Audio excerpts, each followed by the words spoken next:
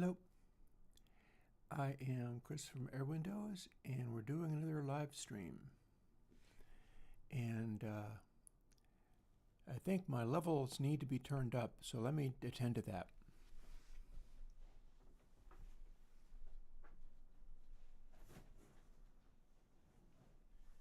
Wonder how much it's going to need.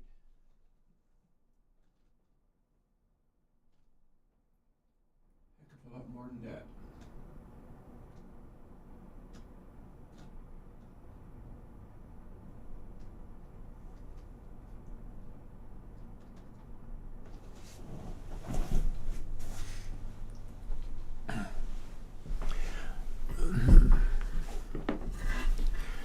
Alrighty, I'm back. Is it now too loud? I feel like maybe it's too loud. Let's see about that. And turn it down a little bit more. About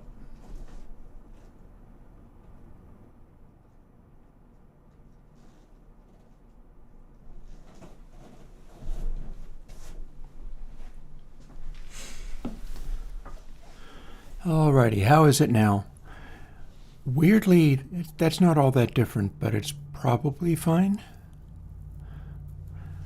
As long as I don't yell too much or cough into the mic, we're probably good. Yeah, the reason I had to change that was because of the day of recording with Bastel Castles, which I have not done anything with that yet. Let's also move chat window. Hey, Jonathan. So yeah, I'm going to see whether I can't code something or think of something today. We'll see where it comes. I've got a couple of ideas. One of them is improving on SmoothieQ, or at least running with what SmoothieQ does and seeing what that's like, because I've had some ideas. And another one is to look at what we've got here. I will move it so that it can be read more easily.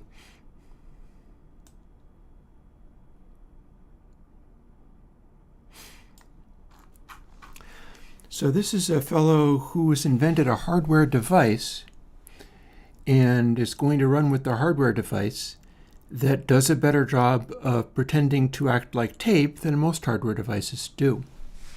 As you see, he's like citing Dark Side of the Moon, and he's doing things like, let's make magnetic cores, at which point he's like, oh my God, it's right. No, it isn't. It didn't sound anything like.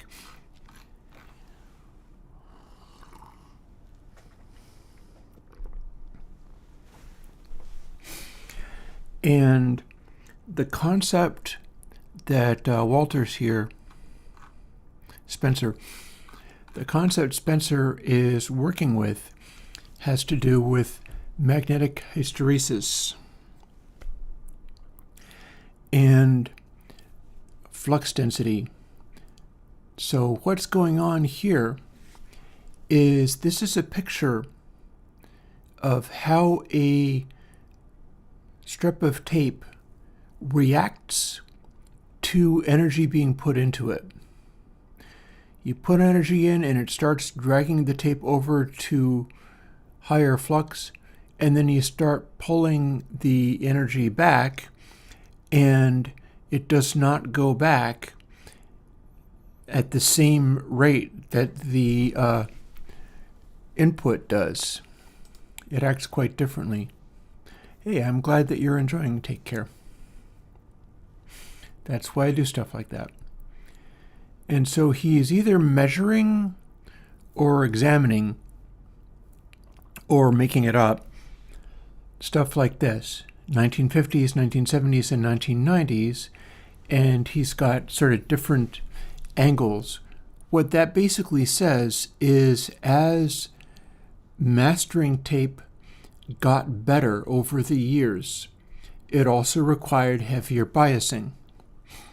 And this is accurate. That is what actually happens. Old tapes don't require as much bias, and more modern formulations that can retain higher amplitudes. Like you can read the metering on this and see that what he's depicting here, old tape only goes up to about a 150 MT. I'm not entirely sure what MT is. Monotrieber, so I'm making that up, it's not that. And likewise with 1970s, it hasn't changed very much, but once you get to the 1990s, the peak flux density gets even higher. The interesting bits in this to me are essentially what's going on with these details in the curve.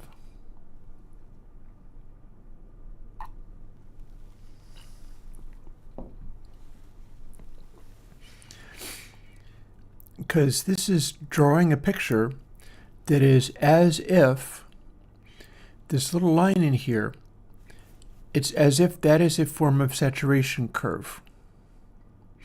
And you see it goes up and then it starts to roll off. Beyond a certain point, you have saturated the tape. You do not get any more out of it. And there's a kind of a knee there where it starts changing angle. More energy, more density, but then it starts rolling off. You don't get more out of it after that point.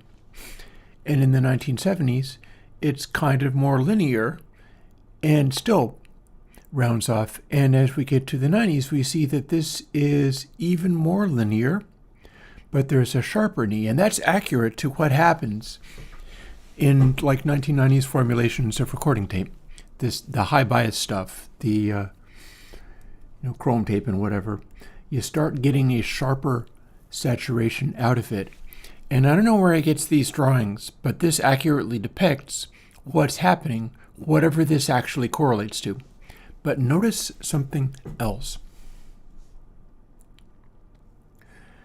There's a bit of an inverse curve as we get down to 0.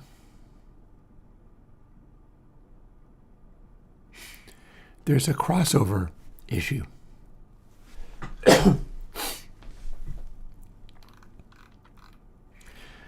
And by contrast, these are pictures of transformers. So ferrite transformer, and it too can saturate. It's a very slow curve there. It's a fancy ferrite transformer. Not nearly notice the difference between, say, this transition to 0 here and this one here. No, not necessarily.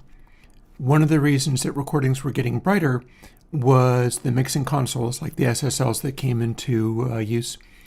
Another is the fact that people started running tape faster, and that's significant. You'll also notice that these two kinds of ferrite, again, not as much of an effect, different types of saturation curve. This kind of saturation curve, the knee is higher. It's hard to see, but I see it. And then up here, electrical steel, look at that. It is extremely flat, and then it's an extremely sharp cutoff, and that's all you get. So these are what tape heads are made of. This is the way it transfers to tape, or at least this is what Spencer says. Now understand, I'm not going to make hardware. I don't have to. He is already making hardware. But what I do is make plugins. And so if I was to, for instance, come up with a new form of tape, I might want to incorporate some of the stuff that he is observing and analyzing here. I don't have to make what he calls a tape element if I can get the curves to work properly. So these are all normalized to the same height. These are transformers, and these are different degrees of mastering tape. It's quite easy to see as it crosses 0. That's straight, and this crosses 0 almost flat. Now there's a reason for this, and I'm a little surprised, and I've tried to read through this. It's very heavy going.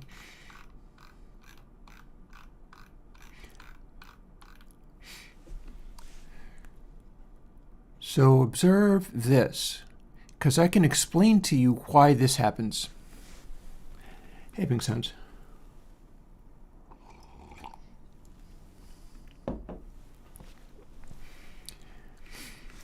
if you run audio onto tape without trying to bias it, here is what will happen. As the signal, and this shows up in like to tape, etc., if I set it to a very low bias, but it's a hack. I'm kind of cheating it into operation. If you run audio straight onto tape without attempting to bias it, what's going to happen is as it passes through 0, the small energy in the tape head is no longer able to move any of the magnetic particles or magnetize them. Like, they don't necessarily physically move, but you have to get over the coercivity. And what happens is there will be sort of a gap in the middle of the wavelength. This is what I put in when I code something like the bias control in current versions of tape. And this is present in real tape as well. When you add a bias, what's happening is you're adding this high frequency on top of the signal that you're doing. The end result looks like this. And so you can see that the middle part of the waveform, which is flat, well, that's not really flat anymore, is it? Instead, something is always happening.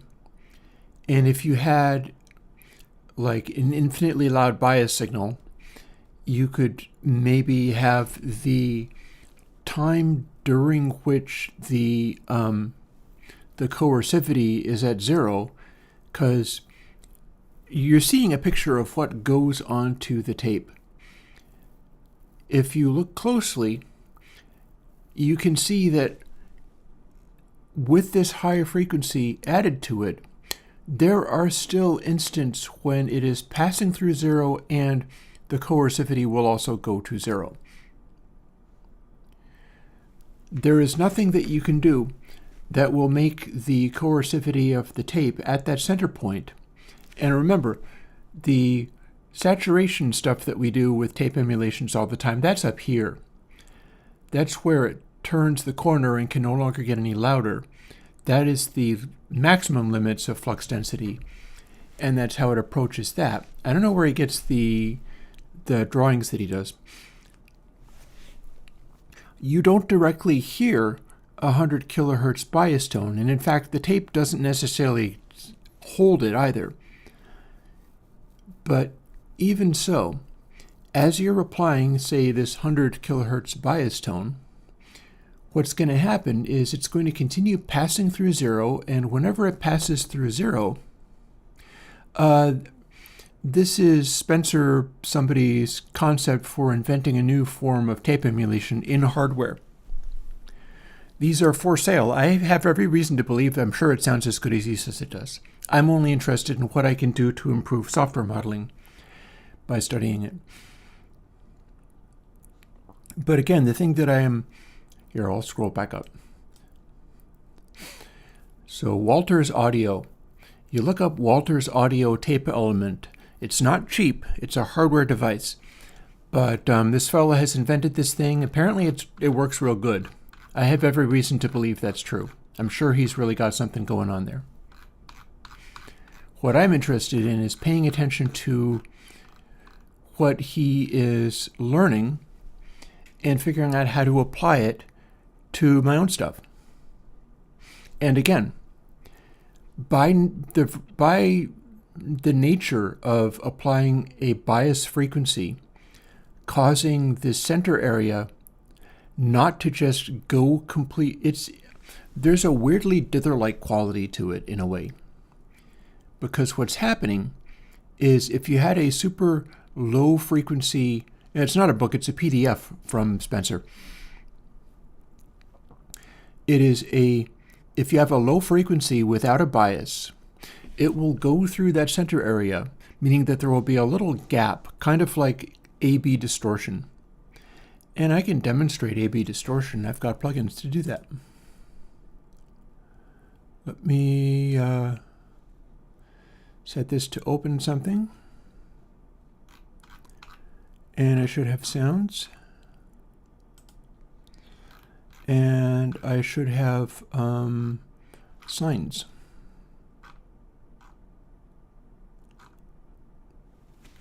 I'm looking for my bass sines. Eventually I will find them. I don't actually want the high frequency stuff. If it comes to it, I can reconstruct this from nothing. But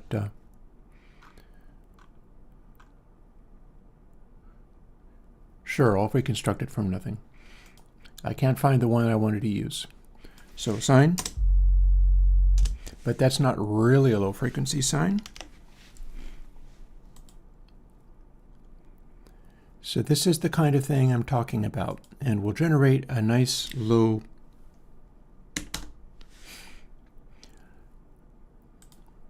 Hz. So I bet that's not even coming through the speakers. That's a little bit low even for my subwoofers. And if we apply one of my plugins,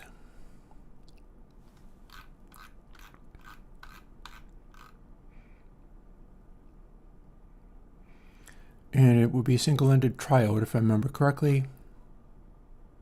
Yep.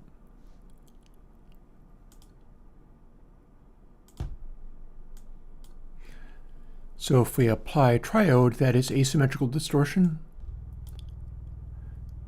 All we're getting is a slight grunge. But then if I apply class AB, or class B,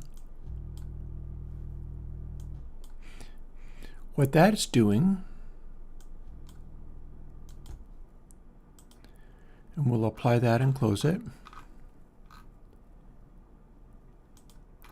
is it's making there be this center area which is being kind of flattened out in the waveform. You can kind of see it not lining up. That's the kind of thing we're looking at with this hysteresis loop. You can even kind of see the shape being similar to the shape that we see here. It's perhaps not a very intense version of it, so maybe what I will do is undo it and go back and run it again, and this time I'll apply class B, and maybe that'll be more visible. Oh yeah. Because the thing is, class B is a sharp break between those 2 points. Class AB is designed to have a more smooth transition, much like we see here. So essentially, if I turned this sideways, I could end up with a waveform that looked like this.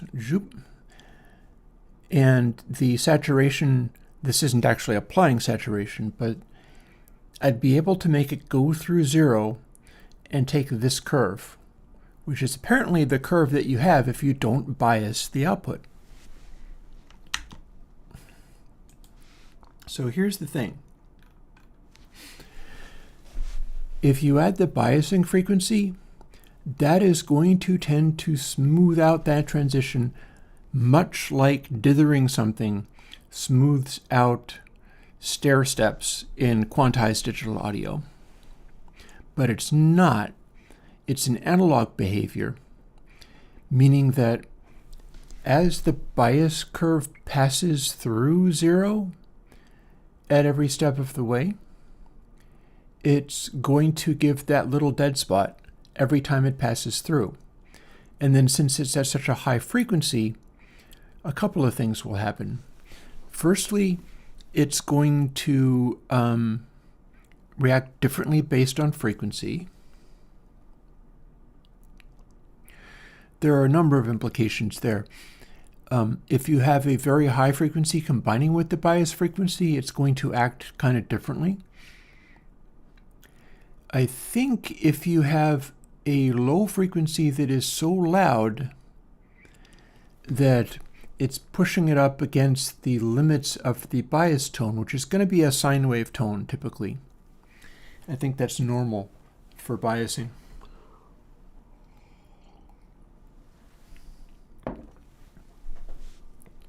Well, if it's going to do that, then the behavior of the sound recorded onto tape is also going to act differently.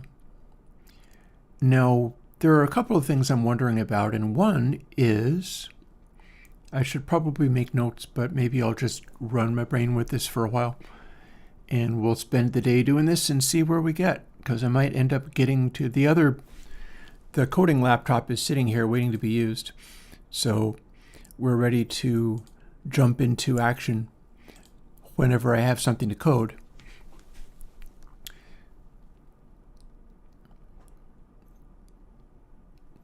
Regarding this bias, the nature of a sine wave, which we can see in this low frequency sine wave here, the one that doesn't actually get recorded properly because it's passing through zero.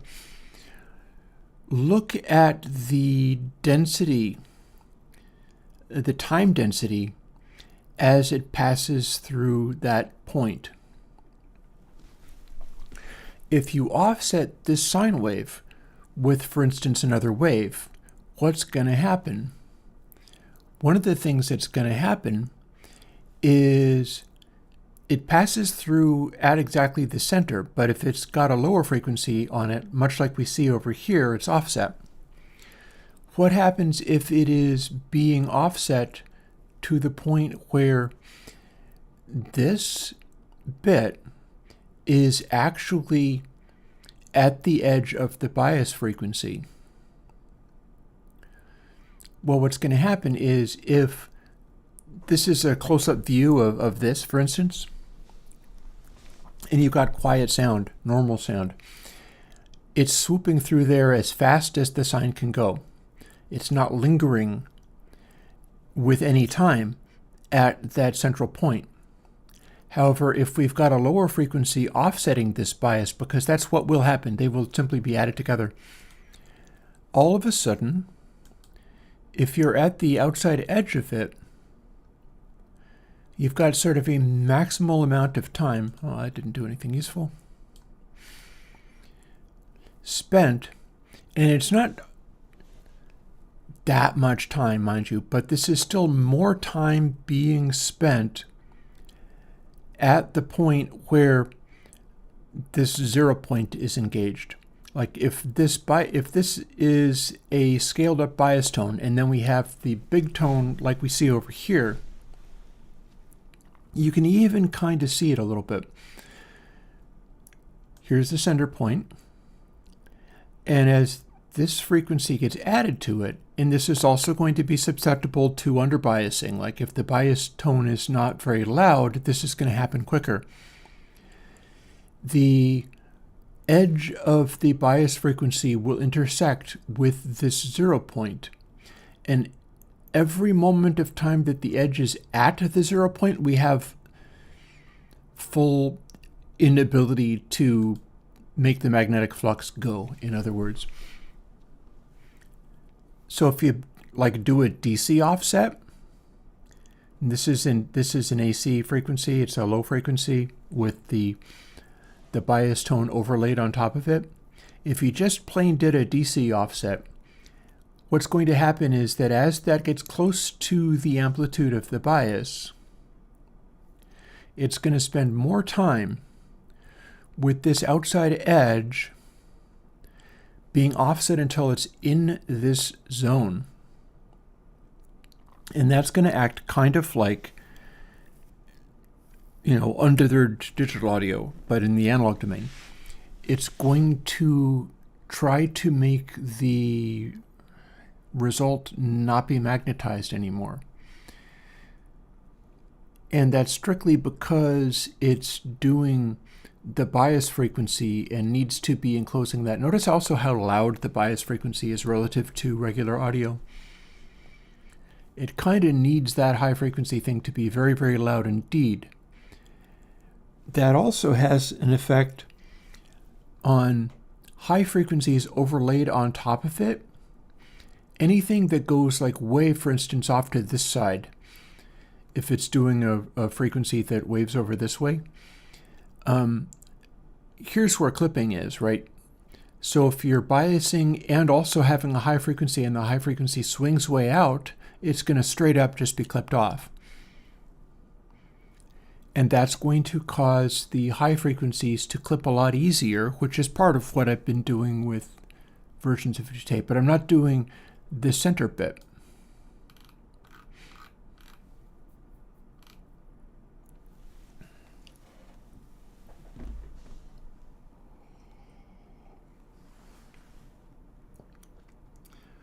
So he's talking about stuff that we basically already know.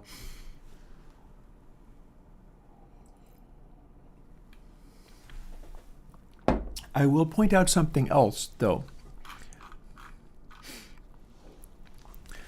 So if you have like a sine wave or something going on like this, and you're combining it with the bias tone like that, and you're swooping way over in this direction or in that direction, and the swooping in one direction is causing some of the high frequencies to be clipped off way more easily than other ones, that's even ordered harmonics.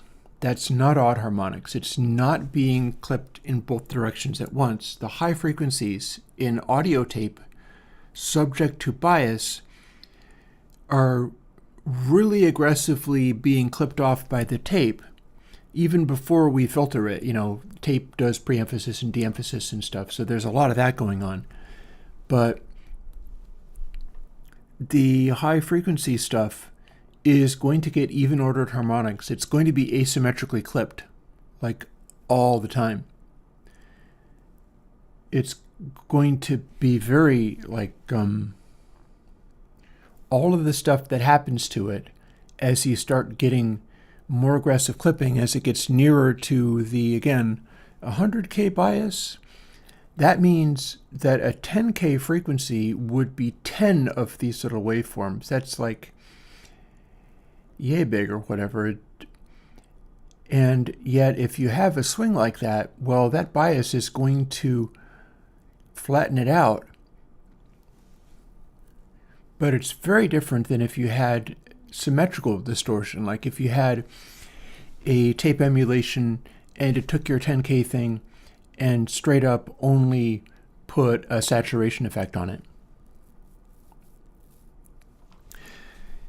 I am currently wondering and speculating on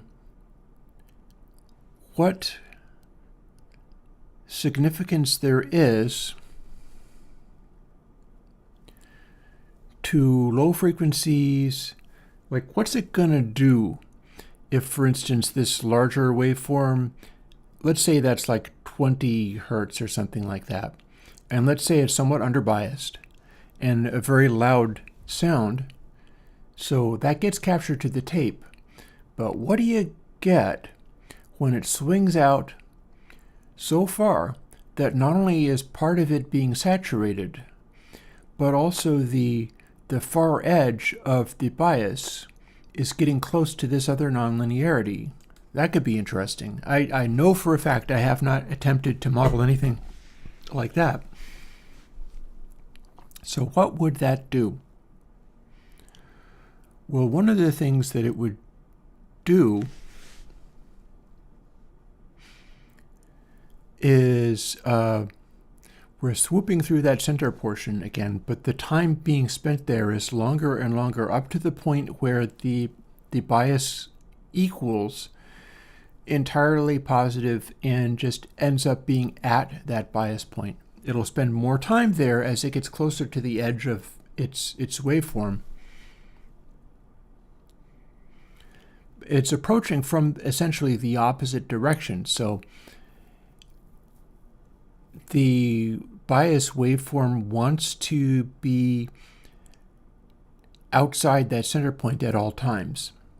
I'm willing to assume that it always needs to be there. And you can never saturate anything so hard that the flux density goes completely over and the bias, unless it's very underbiased, which could be a thing, just stops having effect over here. And again, these are very small, but there's going to be a statistical density to crossing through the center point at the middle of the effect. Also bear in mind this nonlinearity is still going to be present. It's just how much it's present. This will be one moment in the waveform, and if it's crossing over at the peak of the waveform, like if you have a low frequency thing that's swinging way far out, that's spending more time at that nonlinearity relative to the frequency.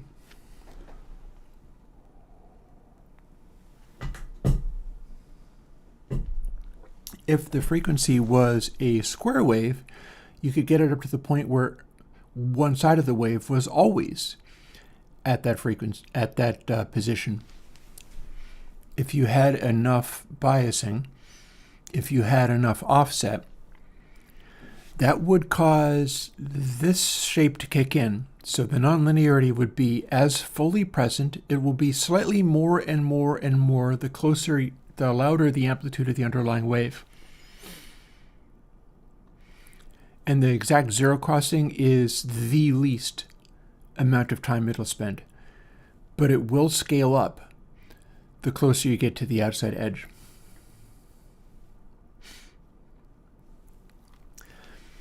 So that also implies, well, I'm trying to think about what it implies. Because here's the trick with the bias current. We're not actually reading the output of this wave. Effectively, there's no difference between the outside edge of this gray area and the inside edge of this gray area.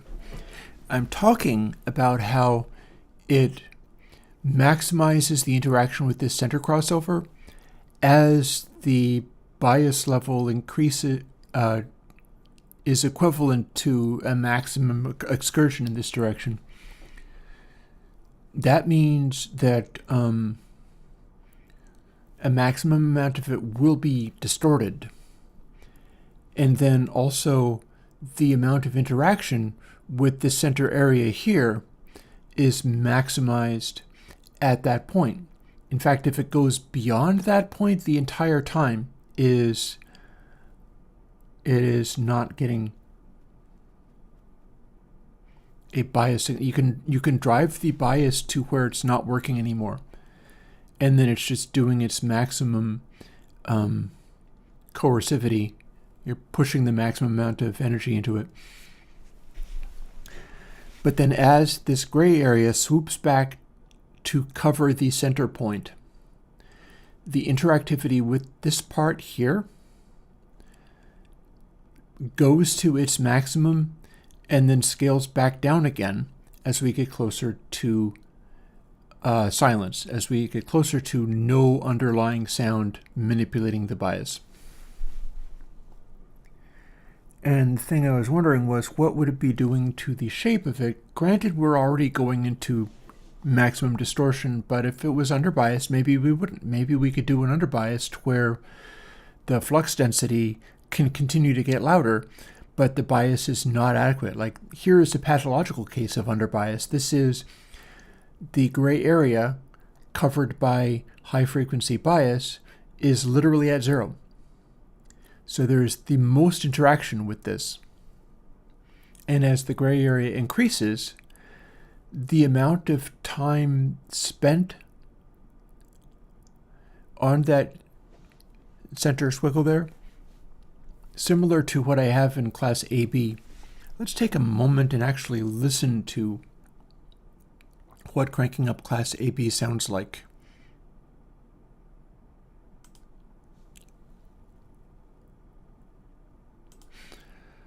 I'll fire up something like Alien Kittens, which we have heard before. And the same plugin as before.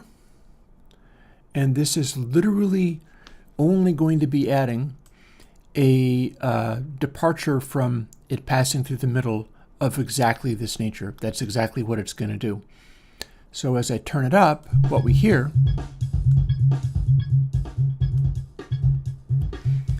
is a sort of vaguely underbiasy sound. And what I'm wondering now is, how does this interact with the sound?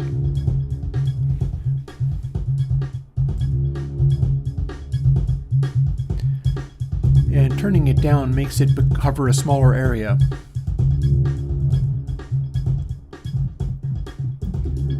dry wet,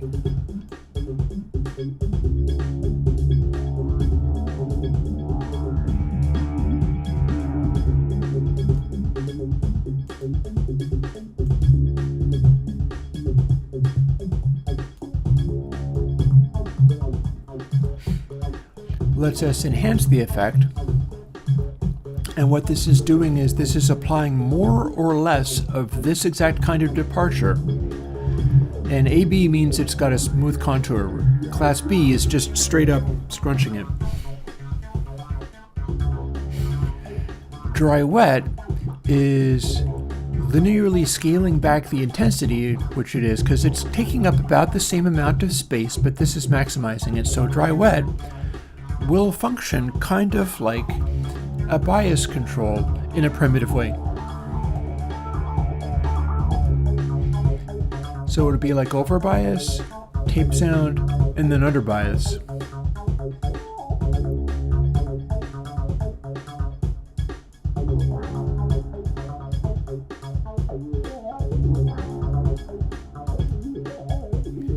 And I think we might be getting somewhere with this. It's a little funky, but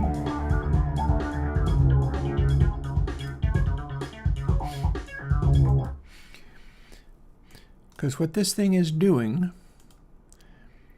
we've also got a clipping factor in here as well, but I'm more interested in what's happening in the middle, is we are scaling back areas of quiet and turning them essentially to silence like this little waveform does. I've not really worked with single-ended triode in this way because I hadn't run across this kind of information before.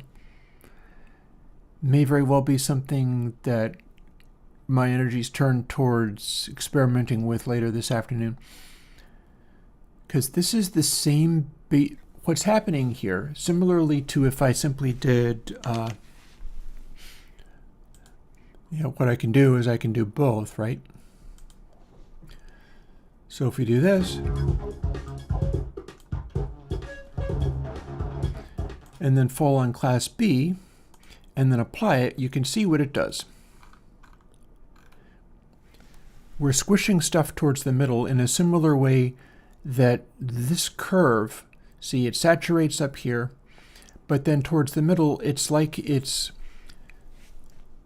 letting the signal go, but only past a certain point. So we're kind of gating out the middle of the sound. Hey, Grens, things are okay. Things are okay. One of the things that happened today was I checked up on my fuel oil bill because I have all of the firewood in the world, but I also have a oil furnace. And I'm a little scared of the oil furnace because at some point I'm going to have to replace the oil tank before it busts and dumps fuel oil in my basement, which would be a big health hazard. I will hope that I can get through another winter that way.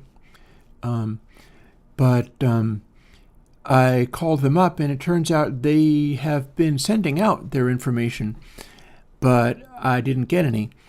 And so I had to pay them off, or I chose to pay them off because now I am paid up for the fuel oil for this upcoming winter. They have a sort of budget plan that they'll have you do.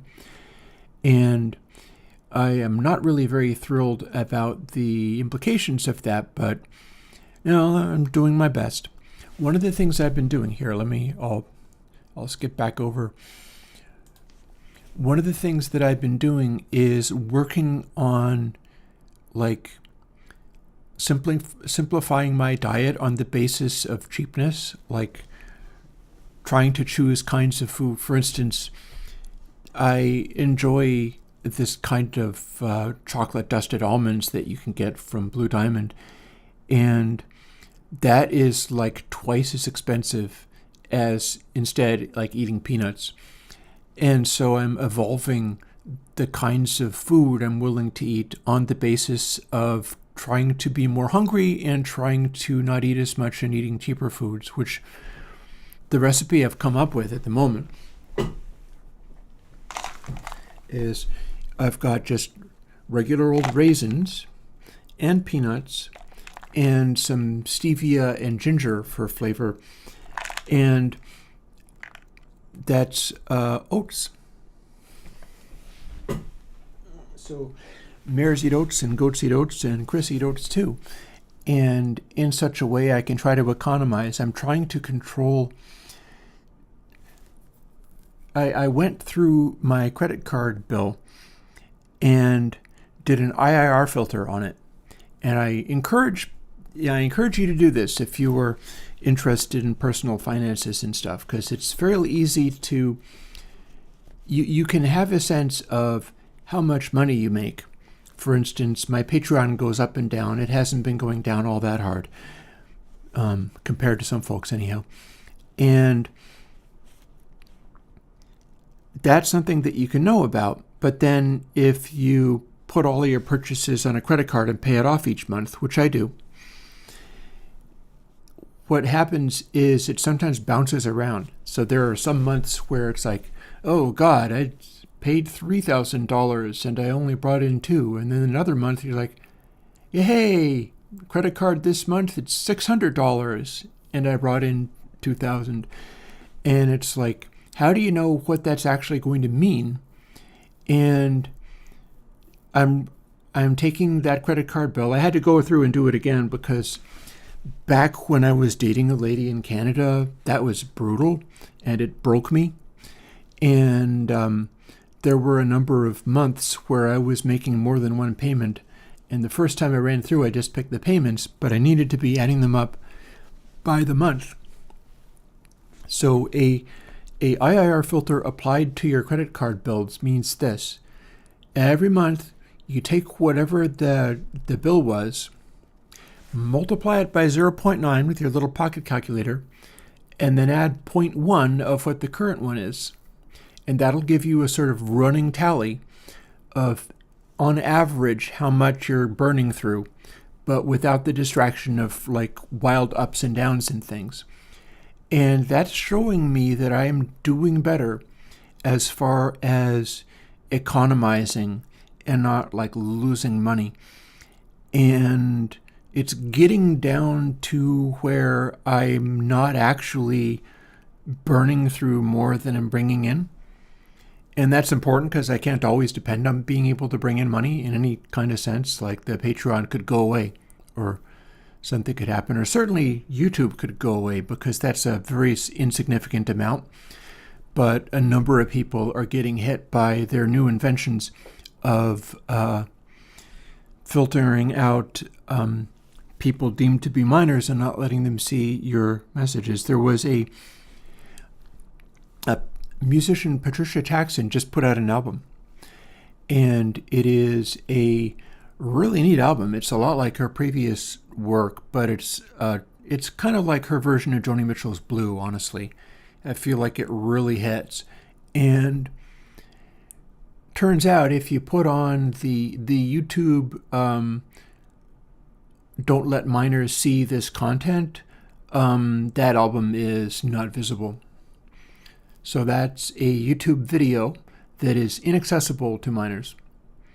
And if YouTube decides that you were a minor, you have no recourse. Other than like posting, and Venus Theory has posted a video about this recently too, which is kind of a wise-assed video, but then Venus and Ben Jordan are more than a little bit edgelords. And I do not know whether his suggestion of post a picture of your genitals to YouTube to prove that you were an adult is a silly joke. It seems like maybe that is a silly joke, honestly. But the underlying concept of YouTube will stop people from looking at your videos at all if they think those people are minors, whether the people are... Apparently you can also do what I currently do, which is just pay for YouTube Premium. If you have access to a credit card, you're deemed not to be a minor, and then you can see whatever you want. But yeah, Patricia Jackson posted a video, which is her recent album. And I think it's probably an album that would be encouraging for some kinds of young people to watch, but they're not going to be able to. And that makes me sad. Although, in fairness, she dropped some F-bombs on one of the songs, so yeah, fair. I mean, my own experience is not being able to say the name of my plugin bit shift gain. And so I'm well aware of issues with YouTube thinking you're saying naughty words or whatever. So definitely dropping open F-bombs is clearly not going to work. But yeah, I'm a little suspicious that it's that, but also Patricia as an artist and them trying to not let minors see her work in general, but I really don't know. In any case, yeah, so this morning I paid off the entire fuel oil bill for this winter. So it looks like I'm going to be able to go through the winter with all of my firewood and all of my fuel oil accounted for. So that's cool. And I haven't even gone bust doing it. And we shall see. But I'm going to bounce back over to this because we were in the process of talking about very nerdly techy things. Do you see how what's happened to Alien Kittens here is similar in some ways to what's happening with this here? And then by the same token, we can apply it again in the same really aggressive way, but use dry wet.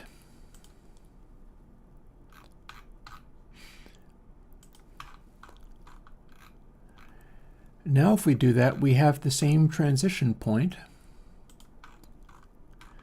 And we can kind of see how it's affecting things. You can see where the nonlinearity comes in, but it's not being completely zeroed out anymore. Instead, you've got this little hint of a sound because it's being, a curve is being simulated rather than just straight up being a direct result. And this is what I would do to experiment with this area. I feel like there's something to be said for doing that. There are, however, other concepts. I will say, however, before I get too heavy into that, I think I might even want to go and make another cup of coffee and use my restroom, because I'm real interested in putting the pieces together for this particular concept. I feel like I'm on the verge of figuring out something, both the way that it kicks into this, because remember, one of the things that I value very much is peak energy over RMS energy. Well, what happens when you take out the middle of a waveform? You're producing more peak energy over RMS energy. It's going to react interestingly. I could do that. So I'll put that on loop then. Jonathan's got a favorite song, by all means.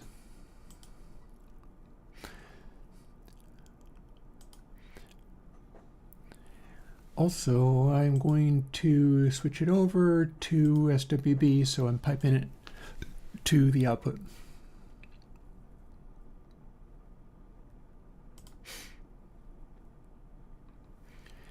And just for fun,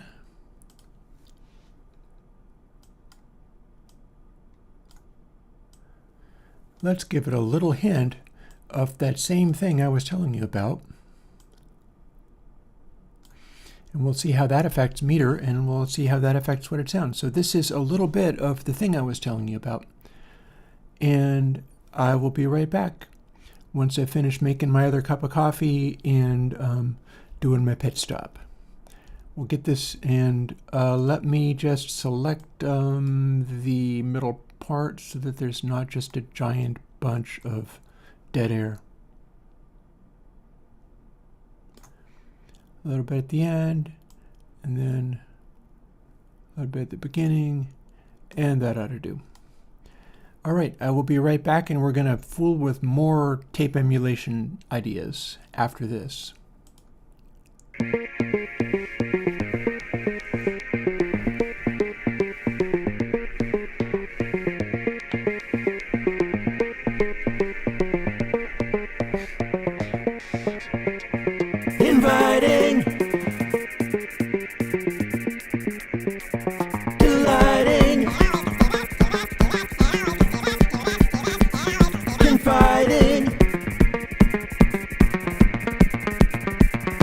inciting,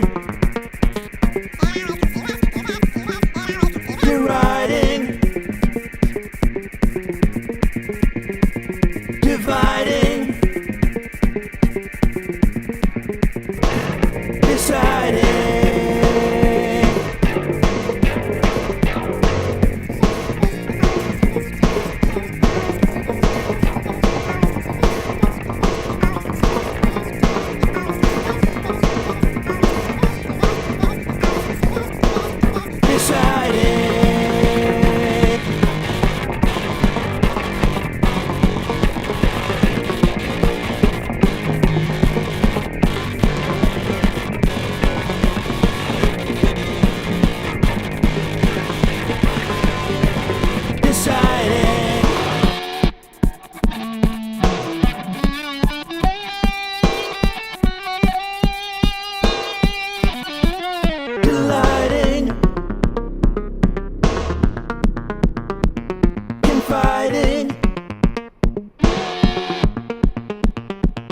Inciting, deciding,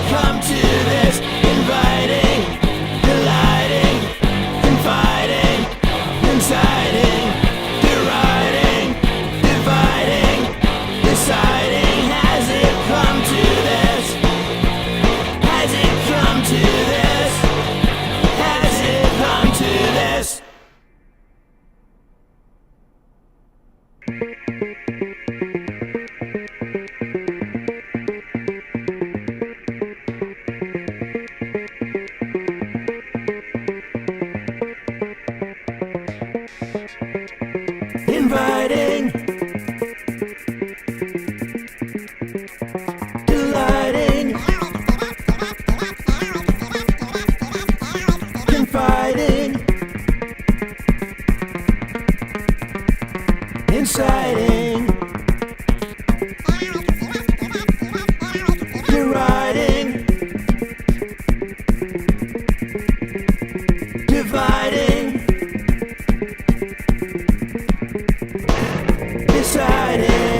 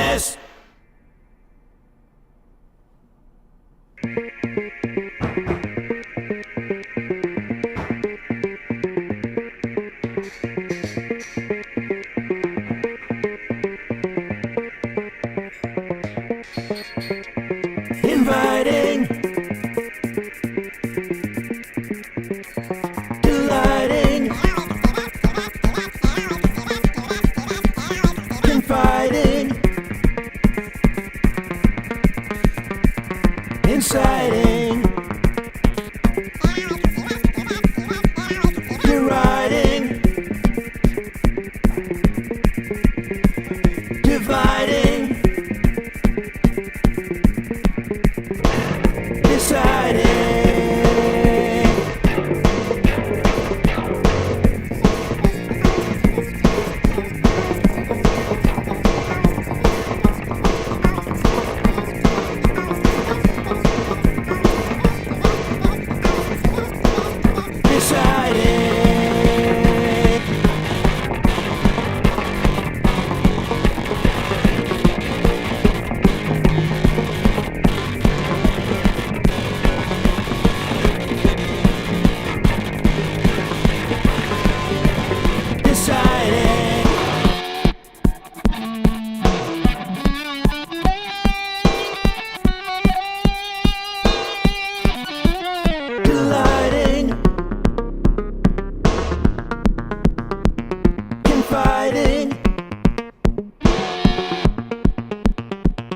Inciting, deciding,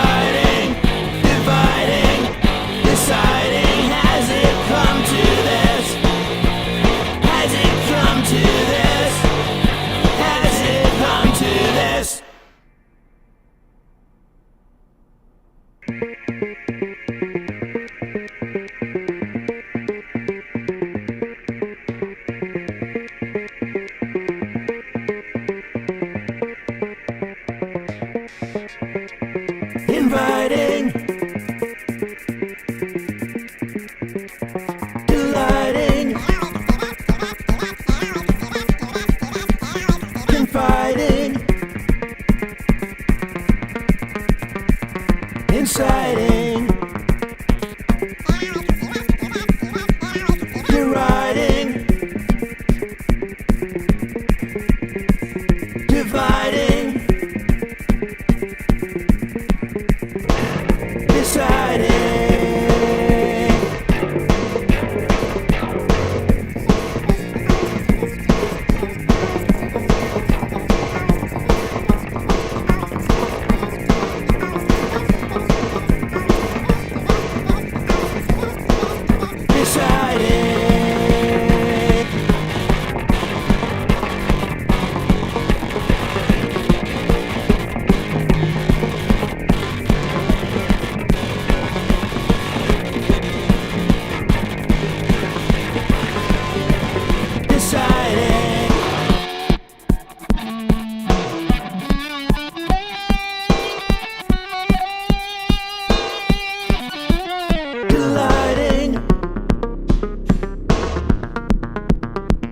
Confiding, inciting, deciding.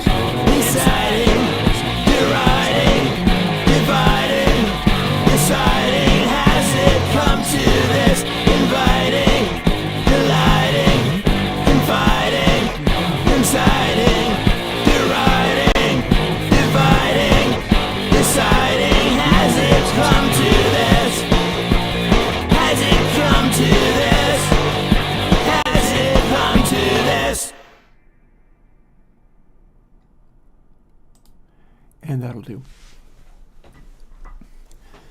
Alrighty. So we're going to quit out of here. Put this back to where I can hear it.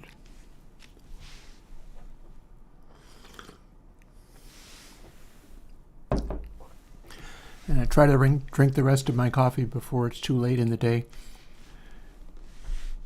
But yeah, here is the current subject of speculation. Can we make this act the way analog tape does properly through dealing with the way tape hysteresis does this? So essentially what that means is as the voltage swings from negative to positive, and I wonder whether he's got it accurately represented here. Probably not, it's just kind of superimposed.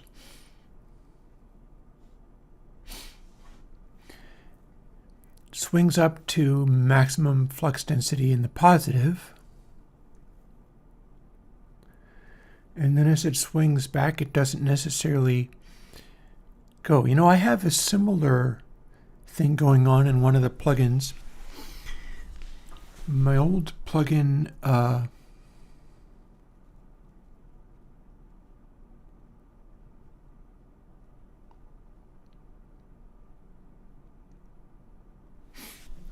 let's open this up and look for it.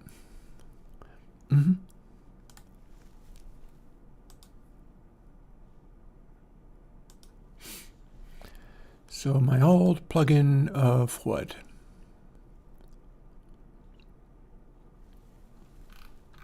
I keep thinking flux. It's not going to be flux. It's not high impact. Ah.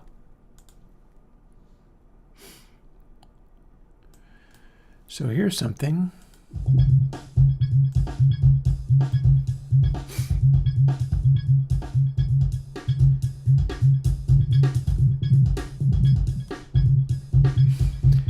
We change the sound using this.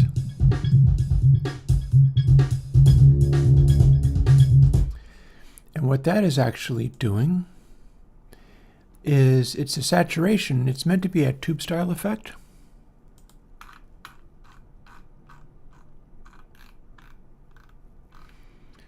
But we're doing funny things with the wave shaping in that plugin. Let's go back to the sine wave and see what we can do with that. We don't have to look at the sine wave to start with. We already know what that does.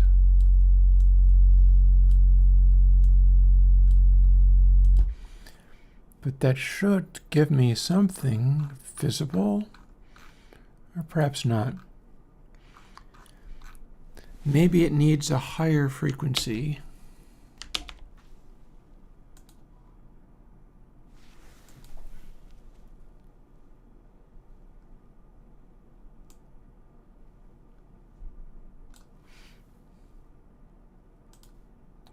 There's a higher frequency.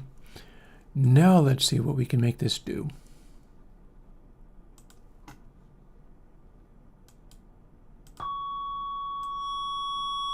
Ah, see, we can do that.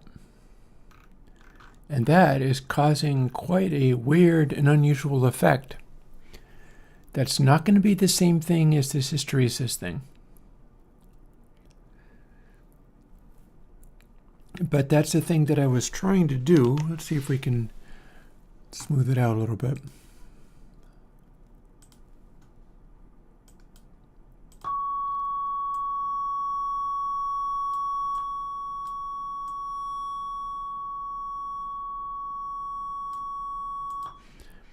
See, if that harmonic shows up, we start to get this, which is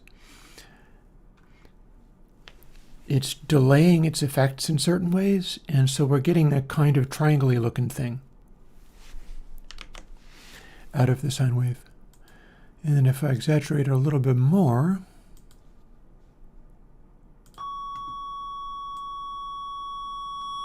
Not that much though. Up to about that much. Then maybe dial it back a little bit.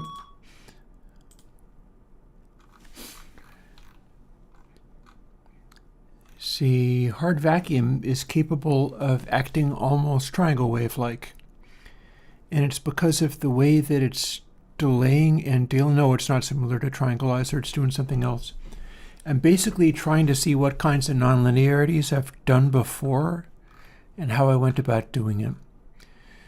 So this has a inconsistency as it crosses 0, but it's not the correct inconsistency.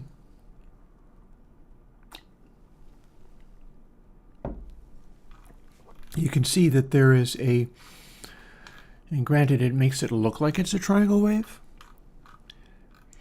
but you can see there's a discontinuity as we pass through, and that discontinuity is happening from either direction. It slows down as it approaches the center and then boom, kicks off again.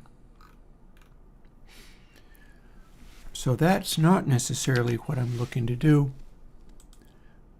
The one I was fooling with previously, single-ended triode, is more of what I was looking to do, except for I've got it scaled in a funny way.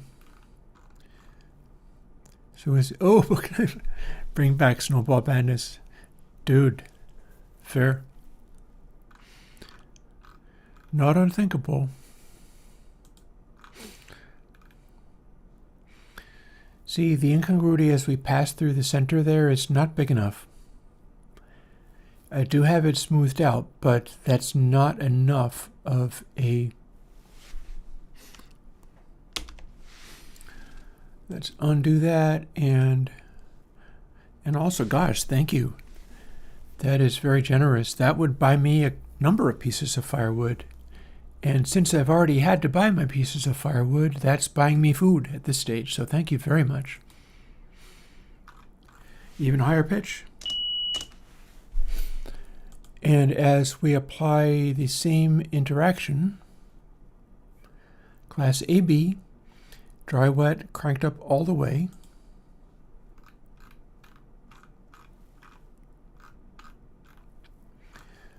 Well, at that higher frequency, we barely see the incongruity still. So I think what's going to happen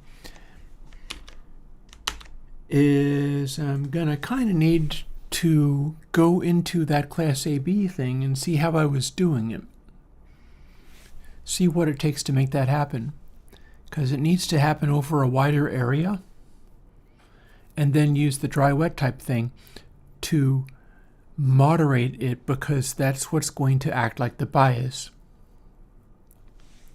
Now, one of the things I was thinking about was the low frequency bias approaching the discontinuity area again.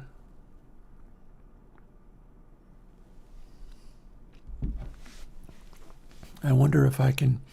I don't think I have any MS Paint-like thing over here, unfortunately.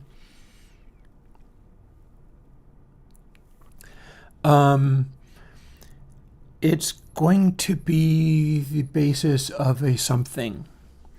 I cannot tell you whether that is necessarily what it would be called. It's going to be the because remember, what I always want to do, rather than do what Spencer here has done, which is build an expensive physical device to exactly model a old level of recording equipment, I'd like to identify the underlying principles through which that recording equipment made such good sounds and isolate the principle. That's what I'm looking to do. Don't know if I can. We can but try. But that's always what I'm looking to do, is come up with the way to isolate the principle and enhance it, rather than isolate how to make it most act like this or that old piece of gear and then run with that at whatever other cost. Like if I can isolate what's happening here and simplify it, and I have some ideas around that, then it would be a more digitally clear version of the same effect that is causing the old tape machines to sound good. And again, I feel like the fact that This is RMS versus peak, and what we're looking at is almost certainly accentuating peak versus RMS. I think that's going to have a significance.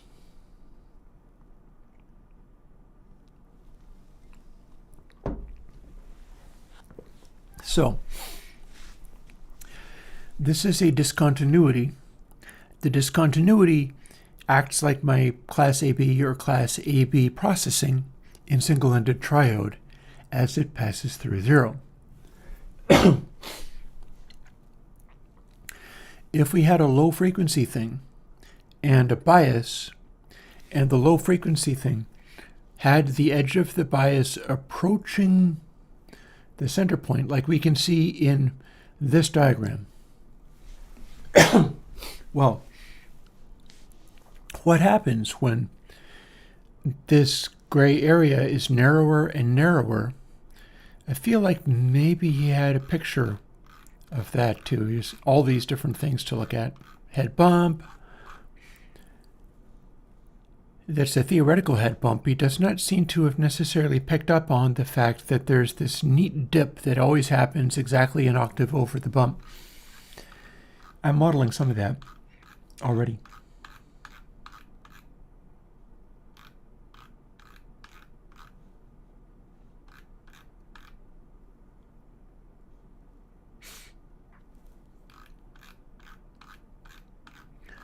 I'm looking for if he has a diagram that looks like what you'd get. See, same deal. Here is his tape element product. And you can buy this. You can go, if you have lots and lots of money, I mean, God forbid you give it to me, go ahead and give it to him and go and buy one of these things.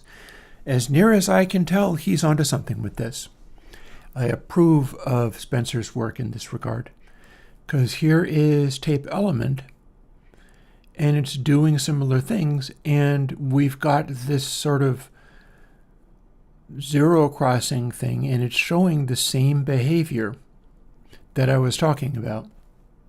It's not as steep as it is with real tape, but it's also not subject to the same issues as real tape.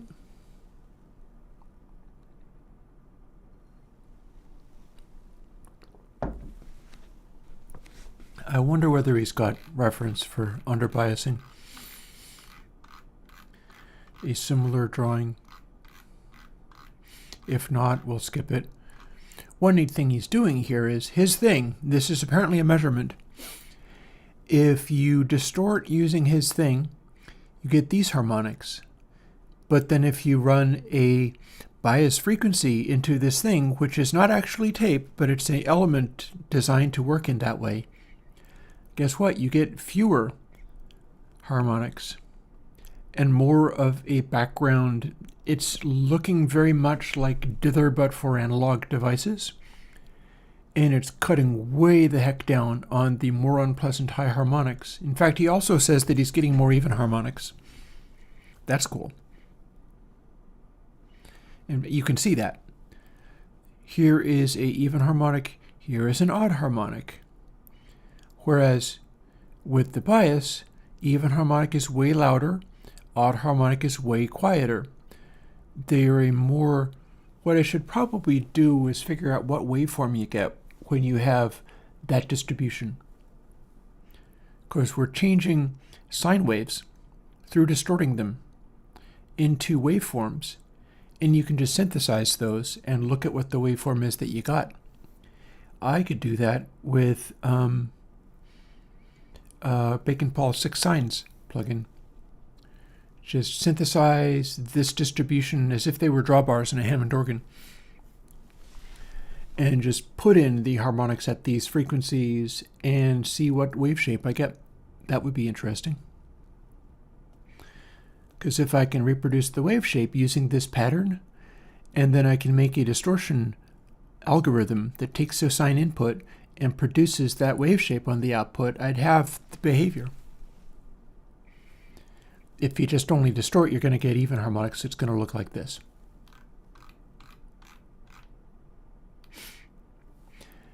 And then apparently this is what you get with the element. So as you have it unbiased, it's not behaving properly, and then as you crank it up, you start getting it behaving properly.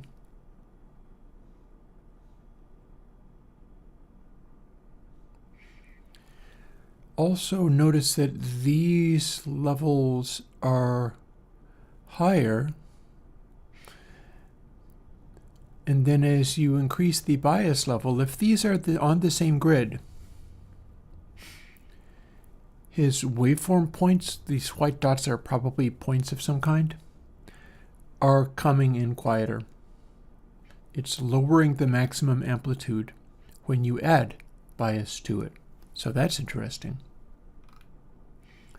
This is apparently a measurement. This is apparently not like plotted out or mathed out. This is a recording off of his device. So that's interesting.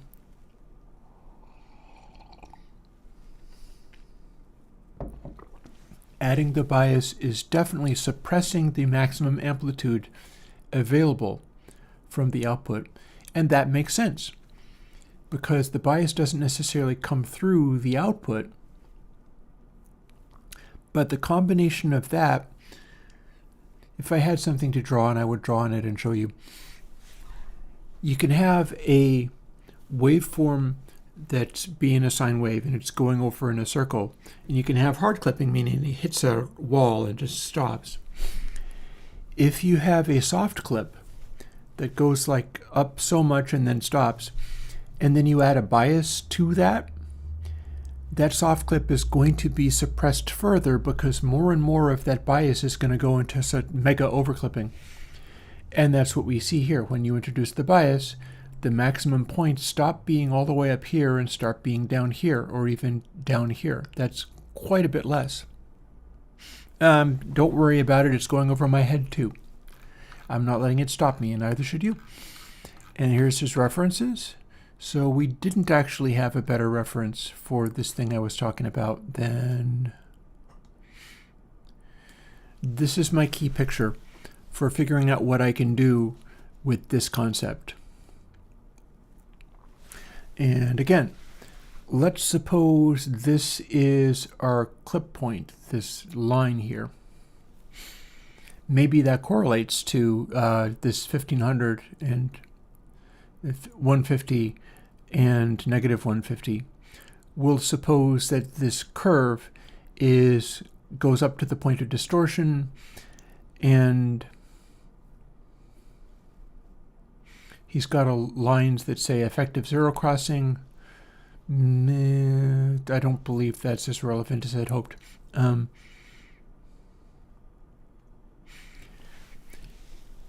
So the more you go into this region, let's pretend that this dotted line is in fact the clip point. It's not, but let's pretend that that dotted line is actually where the system clips, and that the curves that we see are a saturation curve. Because in a way it kind of is. That's what the output of this behaves like.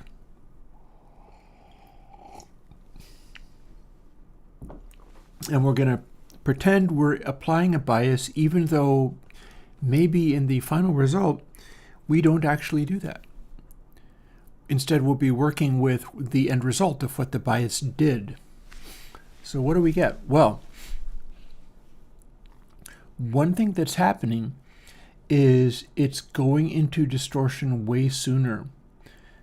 If this bias was going from full scale to full scale, let's pretend that it is. So the middle of the waveform we're right here and nothing's clipping. As we start to go into this clipping point, which we'll pretend is this curve, it gets into saturation and then it runs out of steam and can't go any louder. We'll pretend that's the dotted line. As we get to here, a bunch of that waveform is actually being clipped even more than if it was like a soft clip and was taking up the amount of space that this sine wave does. Because the soft clip would be waveform in the middle of this gray area is what the underlying sound is. And if we've got a soft clip, that actually gives us a double soft clip. And I've got those too, by the way. I'll fire up Twisted Wave, and it's fairly easy to even demonstrate. long sine.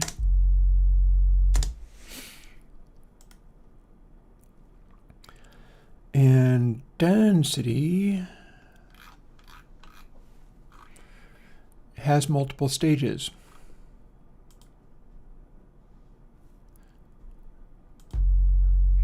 So that's relatively normal. We'll cut it right down in volume.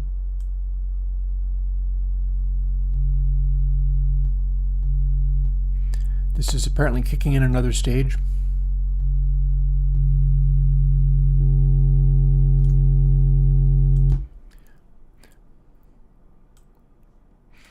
So if we do that,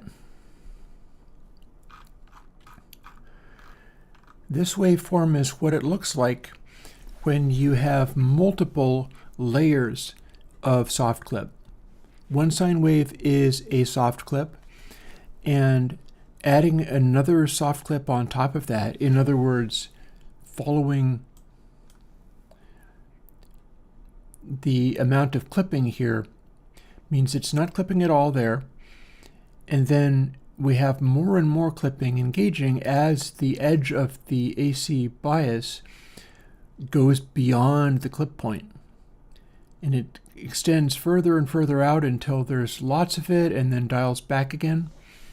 And it's probably going to give that result of like multiple sine algorithms stacked on top of each other. Mind you, we have not taken into account the center point either. For which, if we wanted to do that, we could do a little effect stack to rough in the concept. And we could do density 2, and we could do single lambda triode at class AB, cranked up all the way.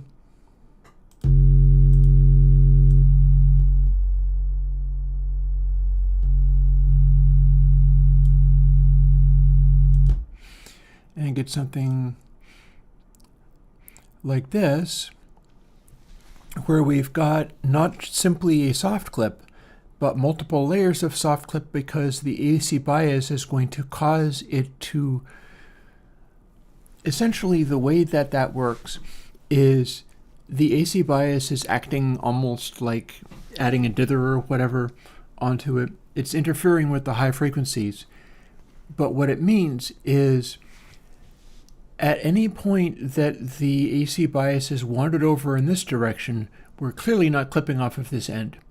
It's forcing that sine wave to go right back into non-clipping again over and over as it oscillates. So that makes it become like 2 layers of soft clip rather than just one. You're never going to get exactly like, even with this curve, even if it was a perfect sine shape, as soon as you add the bias, you've got multiple layers of that. That's actually going to steepen the curve a little bit.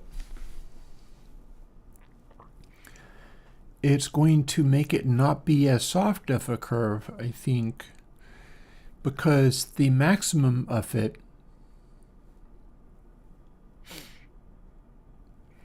is going to clip harder than when it's not biased as heavily.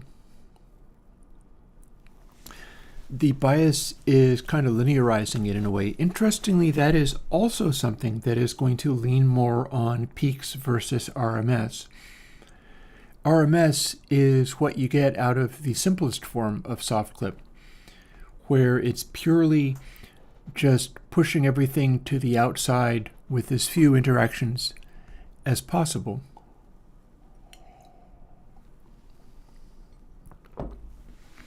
But once you're doing this, not only do you have that center bit, which you can kind of see a tiny bit, certainly if I zoom it out a hair, you can see a little bit of a nudge there. Needs to be a lot bigger. I can do that. I can scale that as I see fit. But then you see, as it goes towards clipping, the bias is also kicking in, meaning that it's going in this direction. Now, what happens as the far edge of this bias frequency approaches 0? Well, the way this nonlinearity works is stuff that is close to zero kind of gets sucked into zero rather than being linear. It's the opposite of the saturation effect. If you look at the way the curve goes, here's where we get saturation. This is steepening it. It's making it almost be... So if this wave approaches this area, it will cease to linearize. Let's say this is negative and this is positive. We can't go too positive because we're clipping.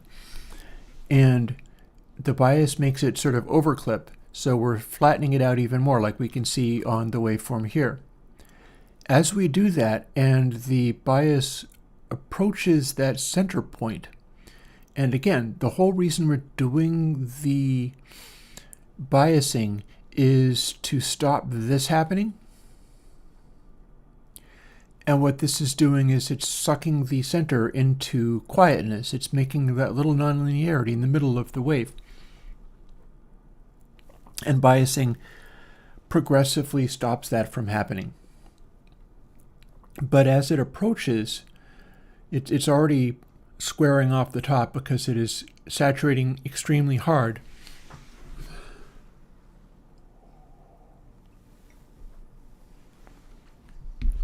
Egad, third cup of coffee polished off already.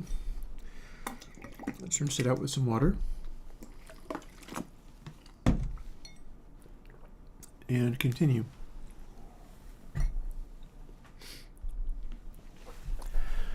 As it approaches the center point, and again, this is also a kind of nonlinearity, it does not transition instantly over to one thing or the other. The closer this gets to that center point, the more stuff in this area, which again, if this is positive, then this is a negative swing. The stuff that's supposed to be sitting in the negative swing gets sucked towards the zero position. What that's doing is, as you get extremely high amplitudes, it starts to poke the top of the clipped wave up again. That's interesting. And it's going to happen more at low frequencies. So we've got a somewhat frequency, and this is consistent with what he's saying in the paper, by the way. We've got a somewhat frequency-dependent saturation. I do not know if I can make a single algorithm that'll do this, but I can certainly try. Because what I'm seeing here is, with our really low frequencies like that, as it swings over towards the positive side here, and the negative side swings over towards this, well, this area is increasingly pulled towards zero by this nonlinearity under here. And having that stuff not be in the negative but closer to zero is going to cause the average of the swing to swoop out farther. And if this happens more on low frequencies, well, that's more low frequency transient punch. That's consistent with what we observe on analog tape behavior. And what happens with low frequency transient punch? That is the same thing as peak over RMS again. It's tending to accentuate large voltage swings rather than smaller voltage swings. So this translates to exactly the same thing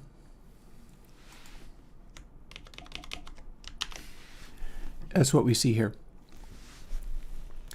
It's going to act the same way. It's a form of distortion, but it's like the center of the swing is being leaned out.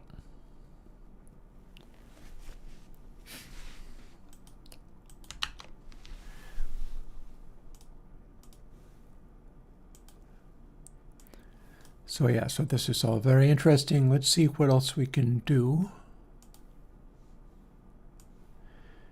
and pop open a Chrome window. Let me move over so that I can see how I'm positioning that.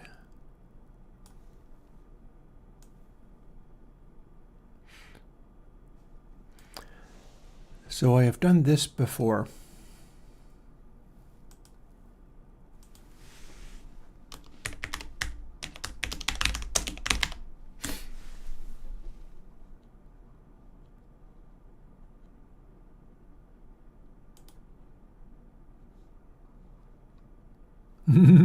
This does not meet Stack Overflow guidelines. Yeah, Stack Overflow guidelines is Taylor's series. Okay, so that's something I can look up.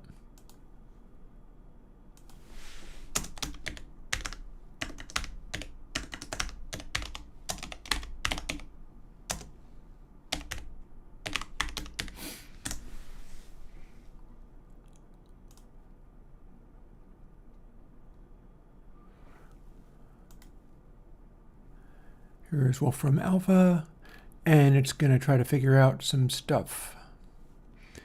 So this is some heavy math, but check this out. Here are some of the things that you can make it out of. Taylor series is x cubed divided by 6 plus x to the power of 5 divided by 120 plus x to the power of 7 divided by 5040. And these are things that we can do. We can have it even add some more terms. I did this kind of thing in order to get to what I used in Console 0. Console 0 uses a sign approximation, and I believe an arcsign approximation. They're not perfect, but they are simpler calculations than using the full value, full sophistication sign function.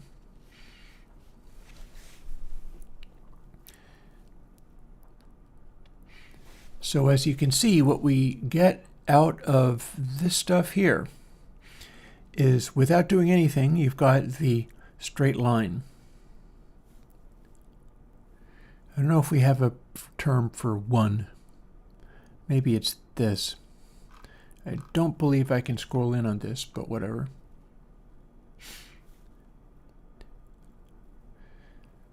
So I'm guessing these are all going to cause the shape of the sign to get closer and closer to the actual answer for that question.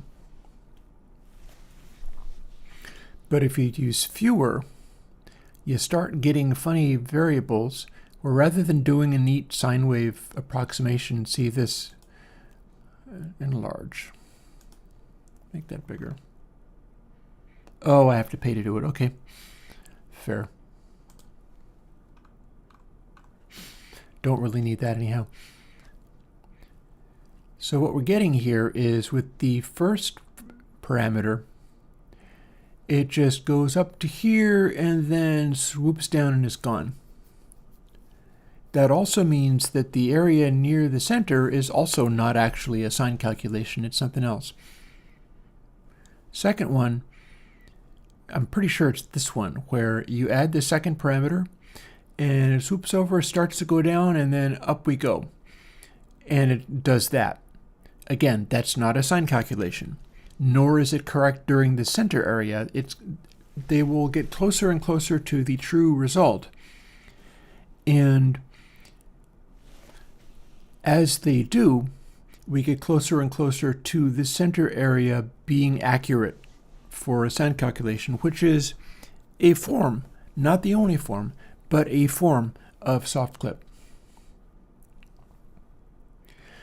And yeah, the more of these parameters we add, and it seems to switch between running away to the negative and running away to the positive.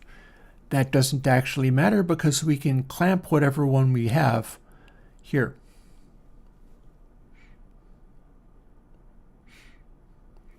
Again, if I do a sign calculation and clamp it at pi underscore 2, it just goes up to the top of the curve and stops there. And the louder you get, it'll stay just clipped at that point. It will have done its sign expansion and gone as far as it can, and you have your soft clip, and you have it pegged at the top. If we use this math for it, it continues to go, and it's trying to do what a real sine would do, which is as it keeps getting louder, it starts oscillating between +1 and -1 like this. And this is a Taylor approximation. I'm going to...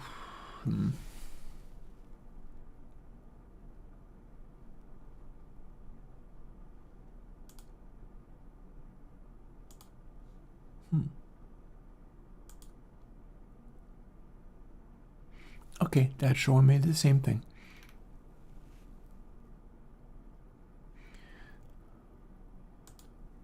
We can show more of those.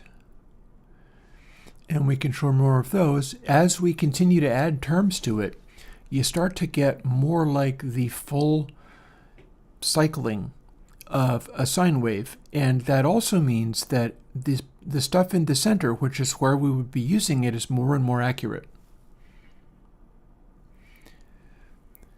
But here's the thing. Supposing you had these terms, but you doctored it so that the center of the waveform was doing a similar thing to what that tape emulation was doing. Supposing we set it up so that it goes a little flat at the center. Could there be something like that?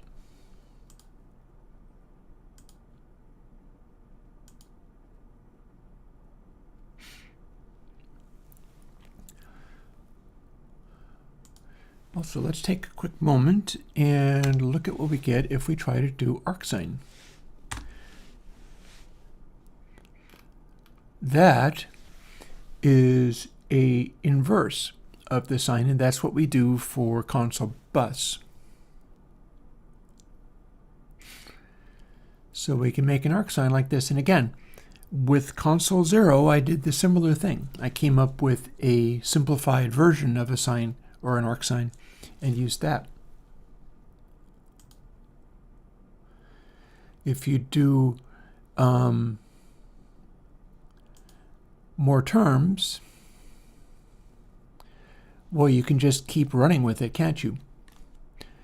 You can do plus x cubed times 6, and then 40, and then so on with larger and larger numbers, and that will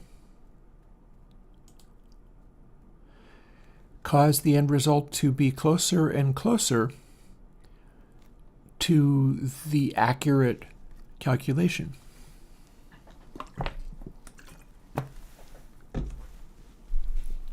And all of these have to be clamped to 1 to -1 because arcsine don't actually work for anything else. You have to clamp them. As you see, the orange color, which is the accurate calculation, runs out here. So the things that we're calculating just go into crazy runaway. And it's getting steeper the more terms we add. Steeper and steeper. And effectively what that means is you can make it go as close as you like to the arcsine calculation, and if you go beyond the input limits, it goes nuts even more correctly. Also, how interesting it is that it goes to 1 point. I bet this is half of pi. I bet the extremes it can go to are pi underscore 2. That looks very much like 1.57, etc. Again, pi is going to be 3 point, etc. And you do not get to enlarge it without paying, so that's fine. I bet you don't get to customize it either. Yep, we don't get to do this. That's fine. I'm using it within the limits of what they let me do.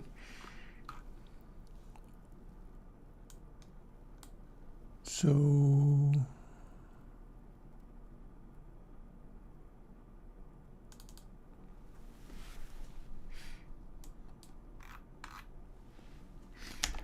I'm having a little gander at some of the notes that I've made.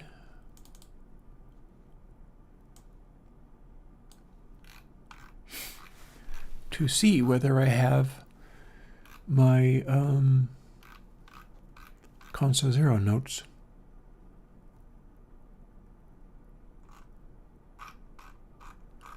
I have many notes.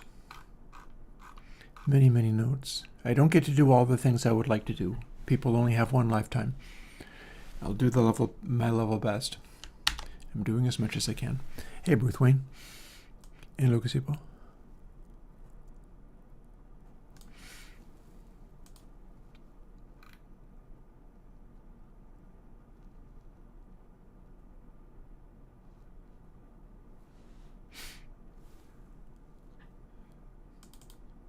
So what we're looking at here is the kinds of things that might be worth fooling with.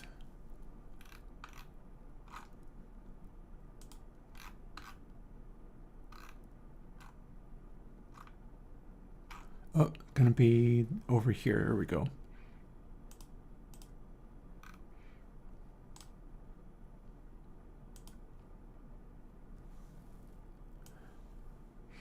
And here is console 0's code. So this is the one where I did, in fact, and it looks like we have bet, shift, gain, and pan.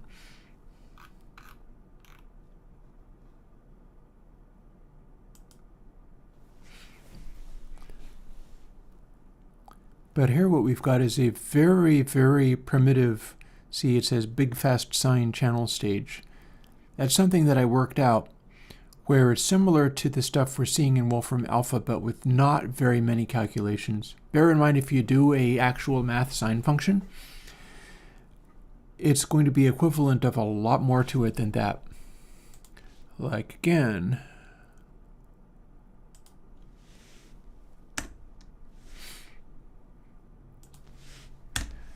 we can do this.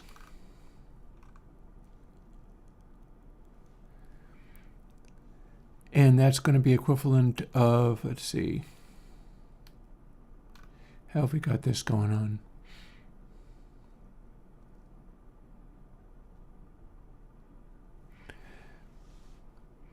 Doesn't look like we're cubing any of these things at all. I don't have anything anywhere in here where it's like input sample L times input sample L times input sample L, also something else. Instead, this is a much simpler algorithm.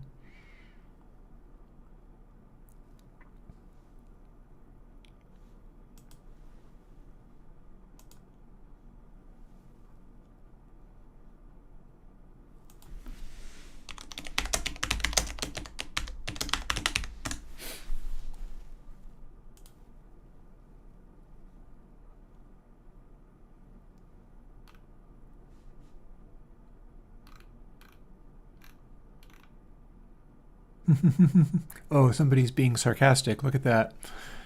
Here's the fastest possible sine function, return 0. Meh. Here's an even faster one, return what you feed in. Oh, looky there, we have another expansion. We can look up the Maclaurin expansion.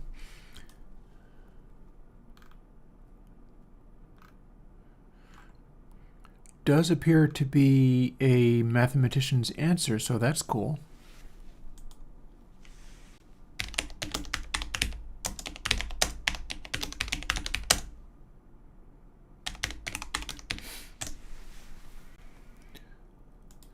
Again, Wolfram is willing to tell you all kinds of things about math.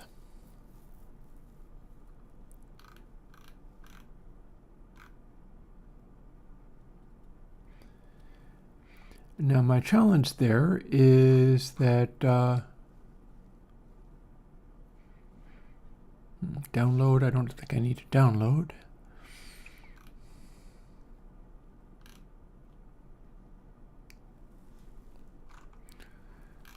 These are alphabetical.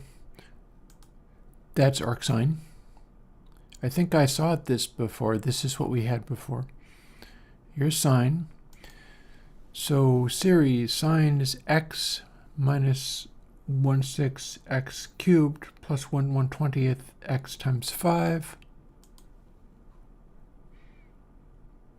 Boom, there it is. There it is. That is simply the series expansion. So it knows what this is. I don't need to worry about Maclaurin series because it's the same as the Taylor expansion. Fair. Unless you can quantify the error in any method, don't use it. I will use whatever I like. Thank you very much.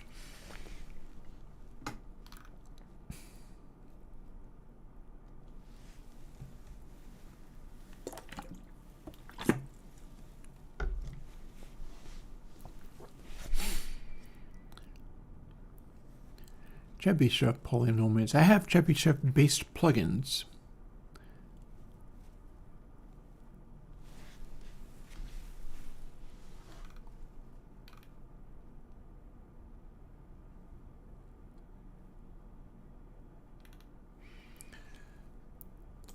So let's go back to Wolfram, or go to Wolfram.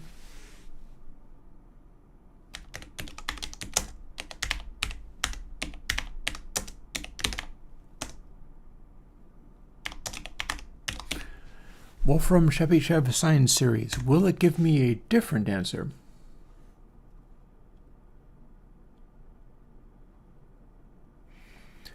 Well, Mathematica Stack Exchange is talking about something.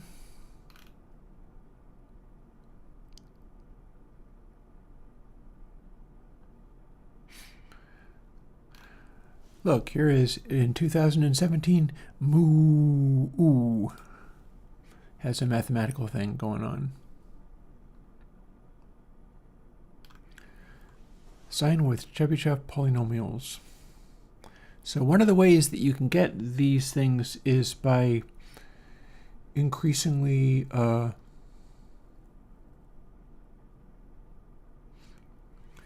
that's something that you could actually do. It can be very accurate. Again, here's our thing. Chebyshev can give us some pretty weird results. And I don't know whether it's acting the same as the series we had before.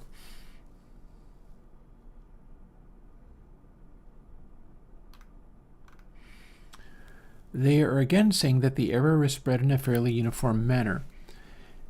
What's interesting about that is that if I can do something like this where the error is greater than it would otherwise be, it may just be, like, see here where we've got, oh, that's not a good plot. If we could do a Chebyshev-based thing where an error is coming in, but we can make the error be the part where it crosses 0, and we can make that act the same way that the tape measurement did, where it's like flattening out as it goes through 0, like it was part of the nonlinearity.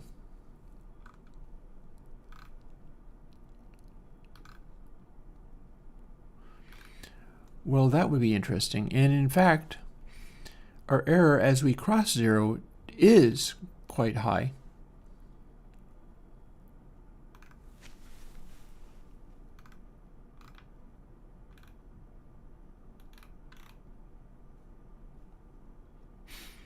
But it's not in a useful way. It's acting more like jitter than it's acting like as you pass through 0, it flattens out and doesn't do anything. This is not the kind of behavior you want out of the quietest parts of the sound for a polynomial, for a thing where you can make it do this.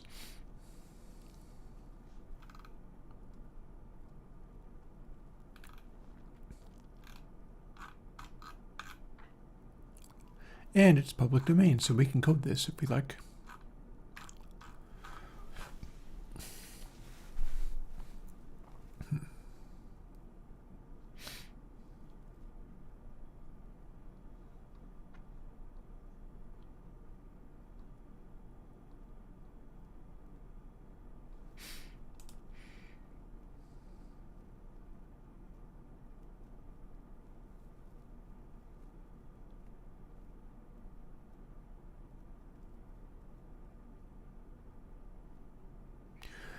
I don't quite understand how this is operating. It looks like it's reading from bottom to top, and that makes no damn sense. And it's not in C. It's in something else.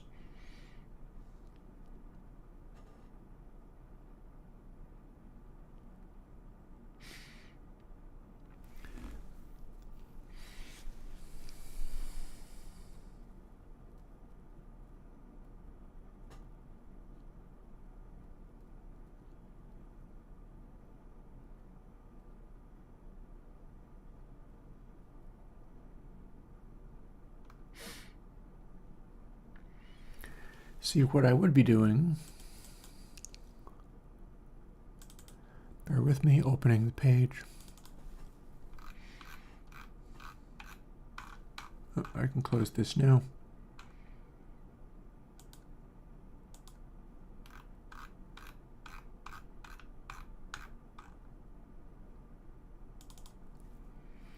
What I would be doing if I was doing this is kind of like this. Here is Pafnutty.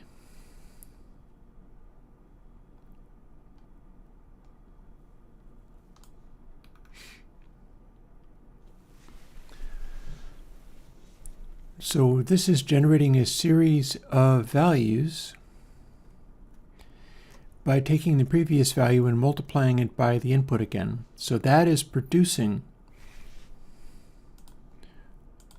what this wants, x3, x5, x7, and so on. We just keep adding more of those. So x3 would be input sample times input sample times input sample. And then 5 could be 3 times input sample times input sample. And all of these things will end up producing the values that we want. So that's actually a way that this can work.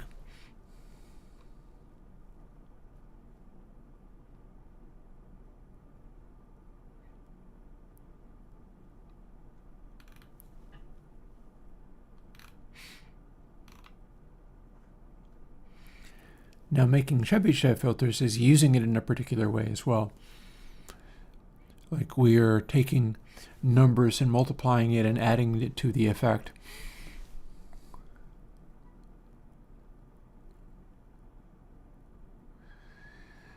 This is similar to what happens here. But there's a series, and the series continues to add these things, but then scale them way, way, way down. And I wouldn't need to go that far. We don't need to go to 19. Although granted, if I did, I would be getting a more accurate pseudo-sign behavior. You would get one where this area is accurate to what a sign is, and then it continues to follow the curve pretty closely until it gets to this part where it departs. So going to order 19 means it's super accurate in this area and then goes all the way over to here before it wanders off and does something completely different. It kind of undershoots and then it runs away. The more of these terms you add, the farther it goes.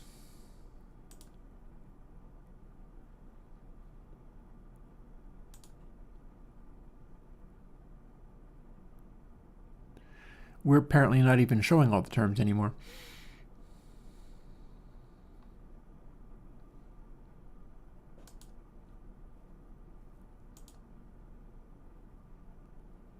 Yeah, that's about as much as it'll show. But yeah, you keep adding more terms, and it becomes more and more accurate as long as your math can handle that kind of stuff. Because I tell you, 32-bit math won't let you do this. We cannot do x to the 45th power divided by that number in 32 bits. To a certain point, like we can keep crunching, to where probably at this stage we can't even do it in double precision. This is probably beyond double precision. Being able to divide by this number. Just ain't happening. But Wolfram Alpha will show you it.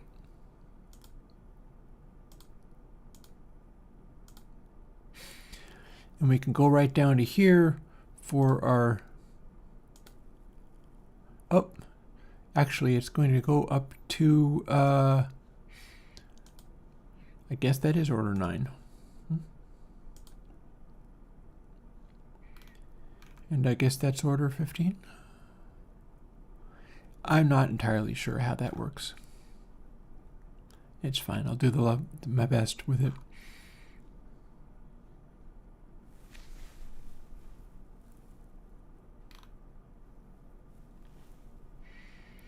I also don't know what Wolfram's terminology is up here.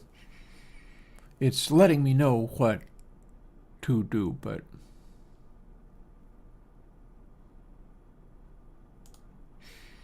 let's play with that a little bit while we're at it. So we go up to order 9. We go to the default for each of these. And then what happens when we do stuff here?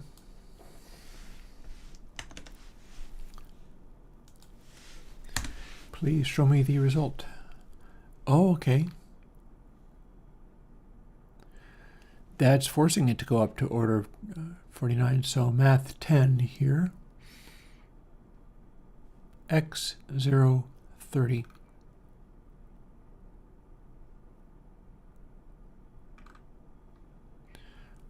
Well, gosh, if you can do that, what happens if we go to 50?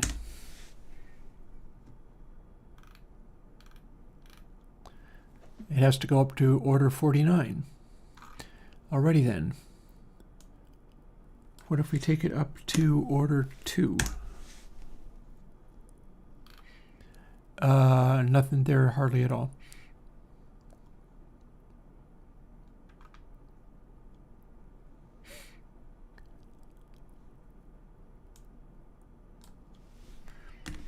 Let's step this upwards until it starts showing me something interesting. So there is our starters. X minus x to the third power divided by 6.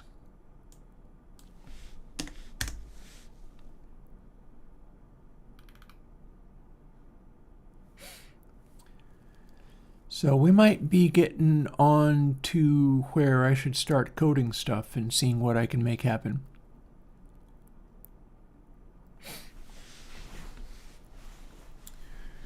And again, I am interested in a number of things.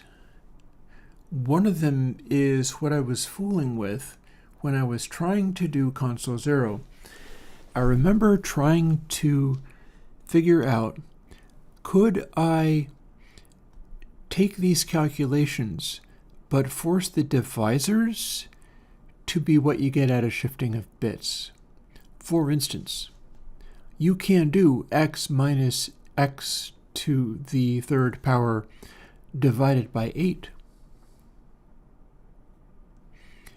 And that is a shifting of the exponent without changing the mantissa of the calculation.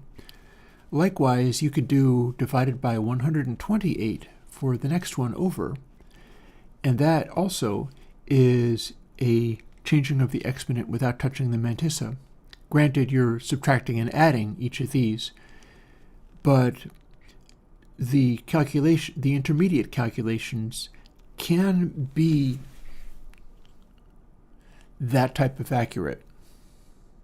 Now, whether that gets you anything, there's a whole other story. But it's the kind of stuff I fool with, so it's probably a fine time to start fooling with it. Let's put this back.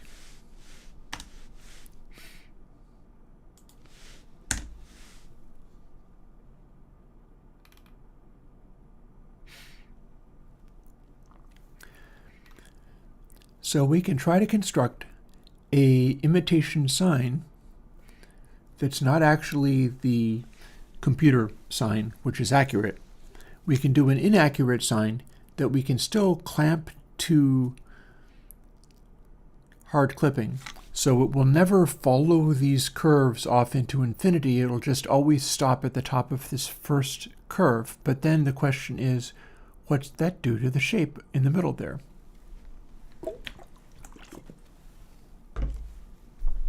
And it don't let me scale it very well.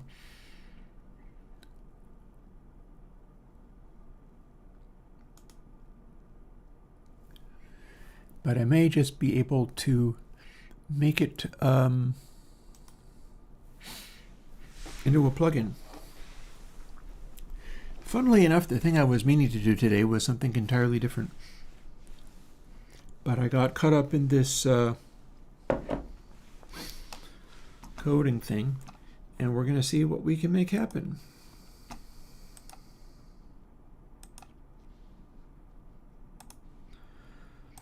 So we'll start right off with a multi-channel plugin, end-to-end in audio unit.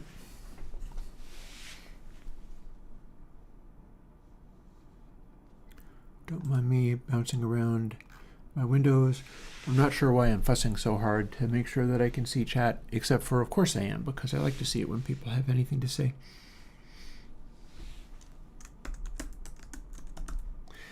Let's call this plugin HackSign.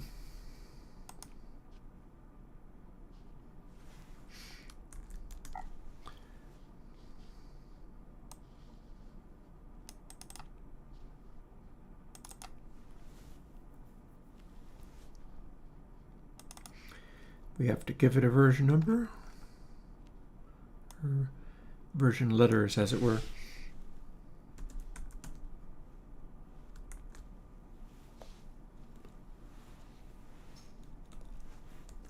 Now let's make it be a K instead.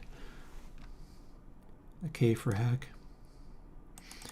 And we don't need anything, although we're going to have lots of parameters. By default, it starts up with large numbers of parameters. My current setup, we start out with controls from A to Z, so we have 26 parameters to play with to start off with. And we're passing through our audio like this. Some of these things we can ignore. We can ignore overall scale too, honestly. And we can ignore that. And we can ignore that.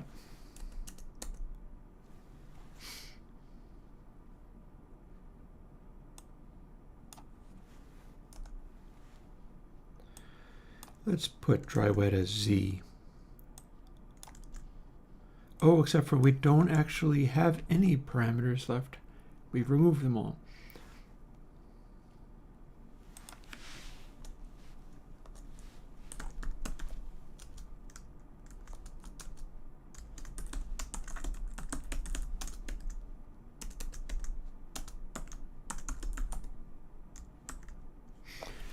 Now, how did I go about? Well, let's see if that builds. And I don't get to do it right away. I just deleted all the stuff I was going to refer to, thinking about other things, and now I have to go back and maybe put it back. We shall see.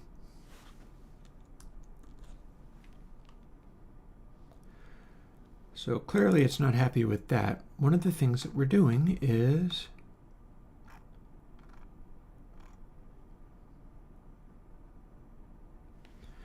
well, now you should be fine the next time I build. But this didn't work. Why didn't this work?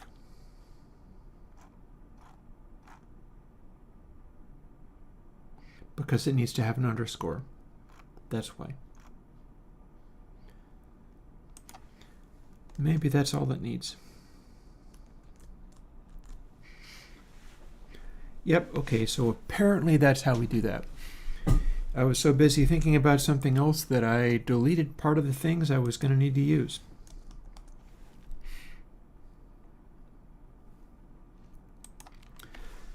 So,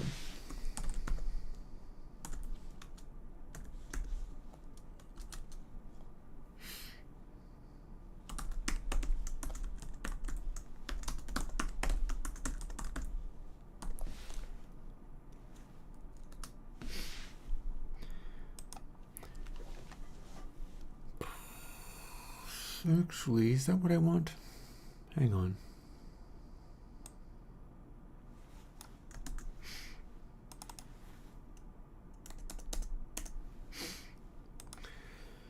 So we can do this, and then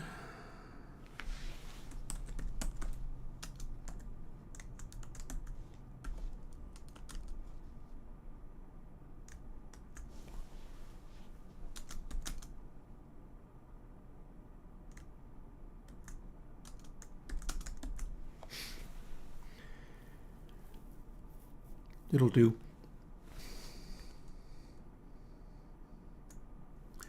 And then x5.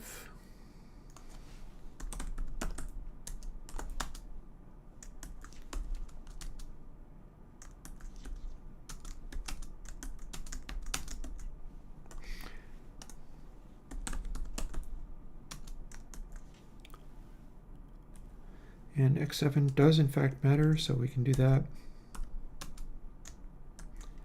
This is similar to what I was doing in the Chevy Shop plugin. I could have it just say input sample each of these times, but I do not care at the moment. It's not where my attention is.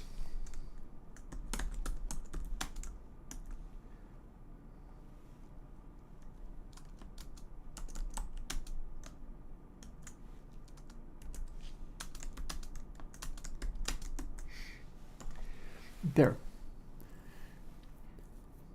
So what we can do now is go like this. Sine equivalent is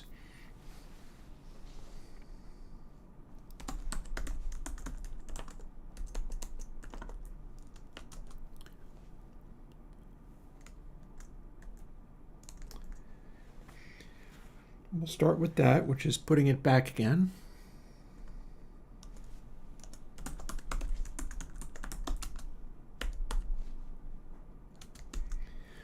And the first thing is the x3 divided by 6.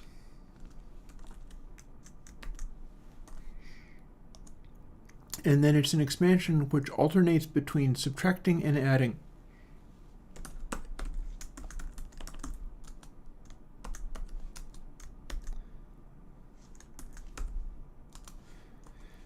And the numbers get smaller and smaller as we go.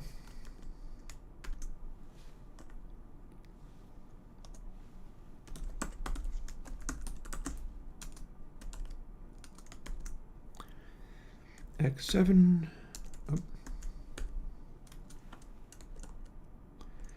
divided by, what is it, 5040.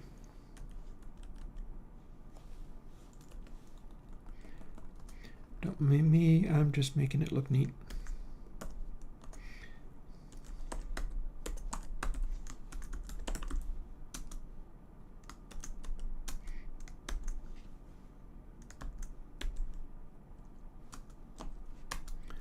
And then lastly, 362880.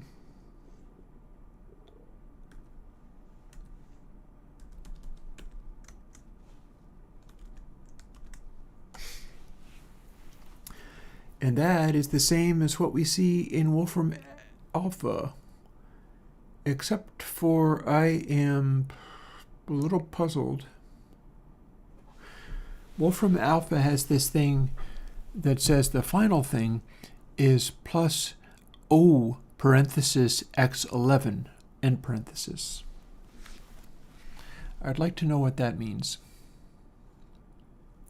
I'm going to go back over to Wolfram Alpha and try to see what that means. See what it says here? It says O x11. And like I can generate that, which I'm doing over at the code computer, don't mind me.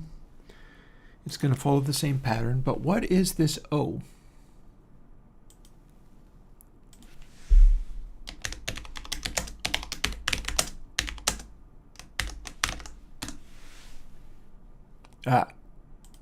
Here we go. Represents a term of order xn is generated to aha, okay. So here's what we are up to. that simply says, never mind. That is nothing but leaving out the remaining terms. So I don't have to worry about that one.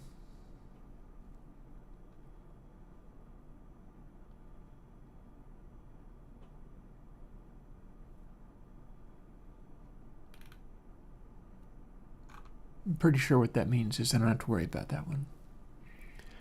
Represent omitted higher order terms in power series. Well, that's exactly what I'm doing.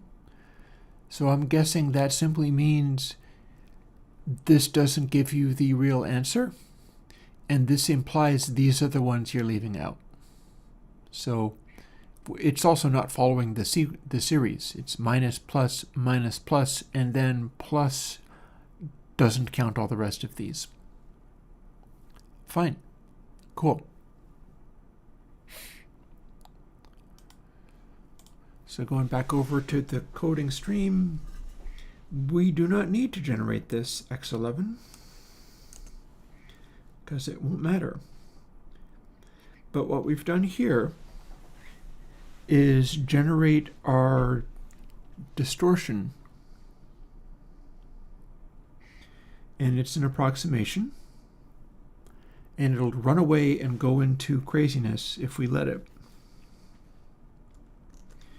We can build it and see if it builds. Seems like it did. And then we can start playing with this and seeing what kinds of things happen when we vary these terms.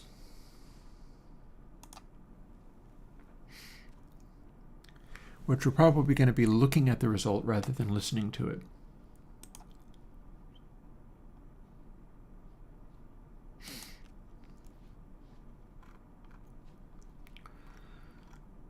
Do I really not have sound? Come on. I should have sounds in the sidebar. Why do I not? Well, now I do. There we go. Here's our long sign. Here it is.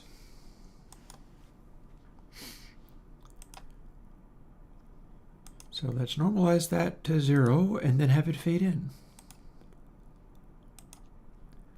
And then apply our new plugin, which I'm not going to see right away.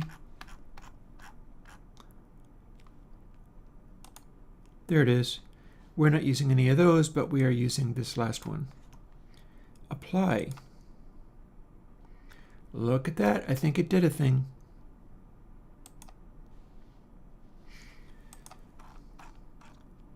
So there's our sign, but we get closer and closer to being a distortion. It's not very obvious, though. So what we need to do, let's not save that, is add another parameter.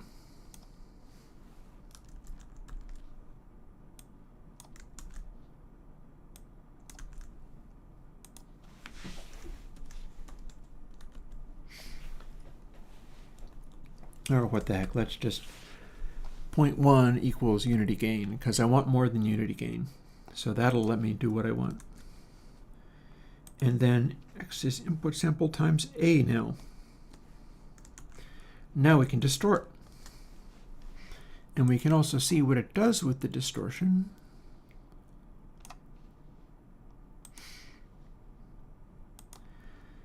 And once we have this figured out, we get to see what starts to happen when we change these parameters around. Because I am quite interested.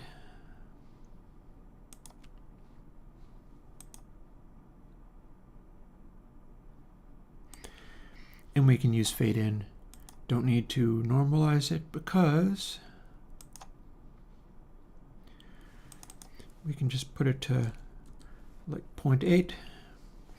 At which point it will saturate real hard. So see, it starts to look like a distortion.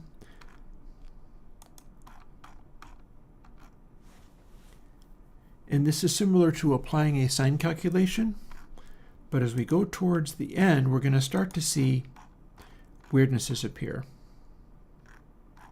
They're still pretty smooth. But then if we undo that and normalize our fade in, and then apply it again and just crank it as hard as we can, boop, we might see it get to weird behaviors at the end. Let's find out. Yep, see, remember how it did the thing where it goes into runaway?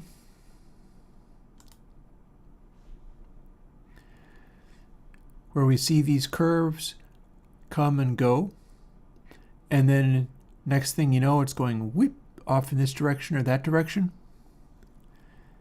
That is what we are seeing on this. Here's the middle of our waveform, and it's trying to do its sine behavior, and then the next thing you know, it's off and running. It's gone infinite. If I normalize it now,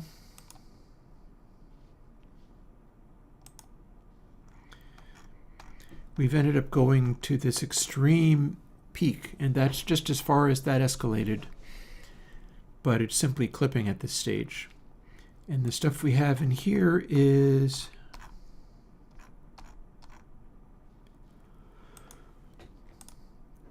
it's basically just going exponential. The calculation we have is not adding enough additional terms to override what the power functions are doing. So it's basically freaking out. And this is what the normalized version is doing, is there's the runaway. Our little sine-shaped wiggle is here, and this is where it goes out of control. And if we don't have it normalized, it's just clipping at this stage. And it really kind of goes out pretty aggressively, honestly. Here's what we see as it extends. Is we're going into our saturation. This is what the sine function would normally do. But as it extends,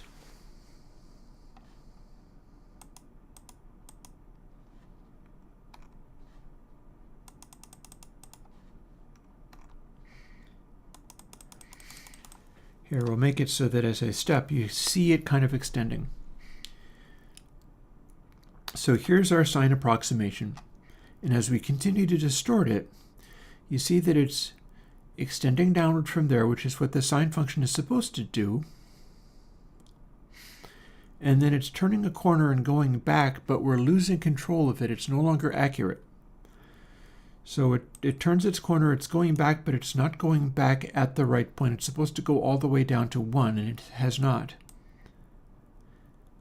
And then this is where it goes into runaway. What it sounds like is this.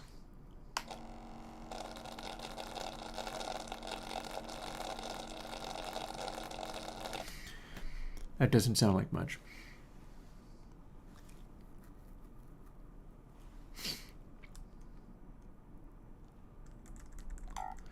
So we'll undo everything and go back out from there. Let me put chat back. Nobody's saying anything in chat, but that's fine. So here are some of the experiments I meant to do with it. Like, we can do these by powers of 2. That'll at least approximate what I'd be trying to do with it. So that could turn into 8, and that could turn into 128, and that could turn into 4096.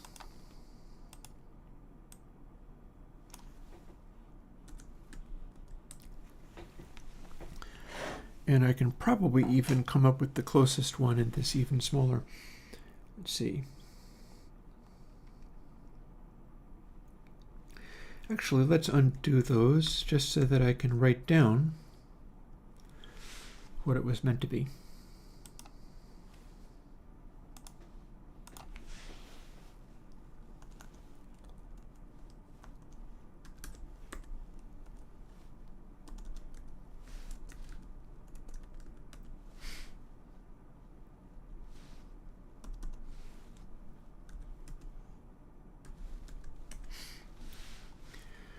Alrighty.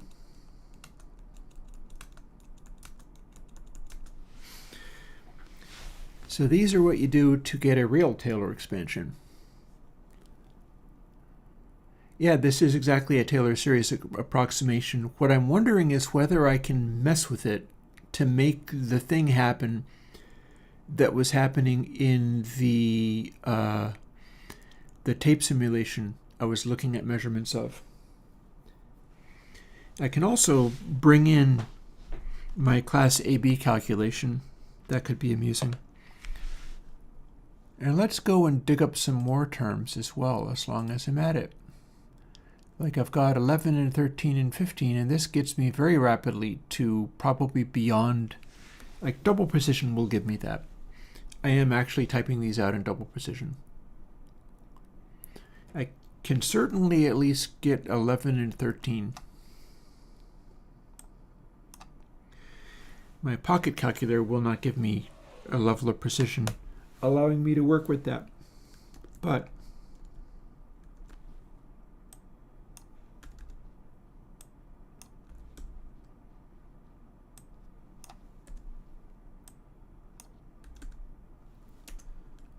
see, Taylor approximation.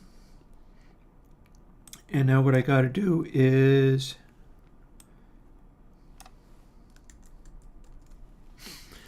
add the remaining ones. So that was 9. So 11. I'm unhappy that it won't let me do that. Is 399.168.00.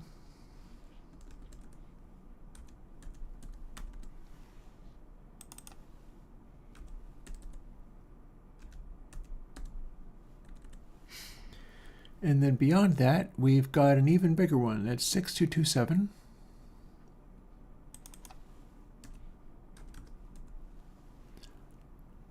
Oh, 2800.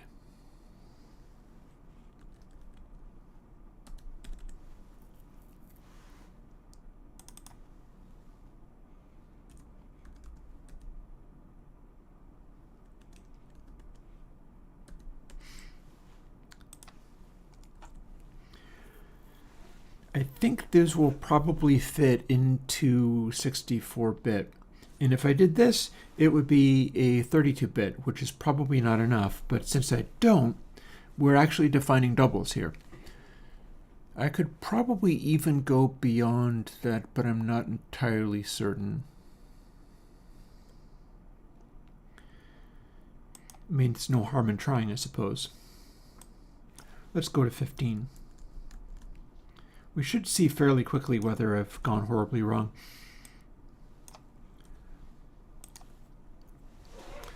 So that's all well and good. In fact, I could probably do it without keeping these temporary variables. Well, it's already asymmetric shapes if you go beyond the approximation. So 13 to 15, let's see. Oh, I have to update this. 9 to 11 to 13, otherwise that definitely would have been wrong. And then my 15 would be also subtracted because that's how the series works. But we're going to have an even crazier number, and I can look it up on Wolfram Alpha. I'm looking at it right now. And that is 1307 674.3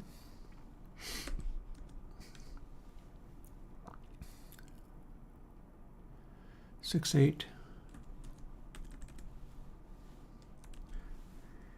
and that's probably still within double precision. I think it's probably still within double precision. Like Wolfram Alpha in its calculations is probably doing just like wildly extended.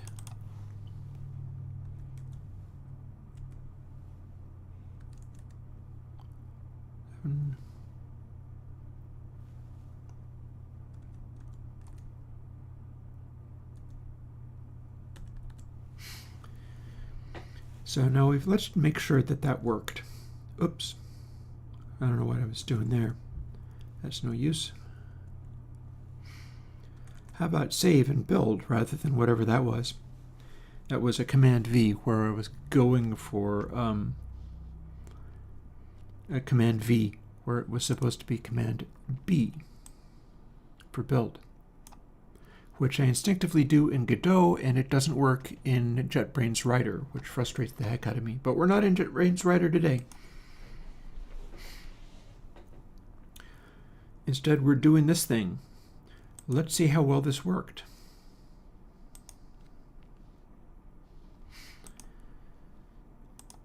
So if we fade that in and then normalize it, and then apply this with maximum gain, we can see how well it clings to trying to be acting like a sine. Maximum gain, dry wet is full wet.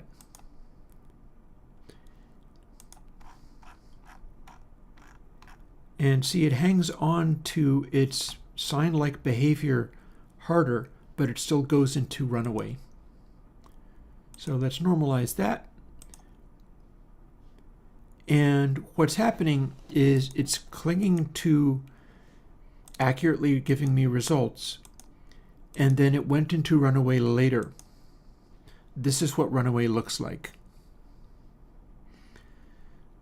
So essentially, if I stuck up to this point here, it says 2M for 2 million samples. If I undo that, I don't know why it's not letting me delete this. Oh, it's because I'm clicking in the wrong place. That's why.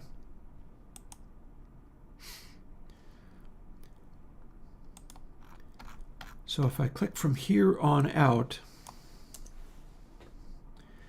everything from here and up is actually still acting like a sine function.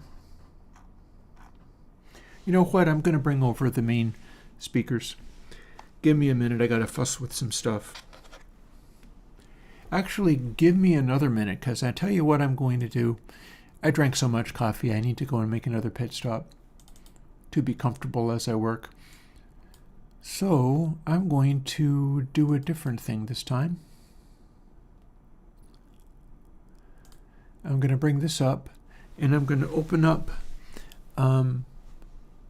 Firstly, I'm going to make it so that I can hear it. I'm going to open up effect stacks. We're going to put on content peak so you can see what it does in meter, which is my habit. But I'm also going to add single-ended triode set to class AB, cranked up as much as possible, but fairly dry, because this was the thing that I was doing to have it maybe sound kind of like a tape. Because remember, the tape had that nonlinearity towards the center crossing area. If I scale up where class AB kicks in, I'll be able to make that whatever size I want, and then dry wet shows you how much of it you get. And it sounds like this.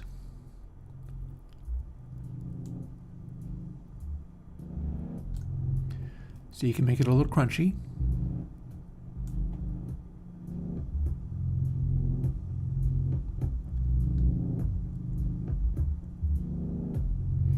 And it is showing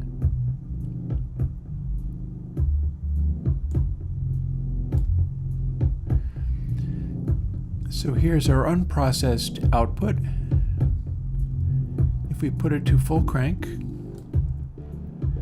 it's rather distorted.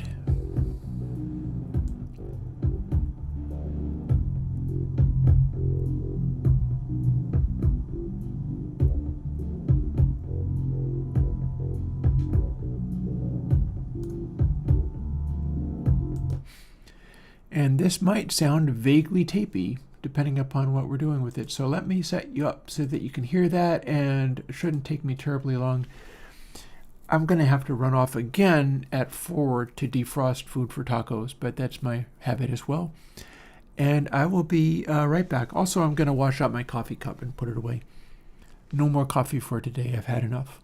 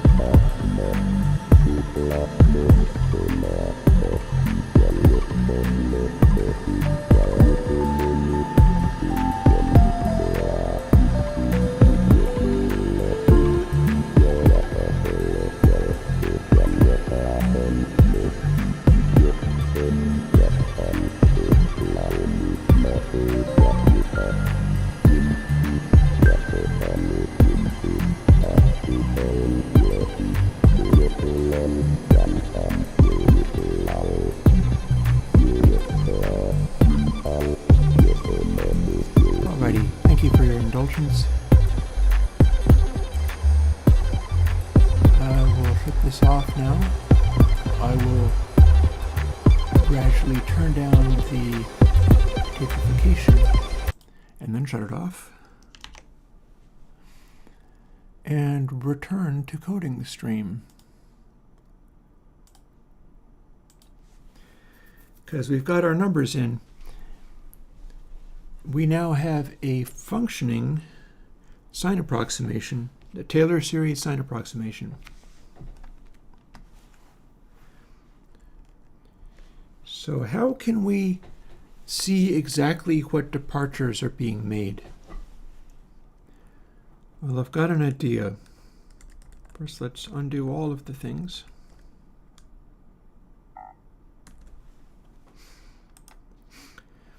So this works, but we don't necessarily know what's happening as it changes. I'd like to set a thing up where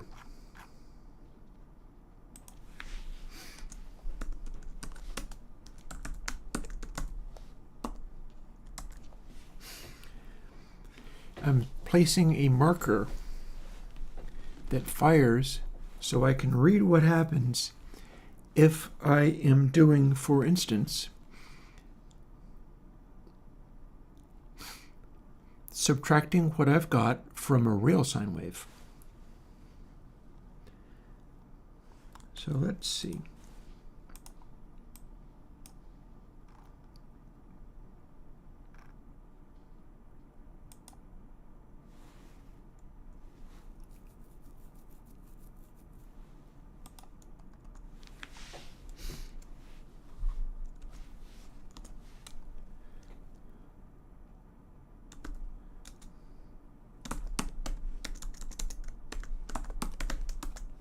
Okay.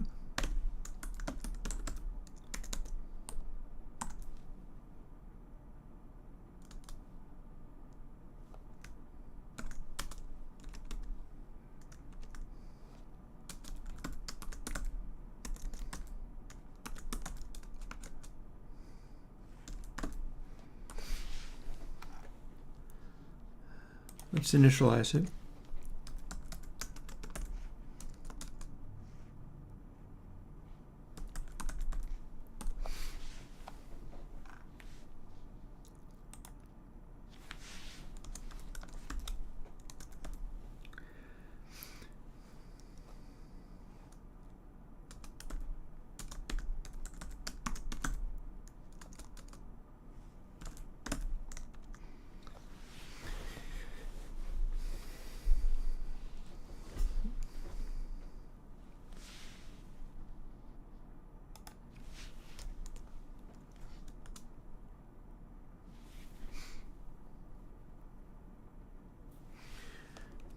Brackets.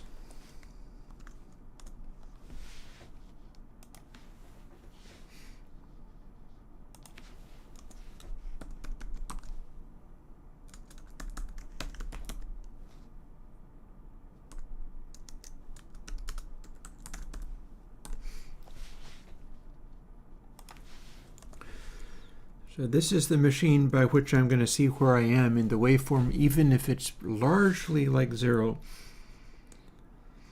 or is doing things that are confusing to me.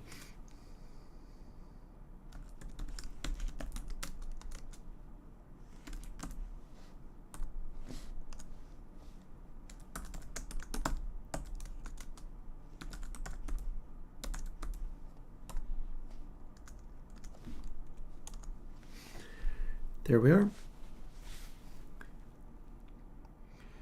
So what this is not doing anything at the moment, but I'm going to show you what it does do.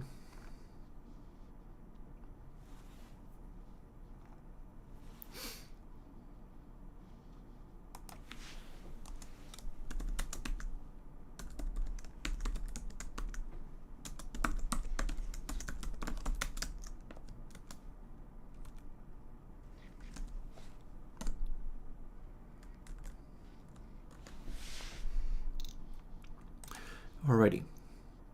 You're not going to see why I did that right away, but pretty soon you probably will. Let me make sure there we go. Oh, alrighty. By all means, to the extent that I find time. That's always the challenge. Alrighty, so we're not listening to any of this, but we don't have to,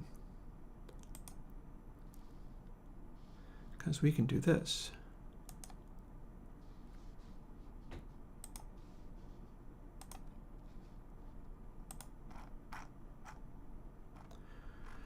Well, that's curious. Interesting. I didn't expect that. Oh. Firstly, let's undo that. Thank you. Now, what was going on there?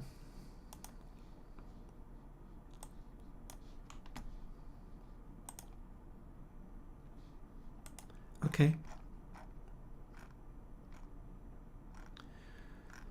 Some of our waveforms get forced into this. That's only supposed to apply for one tick, but it's applying for many more, so we have a problem there.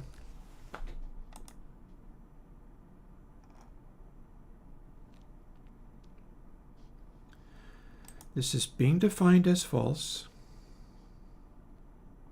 Let's add more brackets.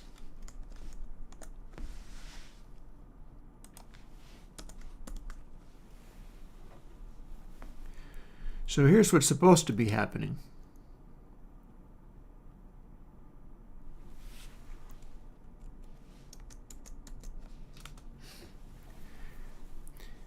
If input sample goes to 0, oh, maybe that's the problem. So if input sample goes to 0, was pos becomes true. Or larger than 0. If it's less than, we should be paying attention to whether the last sample that I hit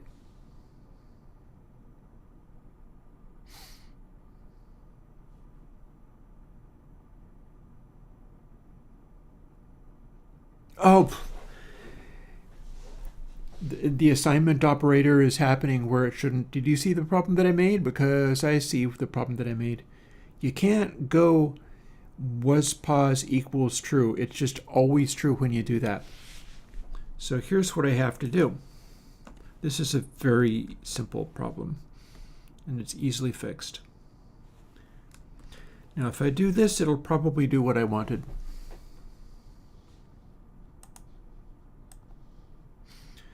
Modern computers and processors are able to evaluate whether you're assigning within an if statement.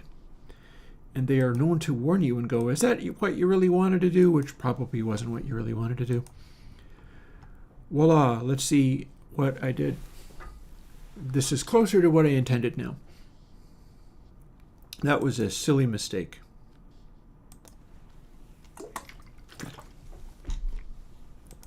Sometimes we just make silly mistakes.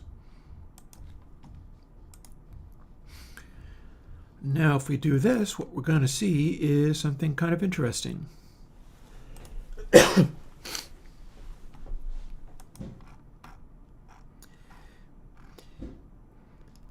we see a sine wave that starts to ramp up in size from silence. But every time it crosses through, heading down to this swing, we see that there is a marker. And that continues even as it becomes quite large.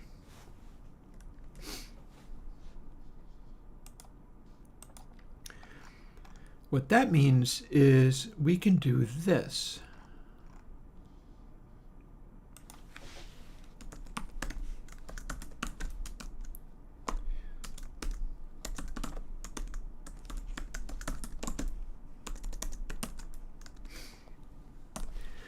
This is now going to give us the difference from the actual math function.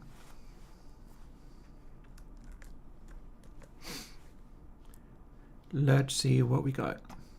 I might want to scale this down. We'll see.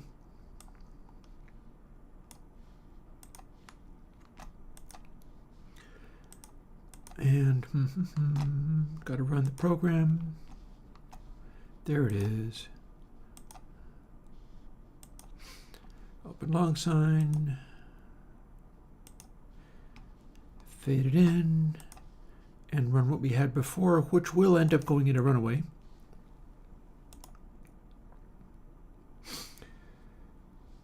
And that's not what I expected to see.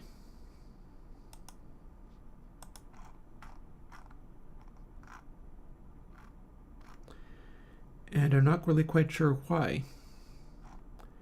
This is what I had before.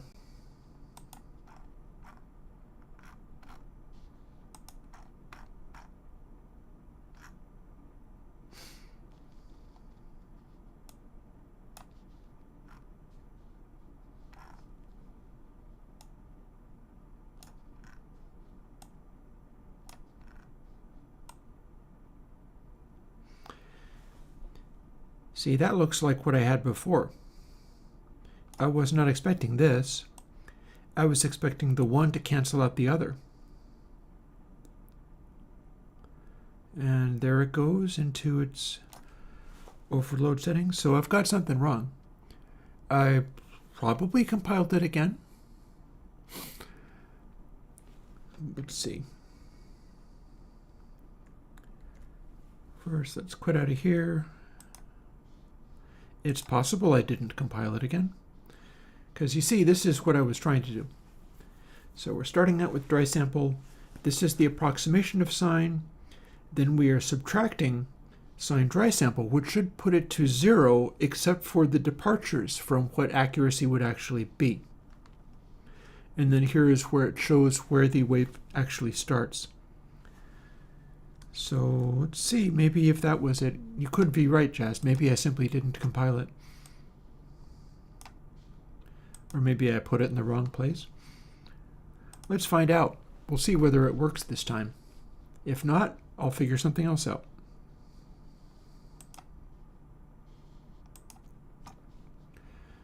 Same deal. We'll fade in so we can see it take effect. If this does what I thought it was doing, it'll do the ramp up, except for that one at the very end, it'll be like silence up to the very end, or close to it. Let's see what we get. Nope. Weird. Now, why is that?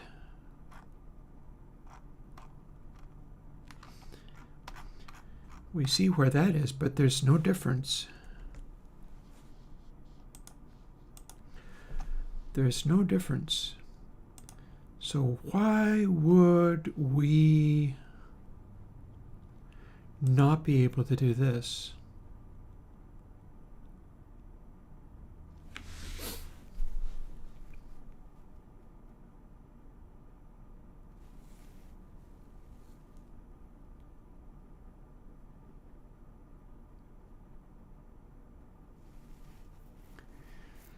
I don't think it would be polarity shift. Well, there's one quick way to find out. Let's compile it again with a plus equals. Because again, sine dry sample should be the actual mathematical correctness of what we're trying to do. I mean, I feel like that shouldn't matter to this.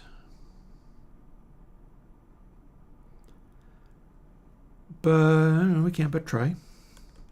Let's see what it does this time. I don't feel that was doubling the volume, so again, this is kind of mysterious, but I'm probably overlooking something dead obvious. Again, this is how this works. My head is already ahead to what I would do if I had it subtracting the true value. And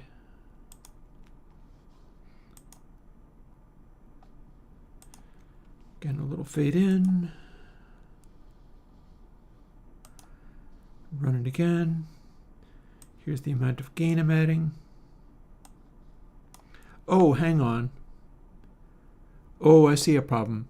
You understand that what I should be doing is sine dry sample times the same amplification I'm putting into the other one. So that explains everything.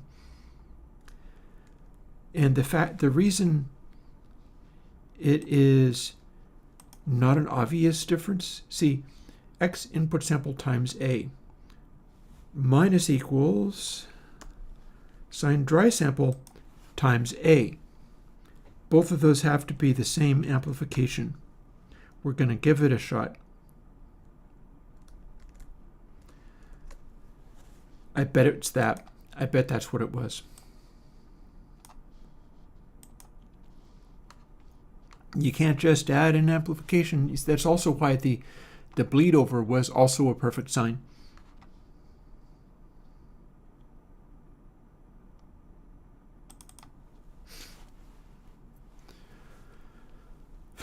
Okay, I think that's very likely to be the answer. Thanks, Jonathan. Yeah, it's probably a good idea. And let's not do that. Let's do the fade in, which was right next to it. And then let's do this. And let's see what we get this time. Aha!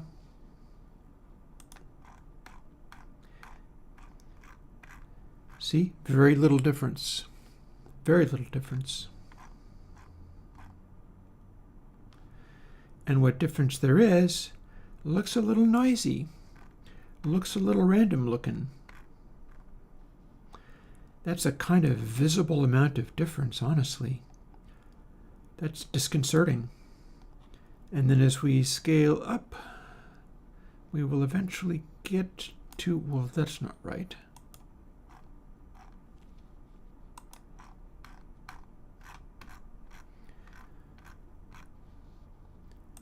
It goes into runaway at a certain point, and we should definitely be seeing that.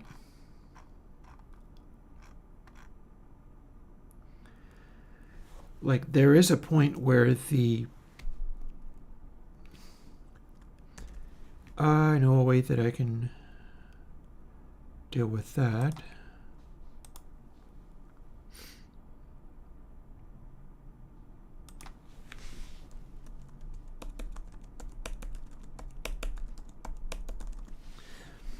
So now we're subtracting a much more primitive version. That should give me something from the output and take us describing where it takes effect.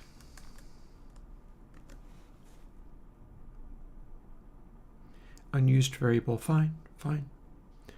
That doesn't worry me, I know those are unused. Now we're going to see whether subtracting the real sign calculation gives me an end result where the runaway in this is going to kick in much sooner. So as we do our fade in, and as we do our hack sign, we're still amplifying it a whole bunch and then applying our sine wave thing, and then it's all wet, and then our little tick thing is showing where the calculation starts, where the sine wave starts, rather.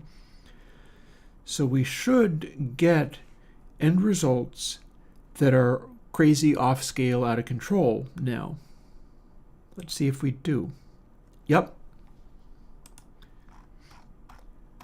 So here's where the difference between the two really kicks in.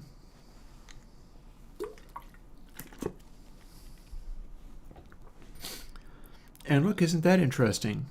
That's the kind of behavior that we want to see. It's flattening out near to the, see, the tick is where it cuts through and heads to 0.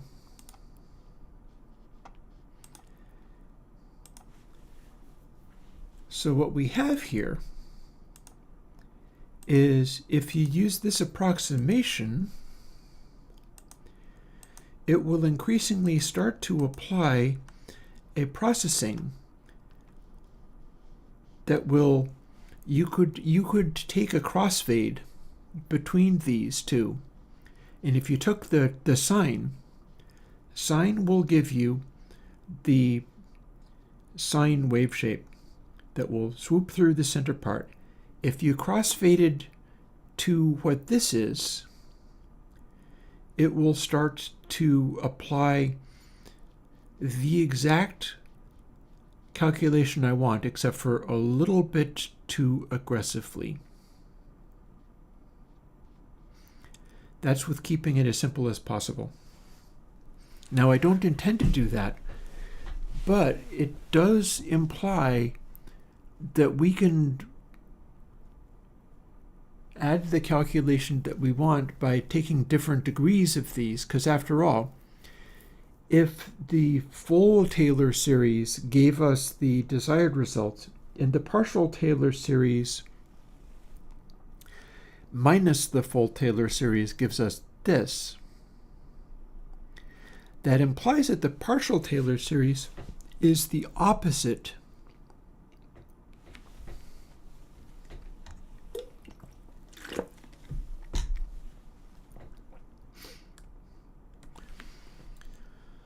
So first, let's bail out of this now that we've proved that this works, and start adding other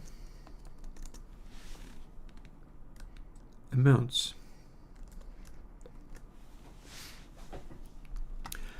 Let's see what this does now.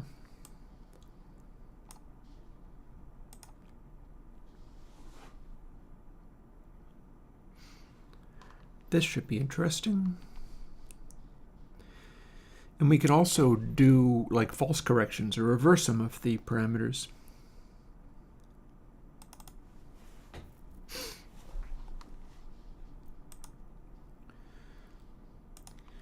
Back into this. If we did not have our little marker tick to show where it crosses over between positive and negative, this would be harder to figure out. But we do. We do have that thing.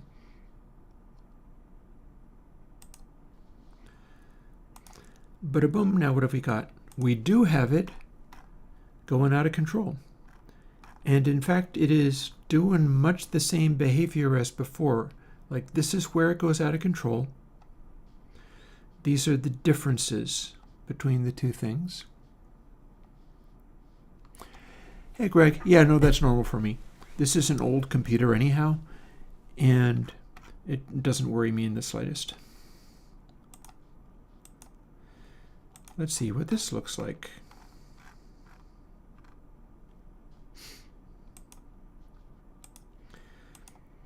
So yes, we've added additional parameters. This is starting to,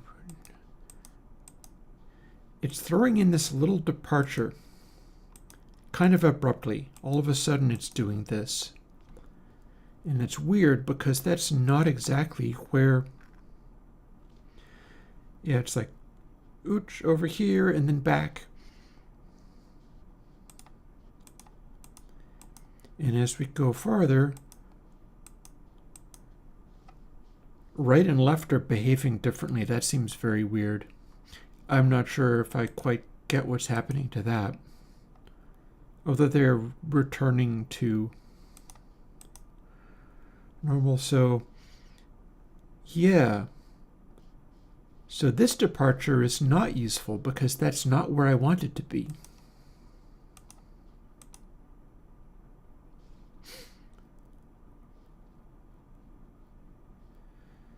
It's happening twice. Ideally, what I'd like to see here is little area of flat in there, and then a smooth sine-shaped thing going down and then going up, going down and then flat again. But we don't get that. We get two areas of inaccuracy, there and there.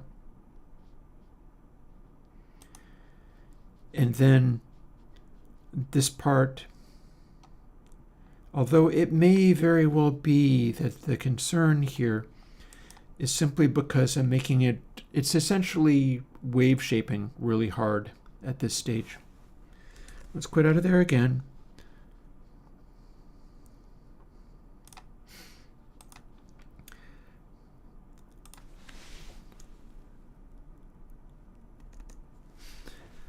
Let's add another. This is now a subtract.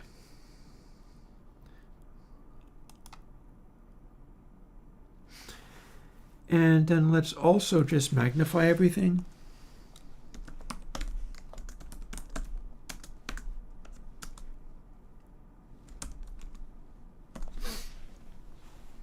Let's just make everything much louder so we can see what's happening a little better.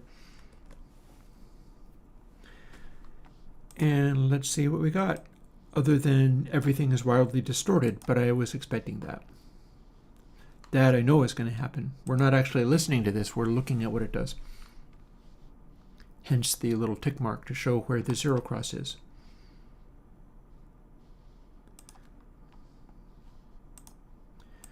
And we're going to do our fade in, and we're going to run it again, apply it. Interestingly, we don't get much of a difference by just 32x.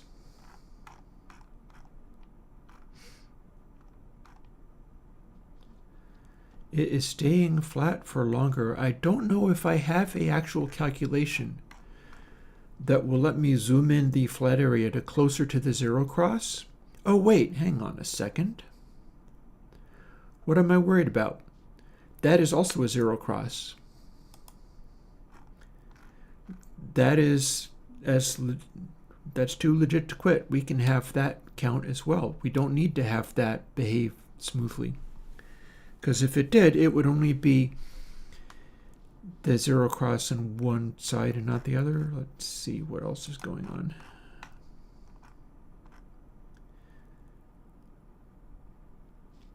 Yeah, fair. That's what I was expecting to see happen.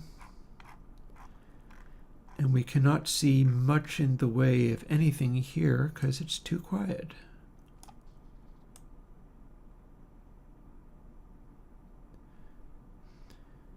As we scroll in, we will start to see shapes happening. I'm just going to have to amplify it by more, that's all.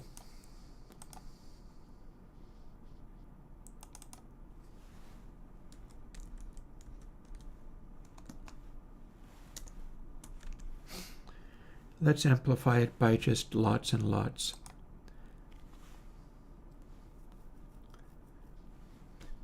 And again, this is the departure. And we might as well include all of these. We can take them back out again if we want.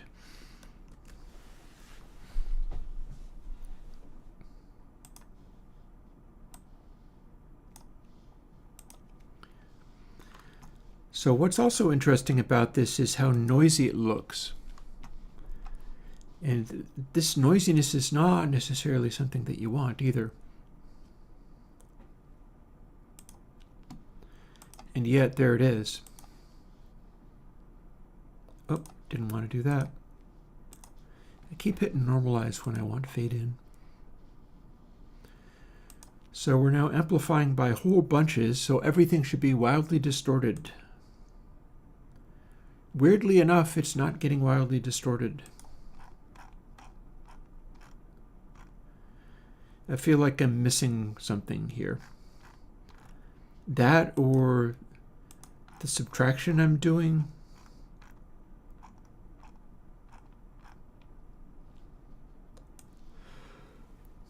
Like I feel if I amplify this much, I should be seeing more here.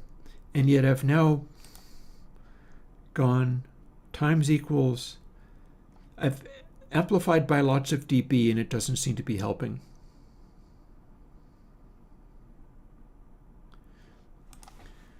So there's an alternate possibility.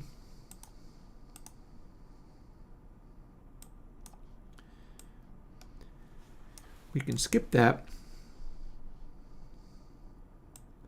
and then just bring tick in. Oop. Don't need to add extra decimal points, thank you. We can bring that in such a quiet level that you really can't actually see it at all.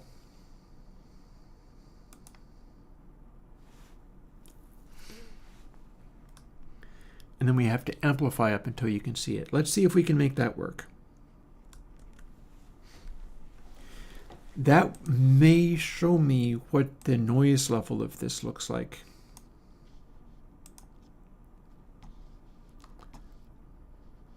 Because now we are not trying to amplify up until I can see the noise level.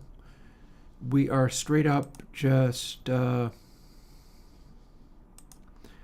generating it with very little change, and then we'll select areas and let's fade that in. In order to be able to see what it does at different amplitudes, I need to do that. So, boop. And hey, presto, it's now looking very, very quiet. What's up with this? Let's normalize.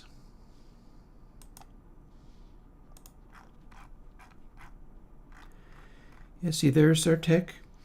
And this is apparently bleed through from our Taylor approximation minus the full-on, our good quality Taylor approximation minus the full-on sine.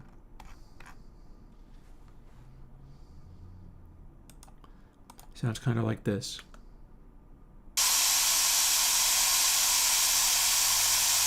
That's very noisy.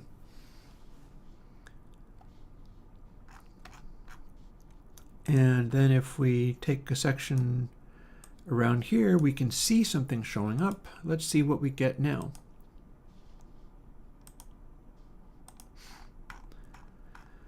Alrighty. So at our full approximation, we can no longer see our tick mark.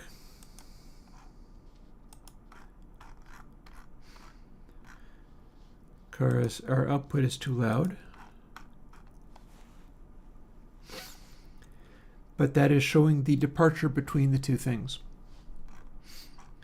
And it's still showing about the same level of distance between the two things. So how about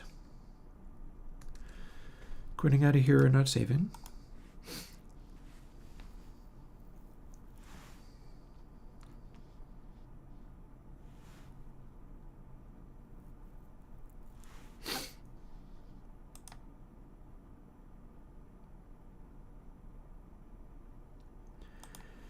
And we're going to do something slightly different.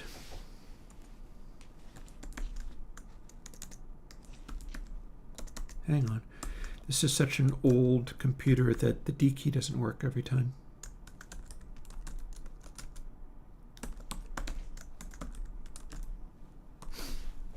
And we can move that around.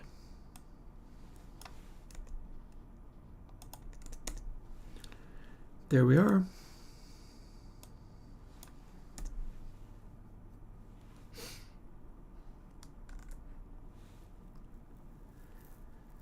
So now we can subtract the earlier approximation.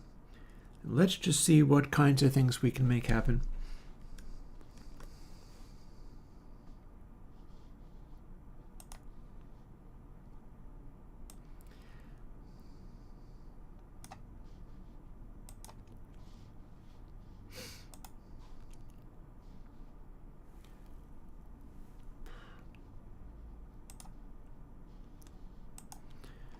Too busy thinking about stuff, and I am tending to get stuck. I get stuck thinking I need to do a step that I'm going to do in a moment, and then I just kind of freeze up and stop. So here we are. That is the amount of difference between the two.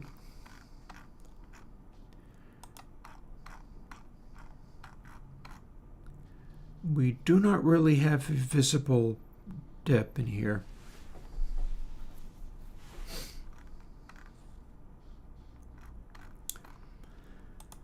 But kind of what I see here is they stay pretty similar up to a point.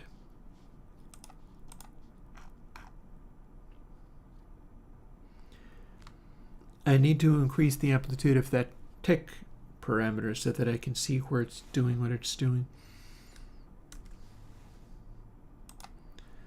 Easily done. Put it back to 0.25.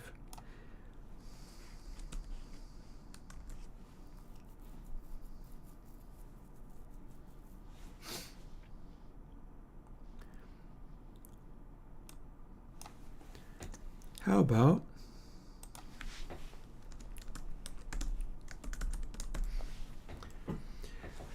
now if I do this, we're going to go dry sample minus input sample. That should be about the same as reversing the polarity of these changes. Let's see what happens if you do that. They're not very big changes.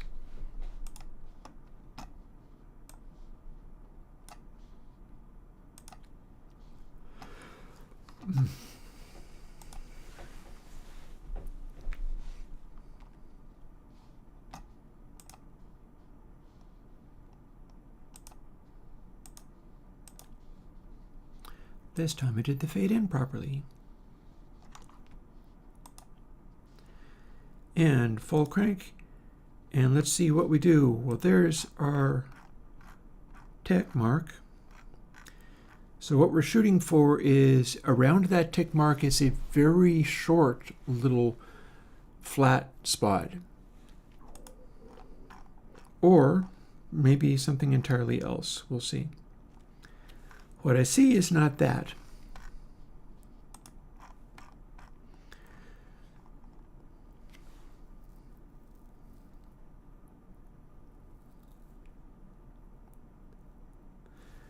What I want to see is whether altering the position of whether there's a way that I can evaluate this differently. So how about let's quit out of here. Maybe let's just undo past the save part. Let's go back to where I have my sine thing there, and I've taken that out. There, now we're back to a very sophisticated calculation, and then subtract the sine factor.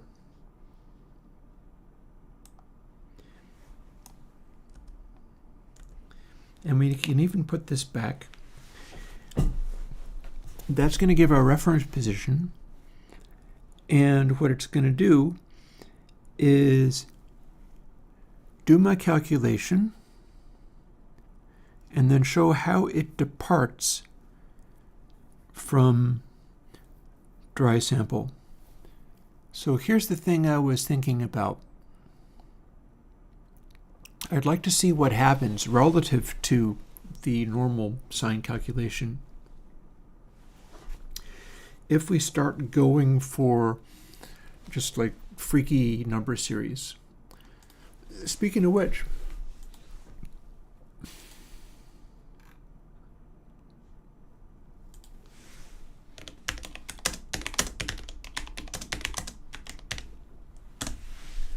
list of powers of 2.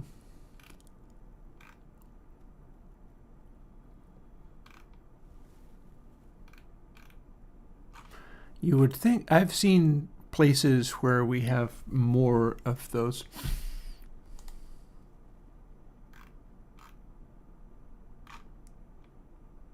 Good enough. That'll work. So this will do, I'm dividing by these things. I'm not going to want to use these fractional numbers. That's no good. But yeah, sure enough, to the power of 16 is 65536. So I will copy these over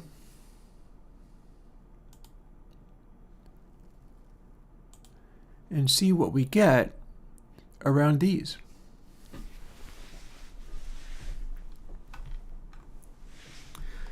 We'll start with, do we choose 4 or 8?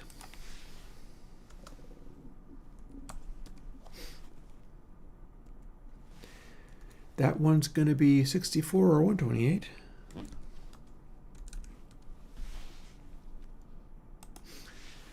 That one's going to be, let's see, 496 or 8192.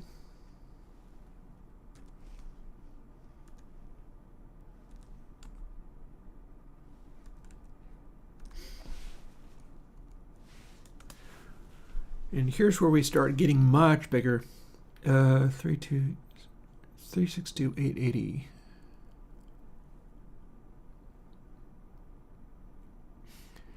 So it's the power 18th and the power of 19th.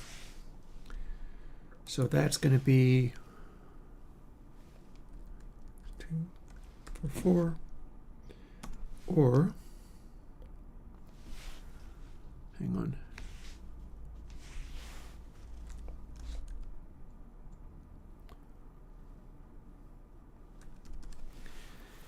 And if any of these work, I can turn it into multipliers by tiny amounts. I just want to see what happens when these divisors are actually just changing the exponent. We're still adding and subtracting stuff. It's still having to do calculations. But if I can get these and only change by a factor of 2, I get to use the closest exponent shift, what we call bit shift gain, in my mathematics. And I want to see what happens. I want to see what happens when we do this.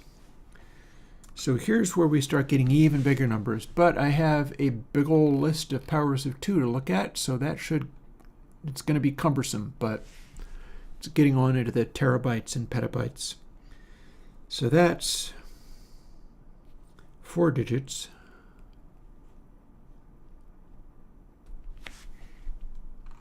This is inconveniently written.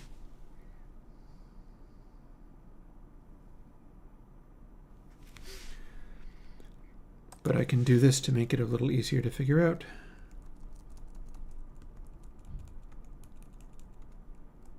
Because what I'm looking at has commas in.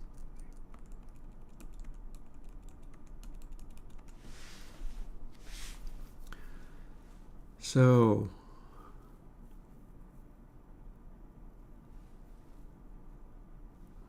I've gone beyond what I needed.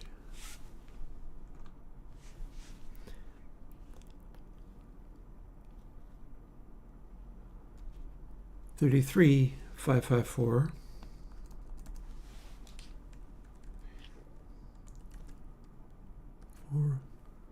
432 is also a power of 2. And then the one above is 67. 67, 108, 864. Gotta love it. And then it's 2 to the power of 32 or 33. So numbers there are, it's 6 and then 3 threes. So 4 or 8. 4, 294, 967, 296. This is heading off into the realms of what am I even doing, but I don't care because I can pursue this idea. I'm curious to see what will happen. And then 8, 8, 5, 8, 9, 9, 3, 4, 5, 9, 2. And then lastly, I've got one where there are 4 sets of 3 and 1. And by that I mean literal 1. So I'm looking at the power of 40 and the power of 41 on either side. It's the size of a terabyte. Let's see what we got. 1099, 511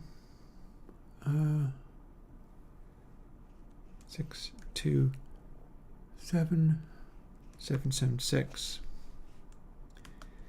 and then above it is 2, 199 2 199 023 255 552.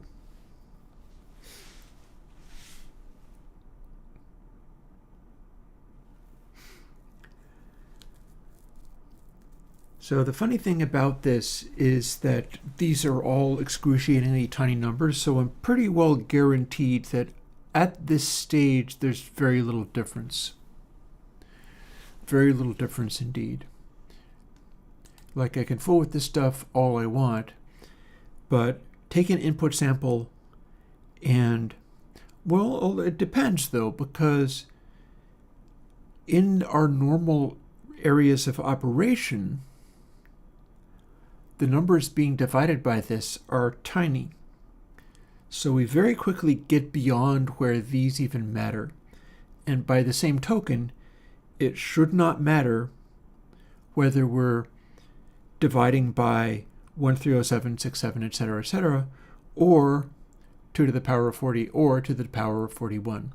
They're very big numbers, but we're dividing by that number, so the end result is excruciatingly tiny. It's all about getting the, like with the sign, you can continue to wavefold it. Take a sign and wavefold it quite a long ways.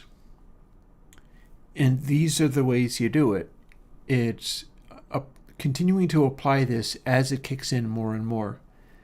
Near zero, this has next to no effect.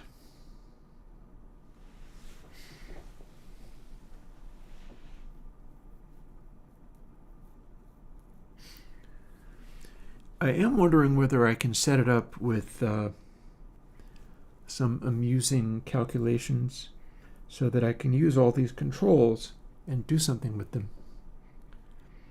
But one thing I can do is kick this in right away by starting with the obvious ones. So we can see what happens if we do these things. So what if we pick the smaller?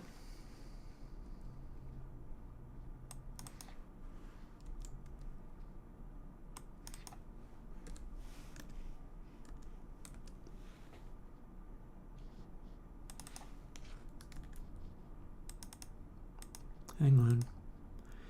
It's not letting me click on the right numbers. Honestly, though, I could straighten that out. Give me a second. I'm going to make it so that I can click on the numbers better.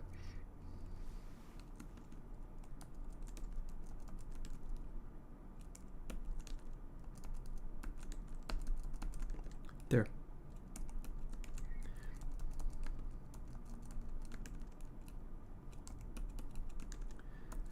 That should make it a little more convenient to start fooling with these all willy-nilly.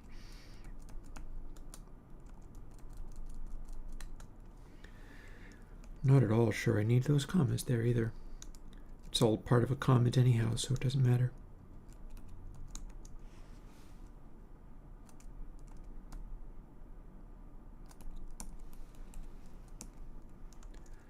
Don't mind me.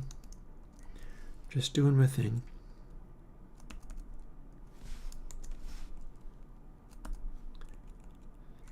Hoping I can make it a little bit more straightforward when I do start experimenting all willy-nilly with these things.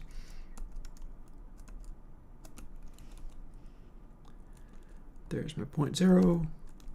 That means if I double click on these, I select the entire number and I don't have to fuss around too hard with them.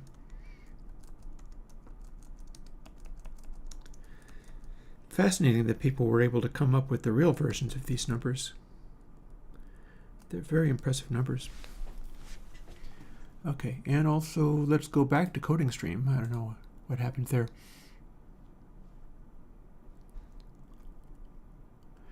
Correct. Yes, there was no code-only face cam. I don't know what I did wrong.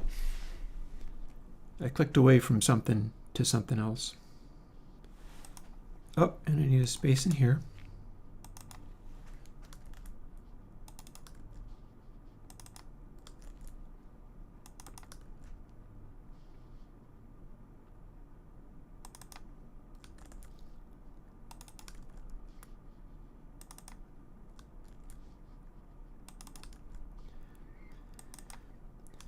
So if I pick always the smaller of these things, we are now dividing by powers of 2 only.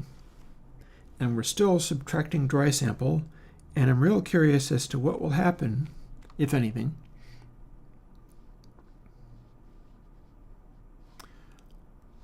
And I also need to move this over so I can see.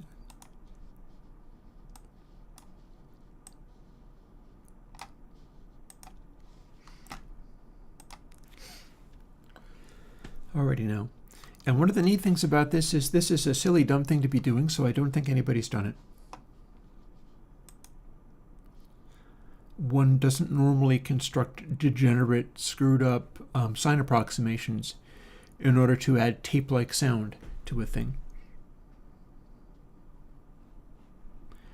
Now my concern here is that everything that I'm doing probably isn't, like, these larger corrections are giving accuracy, but that doesn't mean that they are giving me departures. Oop, slow down. I'm losing my mind. One of these, I'm going to end up taking a little time for myself at some point. I'm thinking at the end of this month. You can kind of see my brains leaking out of my ears after all of this. It's been giving rise to some great things, but there is a cost. All right, so isn't that interesting? Look at that. Our departure did something. Our departure is in fact having the correct effect, except for that it's kicking in and going even farther. What happens when the departure is closer to, see.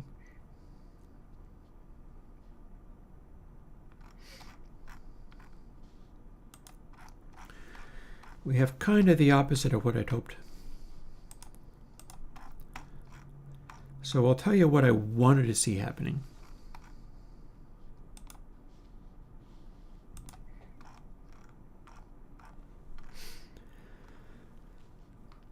This tick mark shows up when the sine wave swoops through heading down. We're subtracting what the true sine is, and what that means is it's pretty accurate as it crosses through 0. But then as we're heading into this region, it's kind of flattening out. Here's another 0 cross area.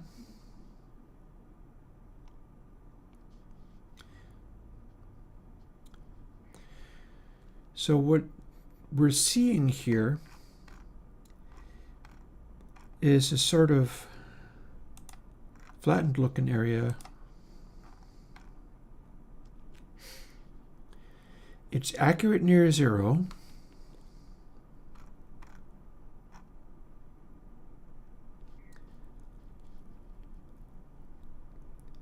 And then our end result with these changes are pretty smoothly more of a hard clip than an actual sine would be.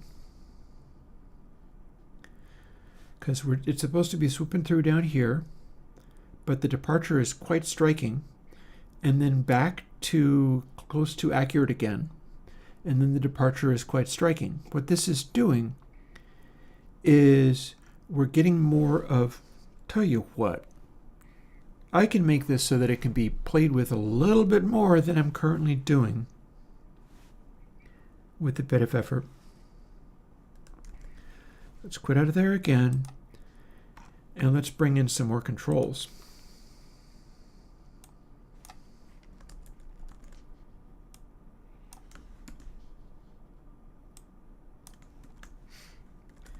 That goes from 0 to 1.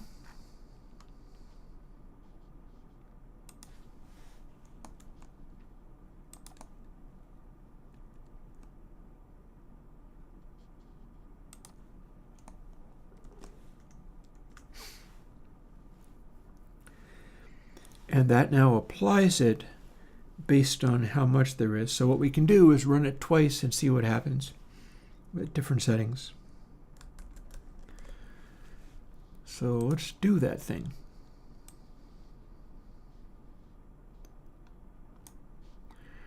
I'm trying very hard to remember how to do the simplest, most basic things, as one does. I do not think so, Jazz. But pitching ideas is always fun.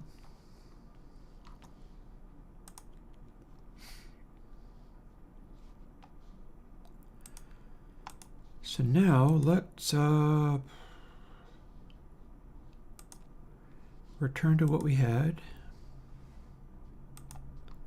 Fade in.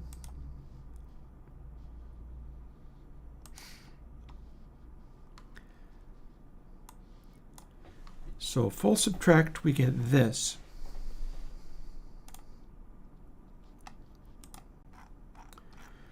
Weirdly, it like expands upwards in volume and then kind of flattens out. I'm not really quite sure what this is about. Other than this, these are the discrepancies.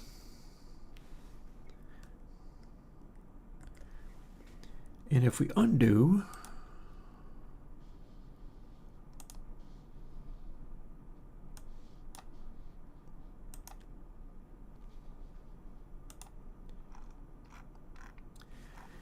this is our new pseudo-sine behavior. And honestly, it's behaving itself pretty well.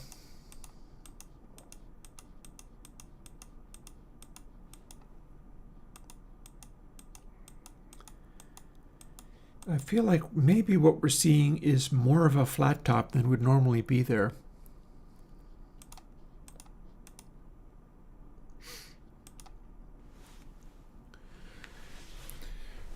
So if that is going to a flat top more easily than it normally would, what does this imply for the other corrections?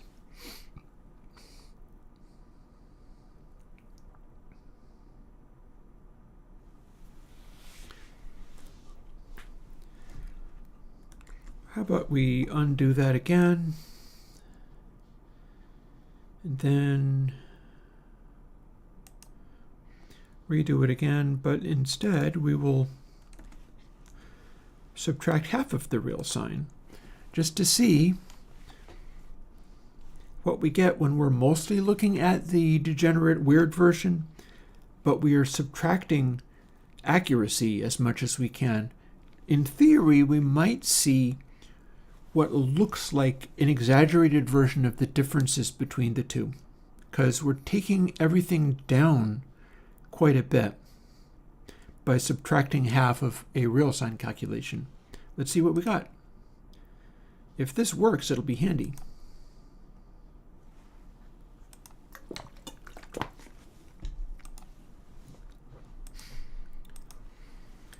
Okay, so what's it telling us? As we start to distort,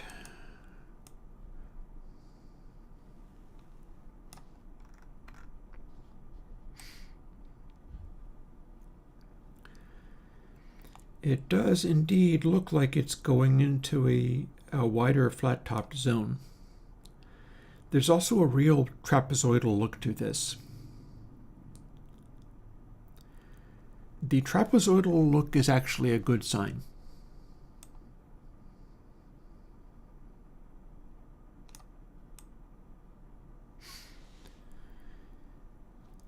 Because the ideal result, our interest is mostly in what the area with the tick looks like.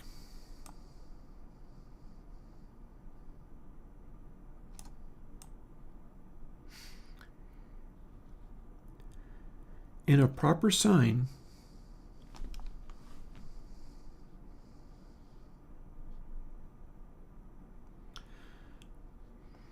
Oh, and look at that. So there it's kind of wrapping. We've got two different clip amplitudes. That's interesting as heck. What's going on here? The tick is where the actual center is, but it's kicking in way too aggressively, and then the counter swing extends outwards to be louder than the amplification of the first amount. This is apparently what we get when our correction amplitudes are larger than they're meant to be. So this is looking handy. Let's undo this again. And again, here we are, nothing but sines. Let's exaggerate that even more. This is starting to look like a useful tool. 3/4. If we apply this and close, we are really seeing an exaggerated version of what's being done to the wave.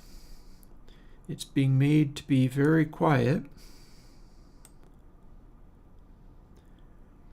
And as we scooch in, yep, that is an even more exaggerated version of the departures from what a real sine is.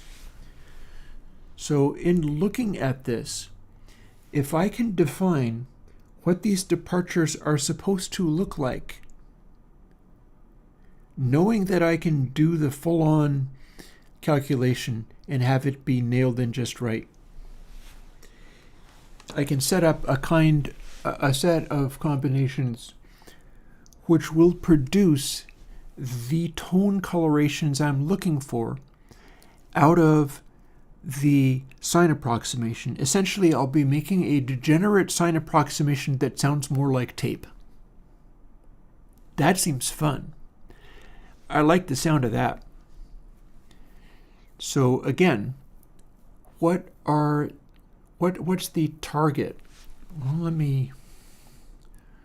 let's go back to what I had before, which is around here somewhere. Where would it be? I have to close some things on this other. I bet I can just fire up preview and then open recent. Do you have recent? You sure do. Bingo. Don't mind me, I'm just fooling with this. I'll get back to you in a moment.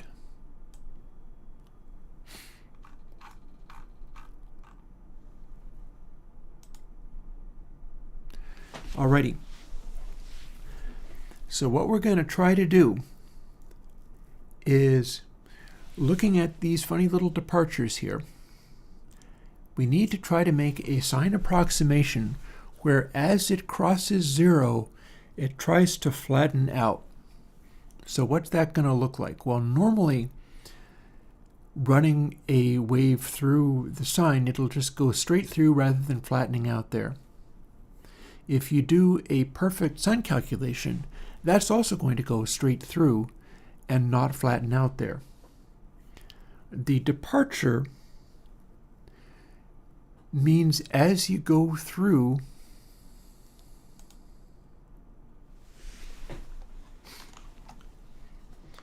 see now, so this is going from positive to negative.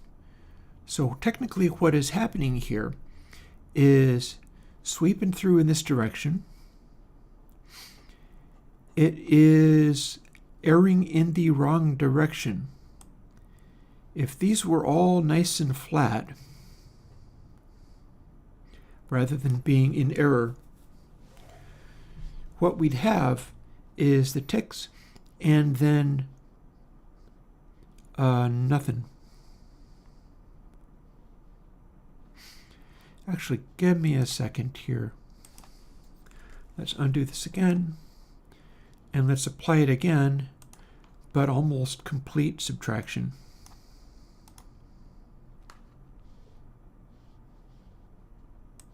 Lovely.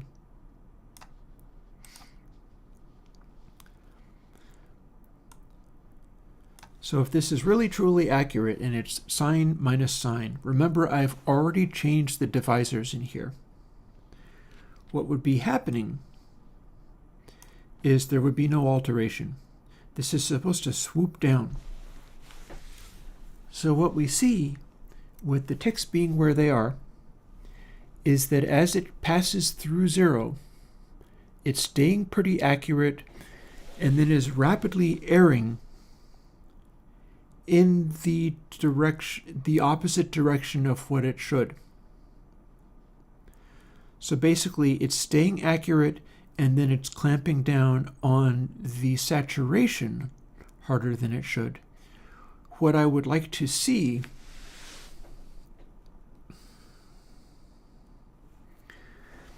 because again, if we are handling the peaks correctly, these bumps here far away from the 0 cross would actually be flat. If it is correct to the sine, it'll be flat here, and it'll be different here near the 0 cross. I don't know if this approximation stuff is able to do that. Also, there is a problem in that if it is erring by not going into the sine enough, that means this crossover area is steeper rather than shallower than it's supposed to be. So what I'm going to be looking for is, can I make it so this subtraction thing that I'm doing causes this overshoot to be in this direction, so it's actually peaking hotter than it's supposed to as it goes into the sine calculation. If it did that, then that would translate, especially if it's got the discontinuity here. Having this bump on the opposite side of the wave for each cycle would translate to it being the correct discontinuity as we get near 0. And it doesn't have to be a big one. As we saw with playing with single-ended triode, a relatively small discontinuity can be pretty easily heard.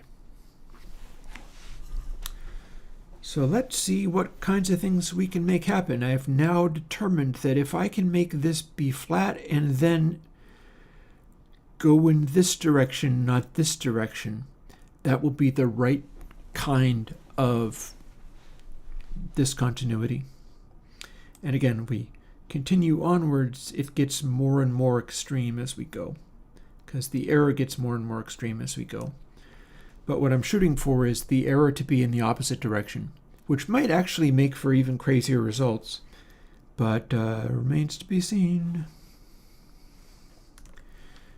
Quit that without saving. Okay, so let's do the opposite, shall we? Or we can have the subtracts.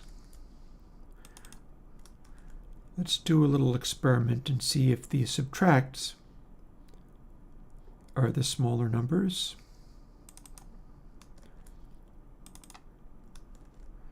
And the adds are the larger numbers.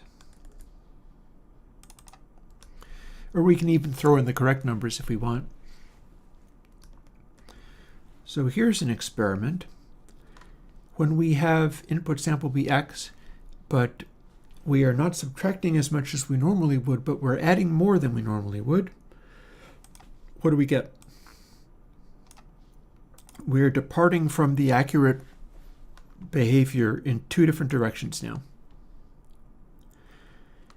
And the reason I'm doing it that way is because I said I probably wanted to have it err in terms of being too loud as it goes around the sine curve. Remembering, of course, we don't have to make it wrap. It doesn't have to be a proper sine. What am I even doing? Fade in. Let's see what we got. Same kind of thing.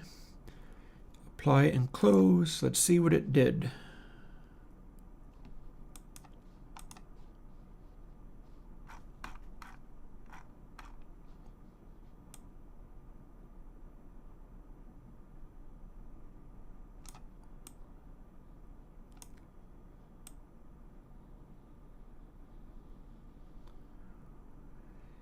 Okay. Remember what I said?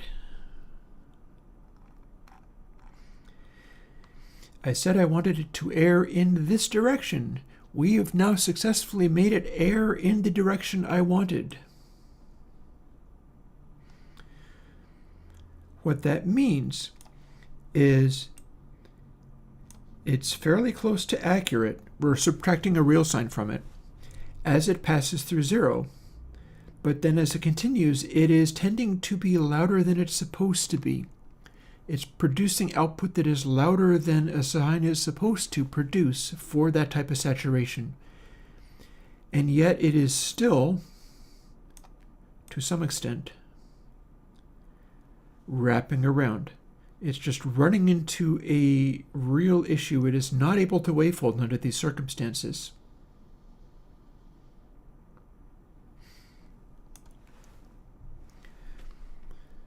So essentially what we've got is something that approximates a sign calculation without ever actually doing it. Instead, it's just departing more and more the farther we go. But the interesting thing is, it's a sine. It's supposed to be able to wavefold. This is showing a refusal to wavefold, but I'm not entirely sure what that means, considering that we're not actually using it for wavefolding at all. So the next thing to do is to run it again. We might have just stumbled into, like, boom, immediately getting to the answer. And now we don't subtract the real sign. This is now going into heavy amounts of distortion. And again, if it goes out of control, we can simply subtract. We can simply clip it. It can just clamp to this point. What did we get? Apart from, obviously, a hardcore distortion, I feel like we might have made it not actually do a very good job of signing itself. But I don't know at what point we're clipping here.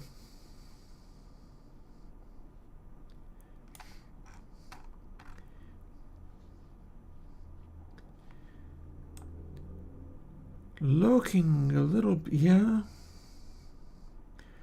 Looking a little bit like it does not want to flat top. This is an interesting outcome.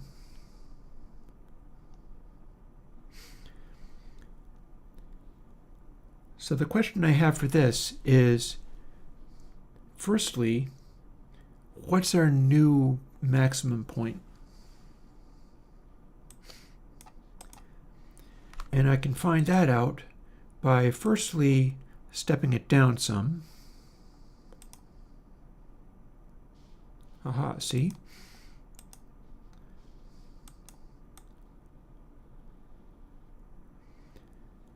So it's looking a little bit like I don't have to take it down 24 dB. Normalize is not going to work. I want to see what this made. This might have made something interesting. So let's take it down.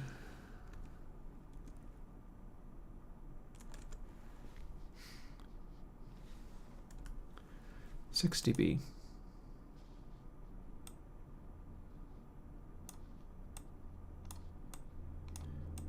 It's being fussy. Fine, I'll scroll up by hand. No biggie. Here's our sound continuing to get louder. We're starting to see weird shapes happen.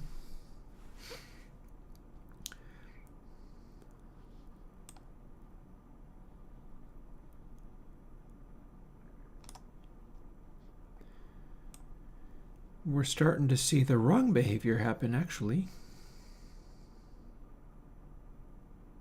Or are we?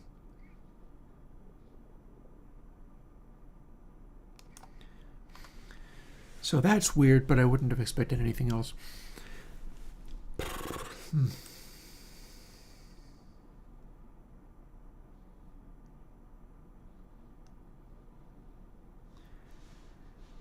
I'm real curious whether this is getting me into some kind of funky trying not to get louder again. See, it's gone to where it's refusing to get louder for a bit, but then it starts changing into this shape. So that's interesting. My concern there is that I'm seeing a sort of angle showing up.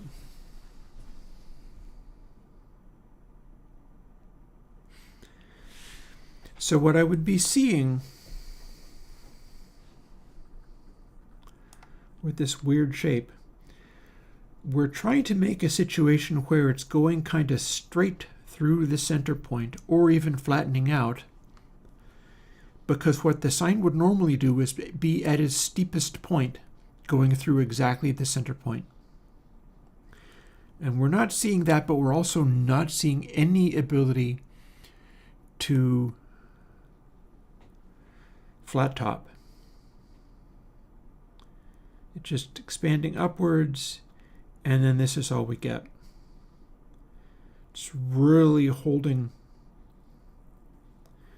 The thing about it, though, is is this producing a thing where there's a compression effect? It's just very subtle.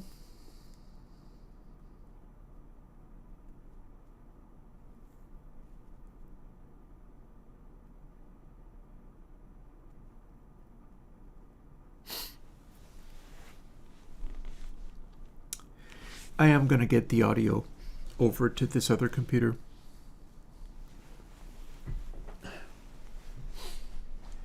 I want to hear what some of this stuff does.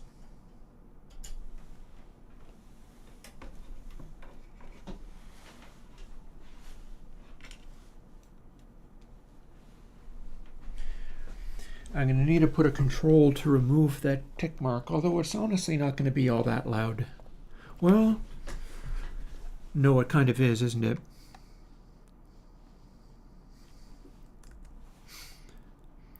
So we got into a zone where we were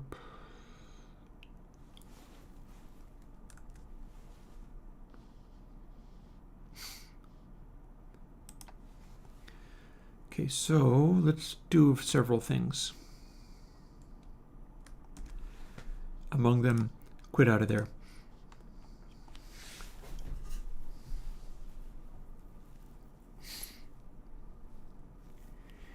I feel like I'm on the right track with the... I feel like I might be on the right track. Because you see, the way this works, I could be spelling out why it do what it do. I could be spelling out why it cannot wrap around. Because the way that we're doing it, input sample plus is always the lesser, and input sample minus is always the greater. X3 divided by 8 is going to subtract less than what the actual value is supposed to be.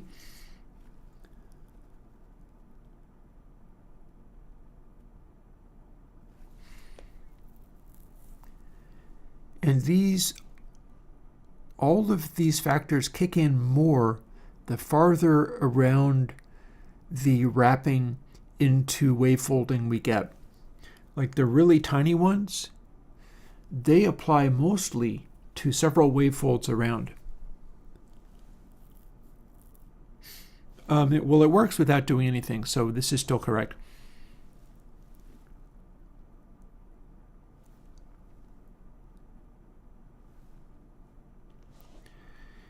Like original input sample is not supposed to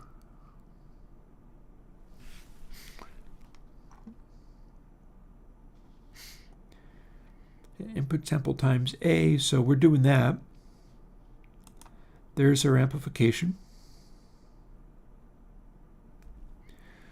One thing I could do is also divide by A, and that'll scale it right back again.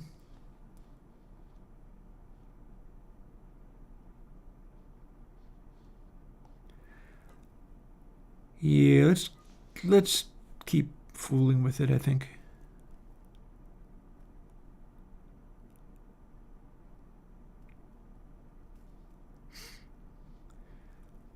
So we've got this.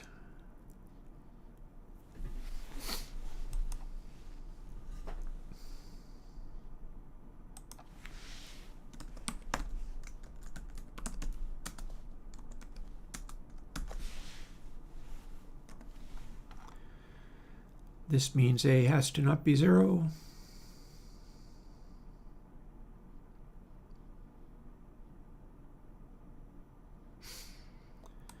I'll trust it. Last we left it, it wasn't 0.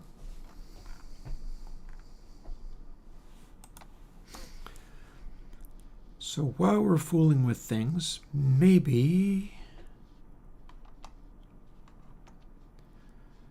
let's go into this again. So these are very delicate operations. This is giving us the boostiness. And then these are all much smaller factors, but they kick in more the farther you go. So maybe the first couple of ones are applied less than you would, and then the remainder ones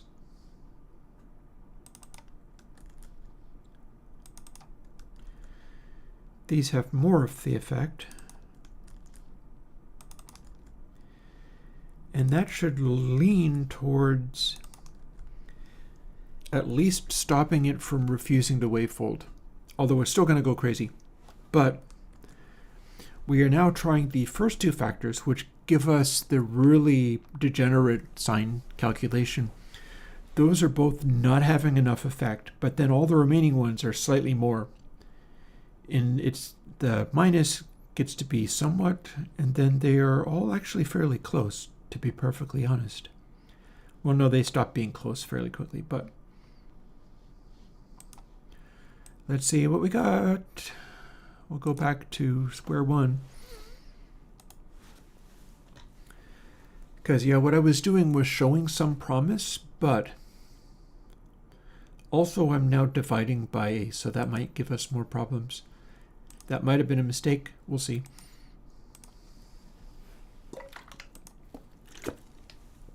Oh, for heaven's sake. I always do that.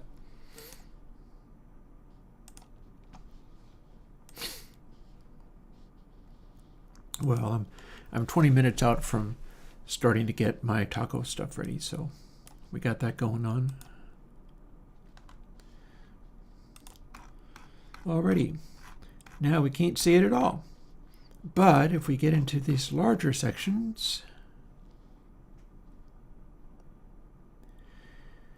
we see that the variation being done is actually about correct. Also, that's a very interesting shape to have. We're kind of consistently erring about this much.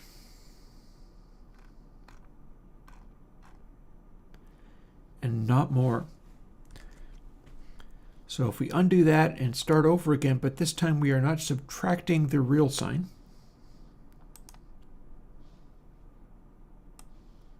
Let me do that like that. Interesting. Looky here. Oh, I'm excited for the tacos. I feel like I've earned them pretty good today.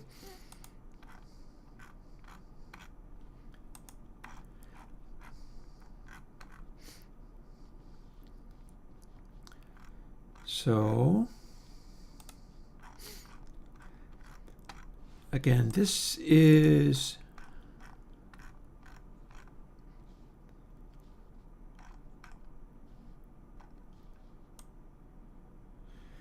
as we get louder and louder,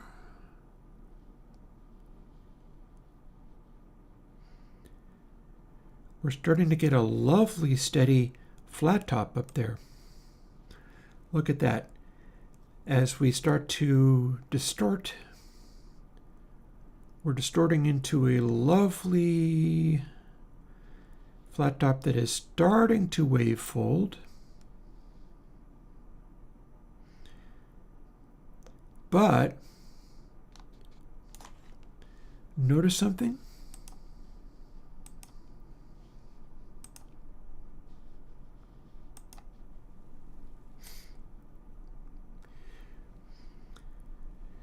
So we're no longer subtracting the real sign.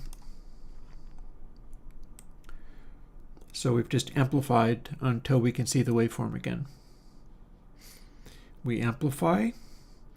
We start getting wraparound. You know what would normally happen if we were soft clipping?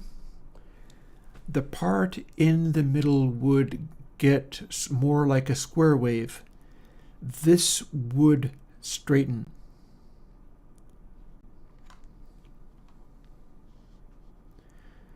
On a square wave, the angle of our edges gets steeper and steeper. This is straight up refusing to do that. Look at what it's doing.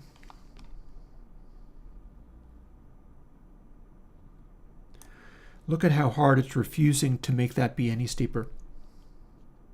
We've gone into like full wave folding, and we've turned it right down to the point where we could probably identify what our loudest point is and just hard clip here.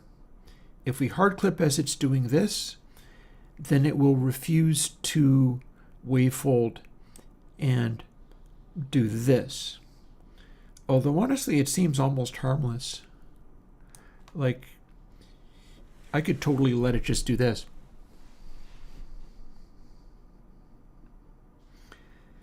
And all the while, it's like forcing that zero cross to not get steeper. That's part of the shape that's being imposed here. So that's a very interesting outcome. Because remember, the whole idea was make this crossover point get more flat. Well, this is doing it. This is doing it. We have a soft clip that is a soft trapezoid. I like it. I have a good feeling about this. Because remember, when we go back to our hysteresis loop, we've got our situation where the straight line through there is going to act more like class AB, is going to tend to not oversaturate this area. And my proposition is that that probably ends up sounding kind of like peak over RMS. Because there's this discontinuity here. And there is not in a sine. You can take a sine, or you can apparently overdrive a transformer and not get this kind of discontinuity having to do with the hysteresis. But I might be on to something here, and I'm real interested to find out.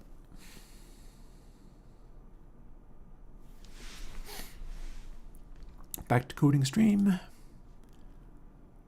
There we are. So here's where we caught up to. And again, I can totally hard clip,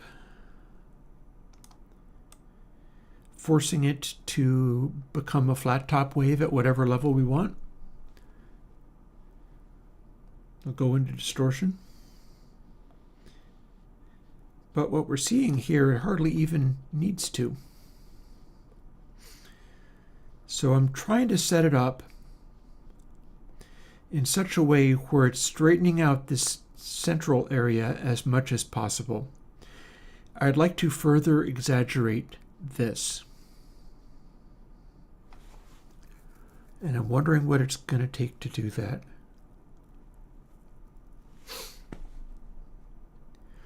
The funny thing about it is, though, that the part where it's wavefolding, except for it's not wavefolding because it's kind of refusing to. Hey, Jonathan. Yeah, I would say that I think it kind of is. I think it kind of is. The part where it's wavefolding, like, this seems pretty legit. I don't think I actually get control over that spot right near 0. The best I can do is what it's currently doing. And I think that might be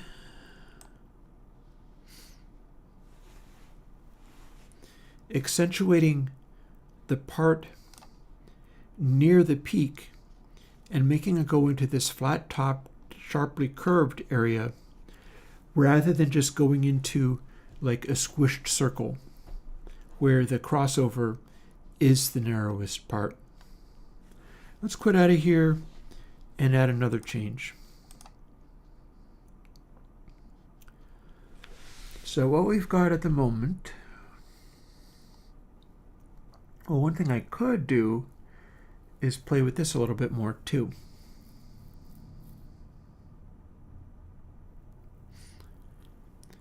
So beyond that point,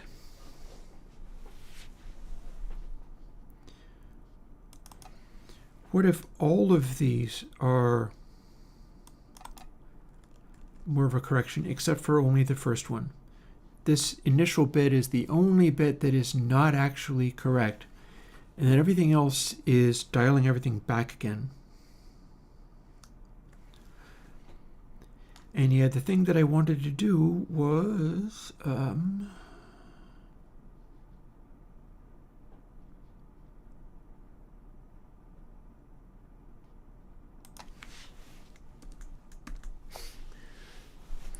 let's make the subtracting the sign thing also include the tick. So if I remove that, so we're listening to just the raw output, we can listen to the raw output on actual audio. I hooked these speakers up to it for a reason. I want to hear what the noise is. So now we have only one of these things coming in too hot, and all the rest of them are dialing it back more aggressively than it needs to.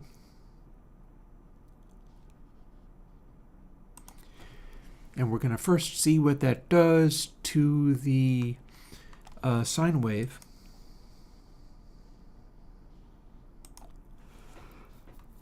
Oh, God, and then see what it goes from there.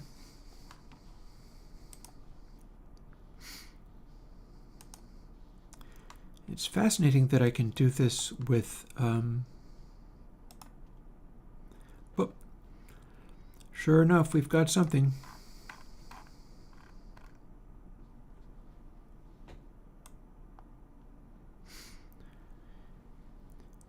It is producing a large amount of peakage that extends onwards to the point where at this stage we just have straight up runaway. So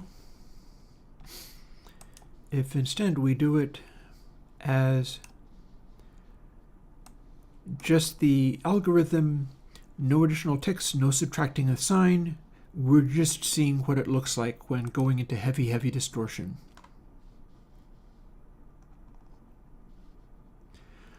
Well, we obviously would have to clamp it at some point. Here's what it looks like when we start saturating. Yep. So this is seemingly doing the literal opposite that I wanted. That's interesting.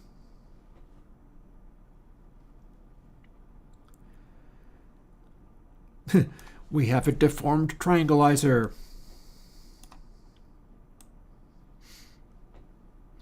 Yeah, so what I wanted to do was make it so the crossover points get shallower. Instead, the crossover point gets steeper, but then it goes shallow, and then it makes a spike that is going to become out of control and go crazy. So we did literally the opposite of what was supposed to happen. We got a steeper crossover point, and then the opposite is going wrong, but that produces a obvious suggestion. if that wasn't correct, let's do the inverse. So let's see, this being too little was not good.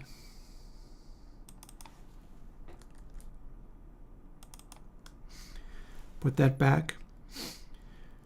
That being good, so how about this being the one that is inadequate? 4128 and 496. I think I had 464. Or maybe I did. Well, let's find out what we got. Sometimes it gets a little bit beyond me trying to figure it out, and I have to just start trying stuff and seeing whether anything gives me what I know the general region of variation I want to try.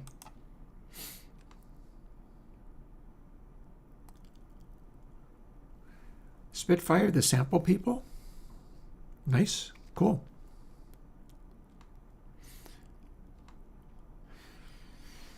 I'm not sure how many people are paying close attention to Spitfire, but I'm happy to have them using my stuff.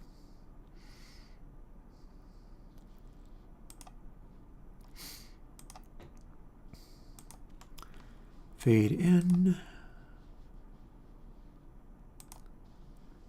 Let's do our sign. Let's see what this does now.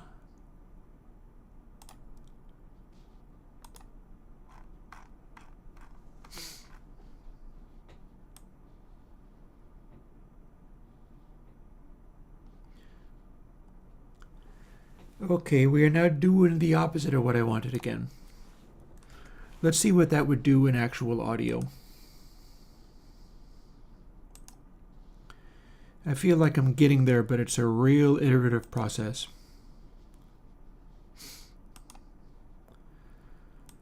So here's what we've got.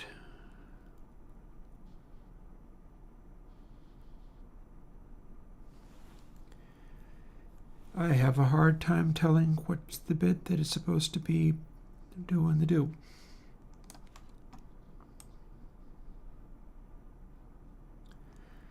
It feels a little bit to me like something's gone terribly wrong here. Let's undo that, and let's at least try to get a sense of where the zero cross is.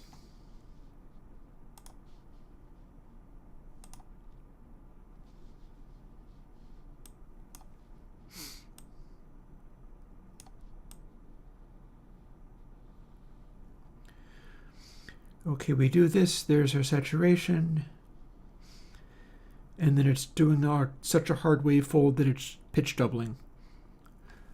Okay, didn't expect that. Mind you, it's pitch doubling while keeping about the same volume level, but then it quickly goes out of control. Which sounds like this.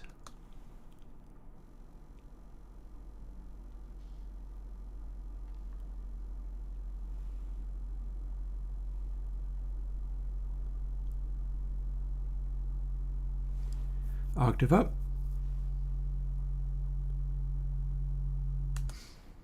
So, useless.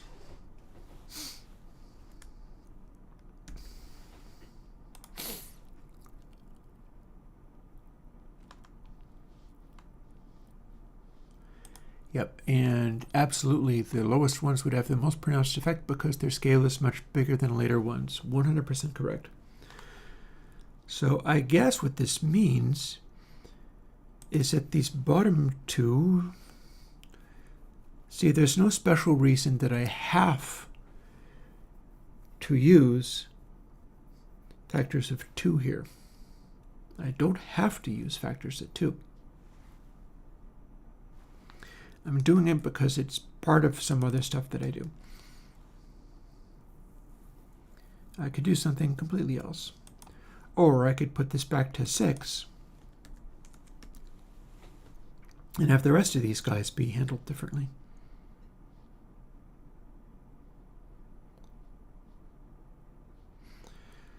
Like, what if the minuses were in fact the accurate values and the pluses are the wonky weird values? Is this closer to what I'm shooting for? Because bear in mind, having it be a variation on a proper sign is probably a good idea. We don't necessarily have to have everything be a wild departure from how things are normally done. I know what I'm looking to see happen. Always forget the fade in. There we go. It's just quite the question of whether it's actually going to do the thing. What do we got this time?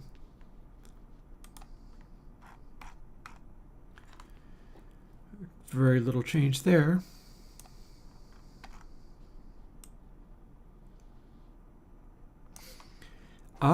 But okay, so this goes into runaway. But look at what we see here. It's going into runaway, it's going into overload. But this area in the crossover is doing what I wanted. And it has to go it has to start getting into wraparound before it's really taken off.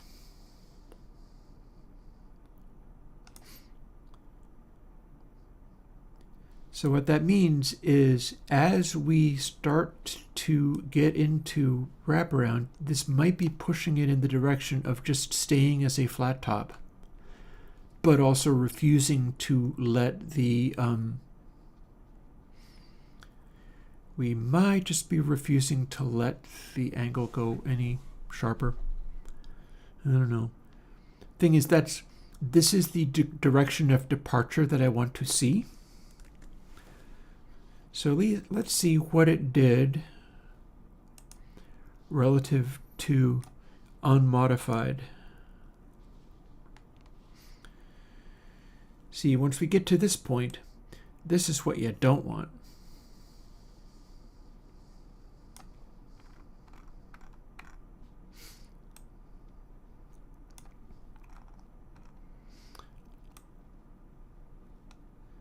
And we've also got this turned way down.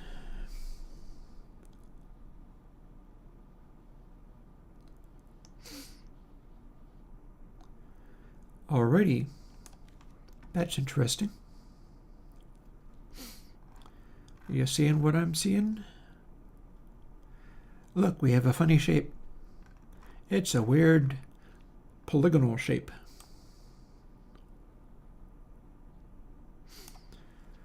Only problem is the steep part of the zero cross is going in the wrong direction again. So that feels less than handy.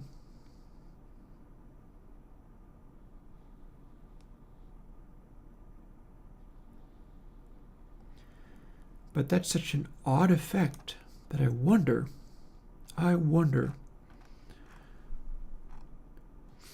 whether it's behaving in a linear style of fashion. Like the direction that it's producing these things. So this area here, I could get a better look at it if I amplify everything a little bit more.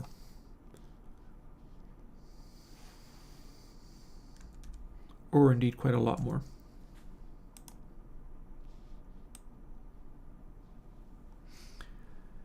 What are we looking at? Remembering I can just clip this at a certain point. It doesn't have to keep doing its thing if I simply clip it.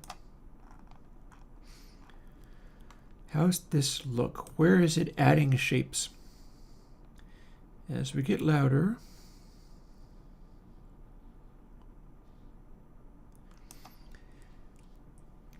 I'm trying to see whether the way that it kind of wiggles and woozles and turns and adds facets, whether there's a point where it's adding a facet by keeping this crossover point flatter.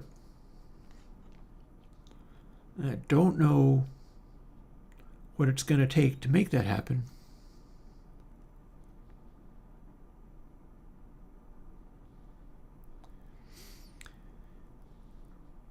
But I do know that this gets sharper, this gets sharper.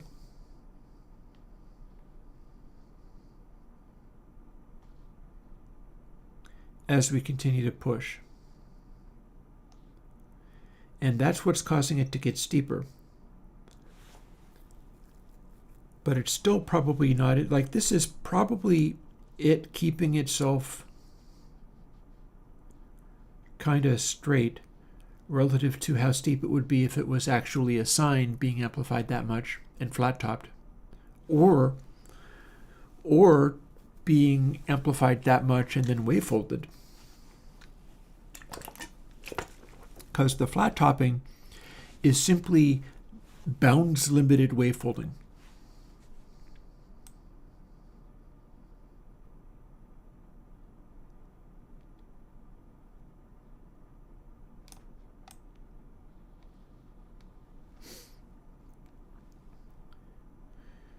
See, we got a nice straight curve. Honestly, that's too shallow.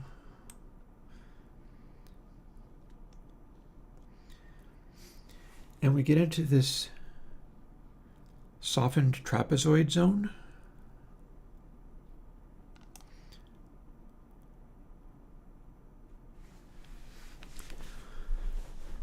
So I'm wondering whether I can accentuate this by further messing with how it departs from reality.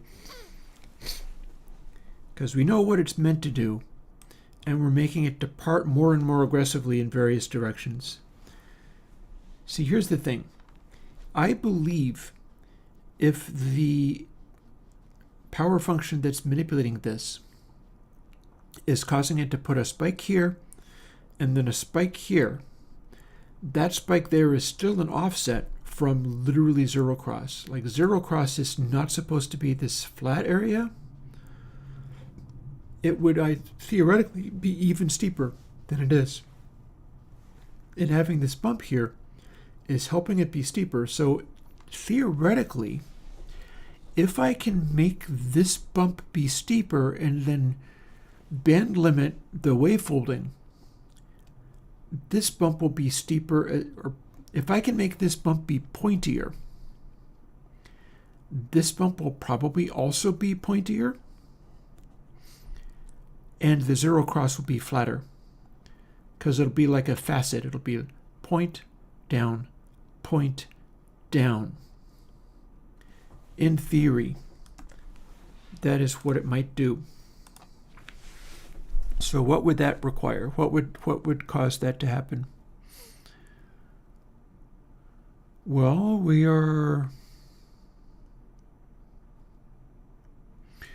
one thing we could do is try to return all of the higher order ones to the correct amount of correction. Because we're actually, hang on. No, we haven't done that yet. This is not the correct. It's this. This one should be this. This one should be that. That one should be that.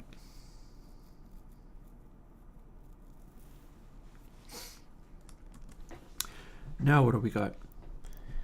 Because only our first set of parameters are actually erring in the direction of both nuts. Well, no, no, that's actually correct. It's only this one that's off. That's interesting. Which suggests that if it's erring in the wrong direction, I can reverse that.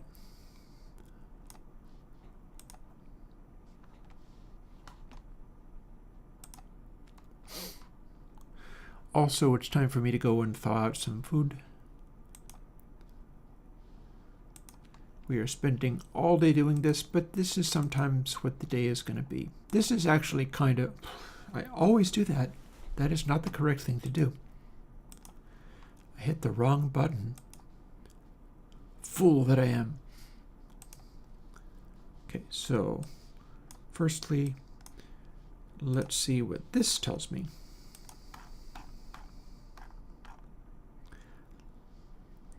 Already, we are still erring in the right direction, and in such a way that it can actually go into runaway.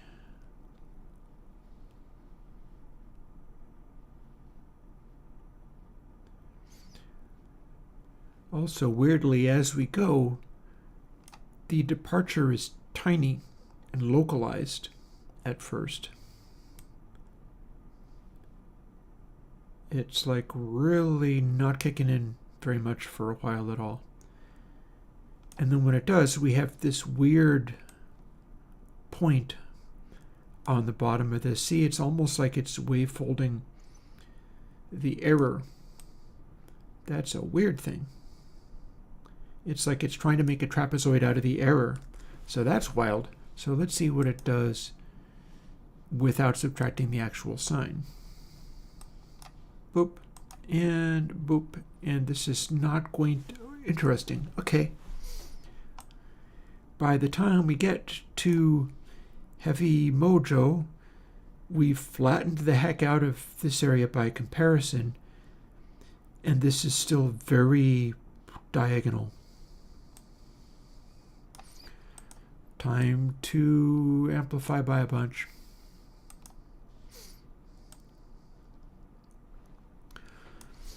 Alrighty. What kinds of shapes do we begin to see?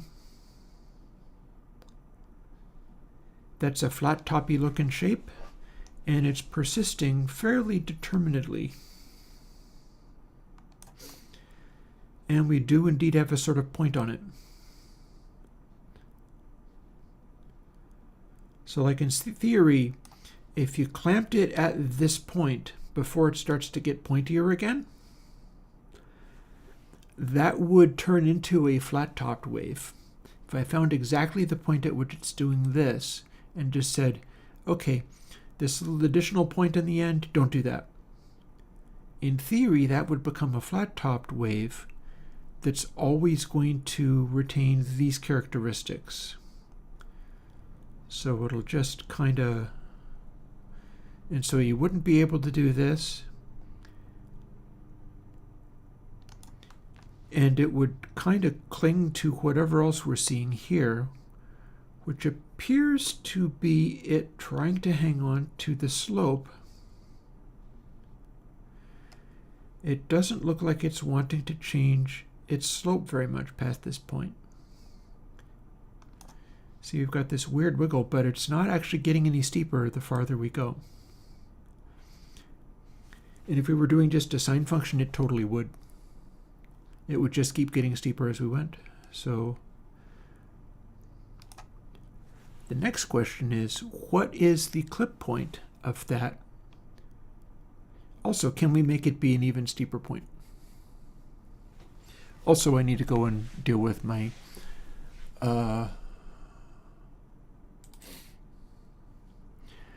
bear with me. I'm going to straight up throw on something random.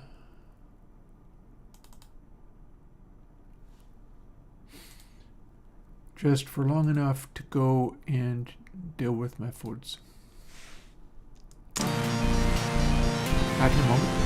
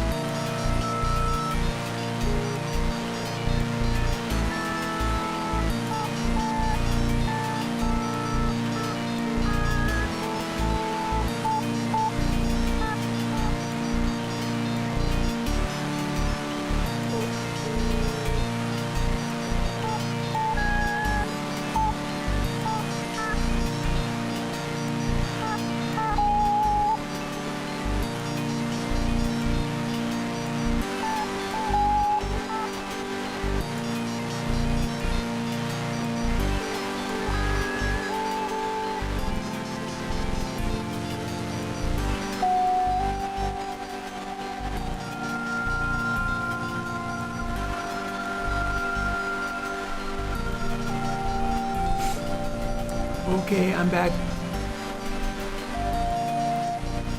So, enough of this.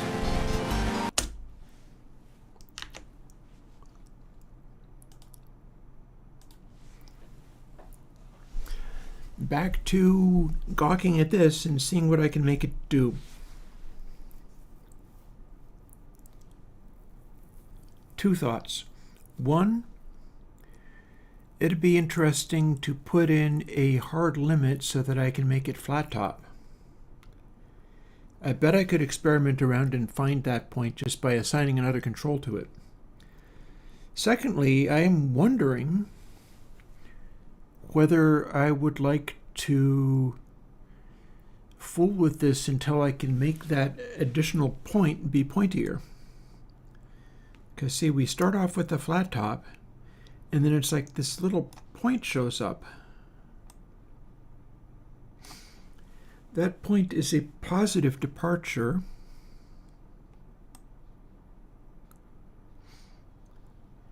And it does seem to like freak out and go this direction.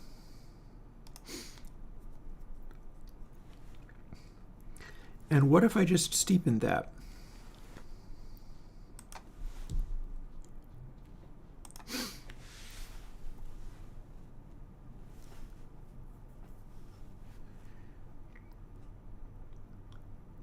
So we're starting with input sample. Everything is the accurate thing except for that the plus is smaller than it would otherwise be.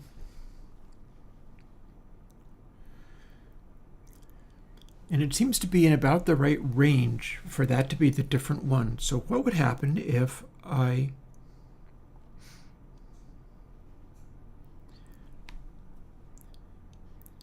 so plus divided by not as much, and then the next minus is divided by more. That would increase the effect.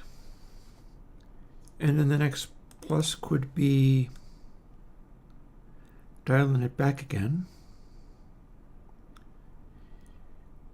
meaning the next plus becomes smaller again.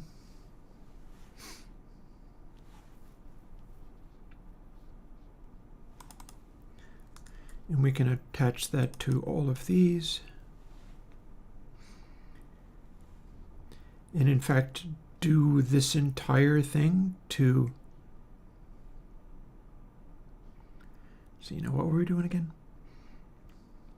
Okay, so let's go from there and see what it did. I feel like I either did the thing that I wanted to do or I did the literal opposite. And it'll be fairly quick and easy to find out. If I did the literal opposite, I can reverse the polarity of my foolishness and have it do something else. And I have not yet applied.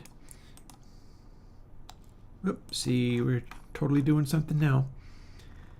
And indeed, we do appear to be seeing departures from what it would otherwise be in the direction I wanted. And it is amplifying itself up in a pretty smooth way. So let's see what it does on the unaltered audio.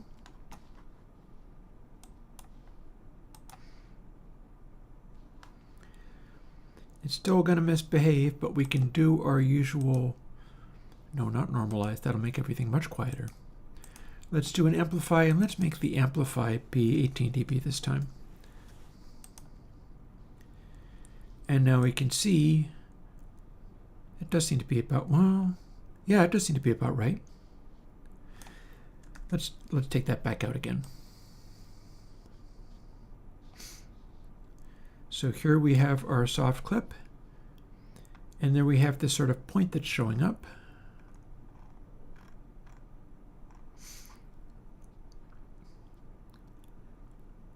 And I feel like the shape it is producing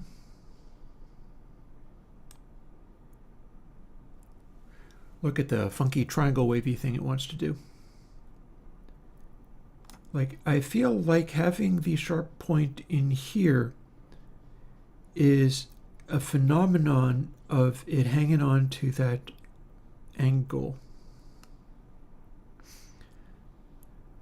Like, it gets steeper, but then the steeperness takes the form of adding a point there and a point there. What the heck? Let us amplify it. We'll go back to the 12th, though, so I can still see what's going on.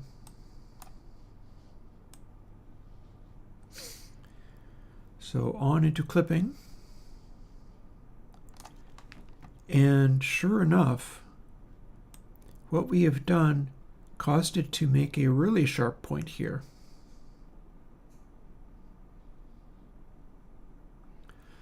So we'd have it flat top at this stage.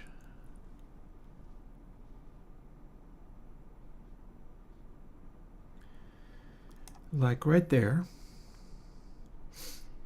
But I'm just trying to figure out whether we have our sharp corner showing up here.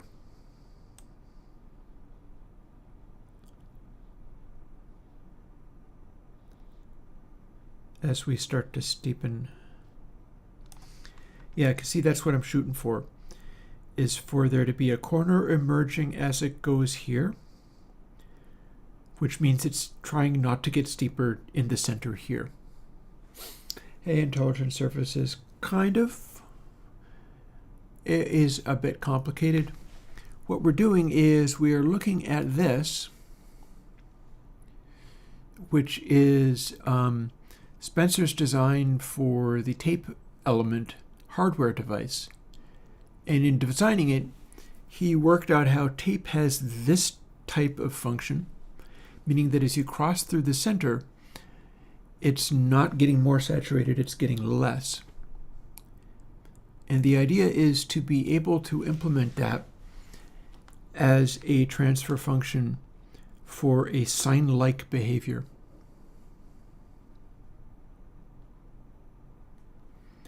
That is the hope. We shall see. And we've currently got a thing where we can go into a soft clip, but it almost immediately starts to depart from what a sine function would do with this sharp little point.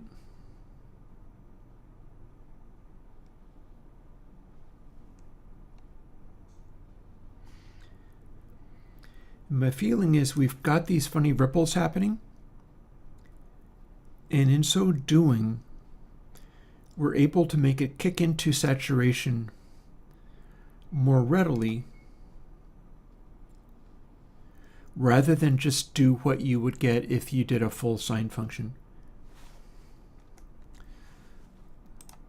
So I'm going to say let's keep playing with this.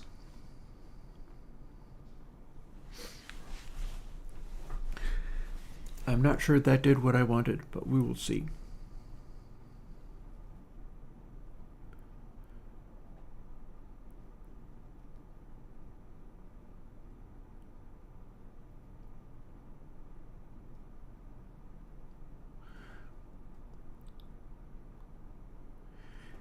I'm wondering what will happen if I get the initial subtract to not be as much. Haven't messed with this in a little while. Initial subtract not as much, plus quite a bit too much.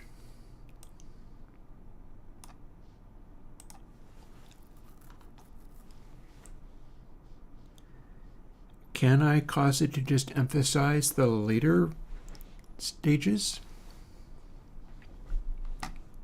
This might not be the way to do it, but I might be on track to find out.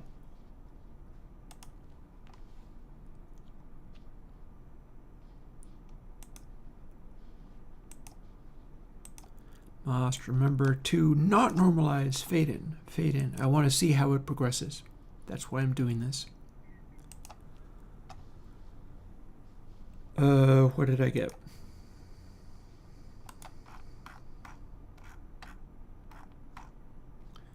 Okay. I got kind of the obvious of what I'd hoped. It's not getting into my flat top nearly as effectively as I wanted it to. See, the places where it's doing what it's doing the opposite of what I wanted.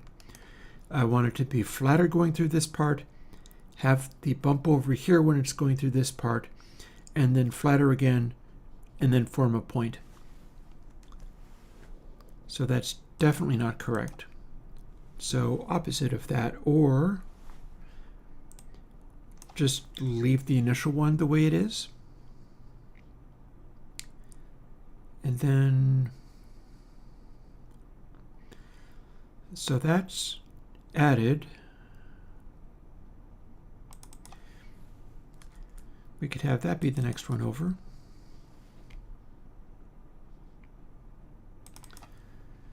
And let's make all of these ones revert to the accurate calculation.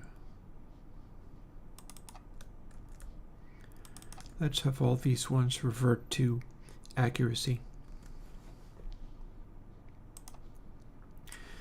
Again, this is the interesting part, is doing these experiments and trying to see what the wave shape is actually doing. Because nobody's done this. This is goofy experimentation. But if I can isolate what these things do to the waveform, I can persuade it to do what I want.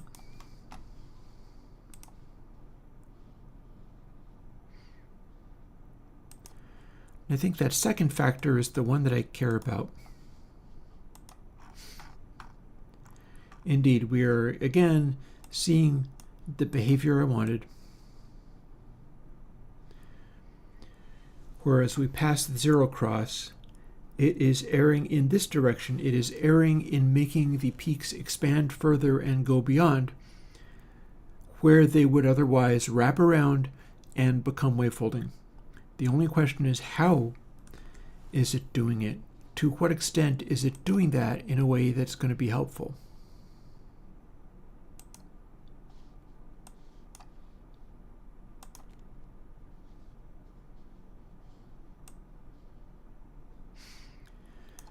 Here we've got another attempt at a triangle.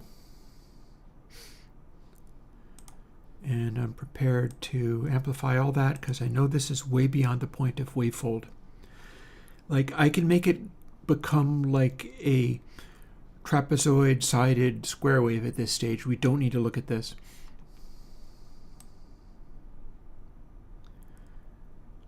But I'm liking what I'm seeing here.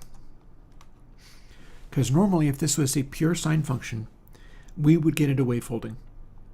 It would go up to here, and it would wrap around and go inverted, and then back out again, and so on. But what I'm seeing is I'm seeing the bump at the top edge, and then it stops bumping and wraps around again. So as I go into distortion, it stays kind of flat for a bit. And then that point starts to emerge. So the point at which it flat tops, ideally I'd be able to design it in such a way that it like does something weird, that like flattening out and then sharply escalates at this stage. And maybe that will be done by taking the further advanced ones and just hyping them up. It's starting to look like what I wanted.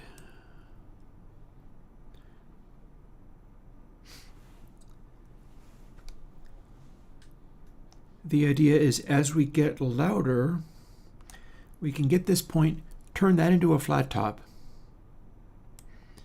and then go beyond. And rather than having this spike emerge, it stays a flat top, but we have this funny little bump showing up on this edge, which is not really consistent. Like, you see the way that shape goes. this is not a sine wave that is ending up being at this peak. This has got a sort of slalom looking thing going on.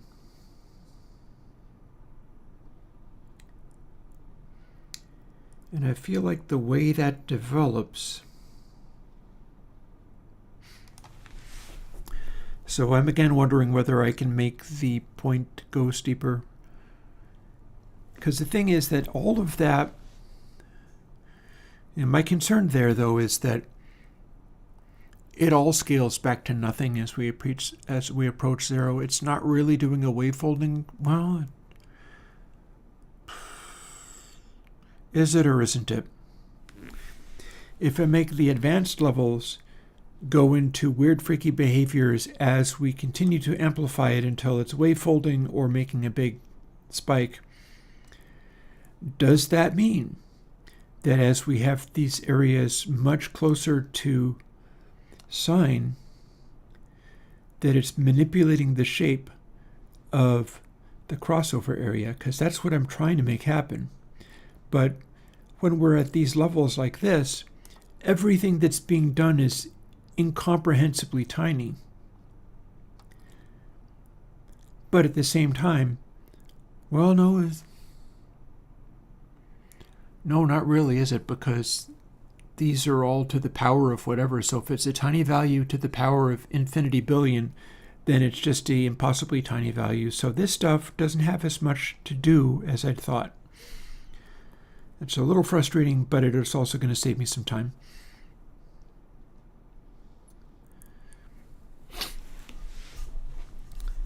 So I'm basically looking for two things.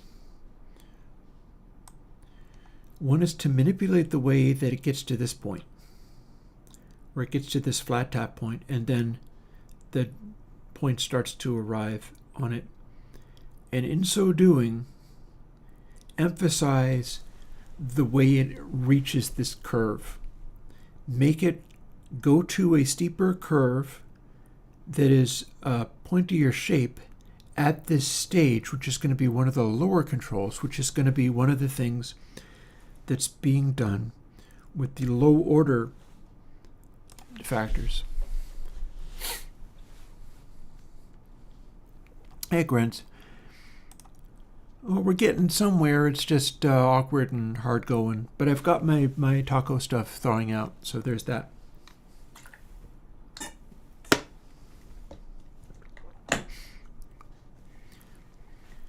So here's where we depart.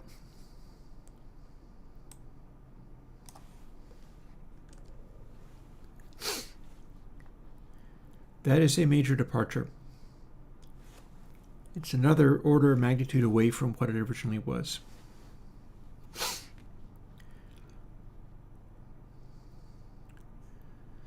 What we can do, knowing that we've just added this major boost, let's just take all of these and have them combine to rein things in. The one way down here, and we can always go and aggravate it even more or have it not be a power of 2. Everything else can be powers of 2 just because of why not, because I enjoy them. And at every step of the way, try to not escalate and go out of control. So minus divided by the larger number plus divided by smaller number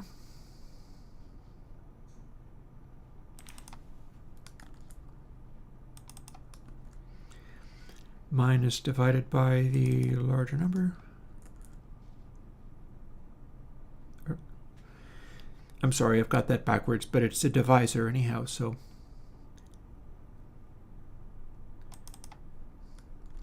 minus ends up producing the smaller number, plus that gets divided by more,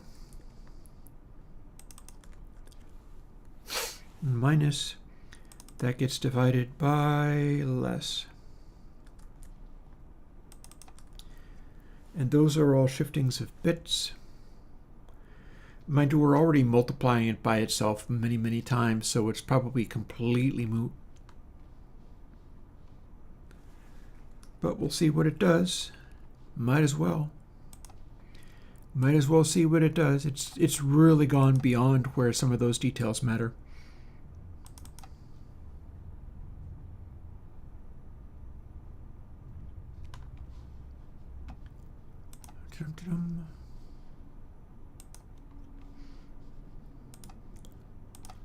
This time I remembered to do fade in. Okay, so having done that, let's double check it against the sign.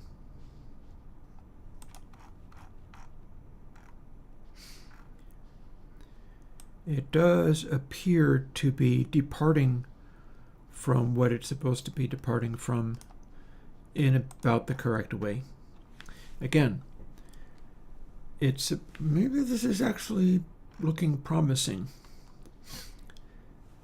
Of course, what we're trying to do is have it go through the center, and then as we continue to go into the saturation, this is counterbalancing the saturation. It's making it go louder while hopefully still being able to wrap. So, time to see what this new arrangement of things did.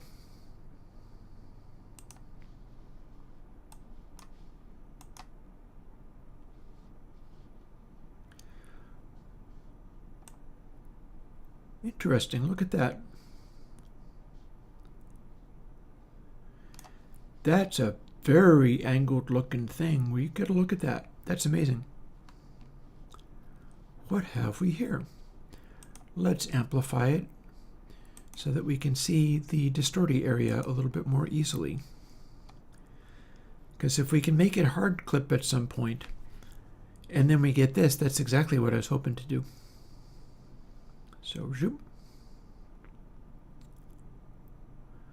Ah, see, there's your problem.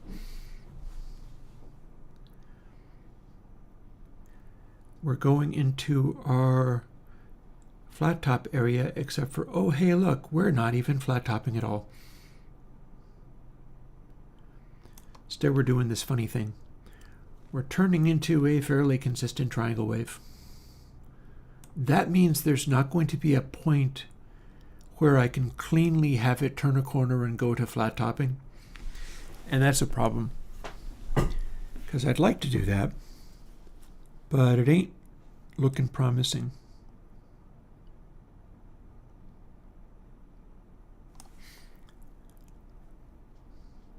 Although one thing I do like about it is how the center sloped area looks to be holding its shape fairly well.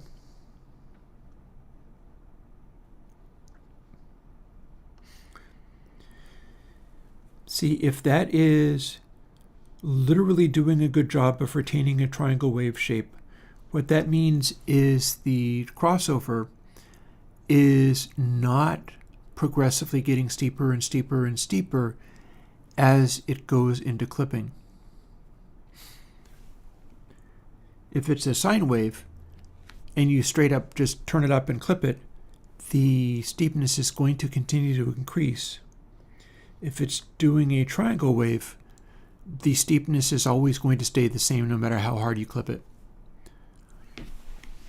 Well, actually, that's going some. That's a little bit too strong. That's a little bit too strong.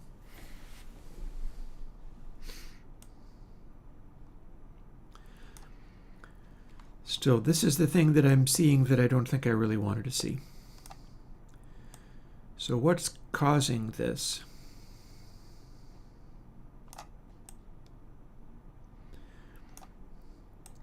And can I make it stop?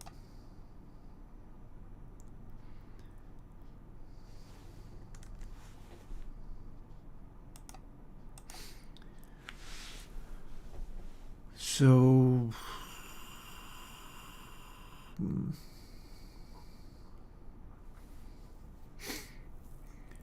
well, one of the things that's causing this is input sample plus x5. I just made it be way too much. If I return it to what the default setting is supposed to be, like the first element was, we've now changed that behavior strikingly.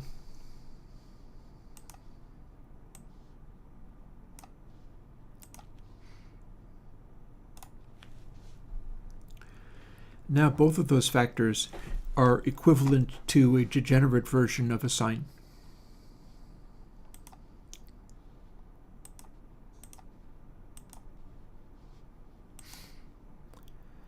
And so if I jump in immediately and do this,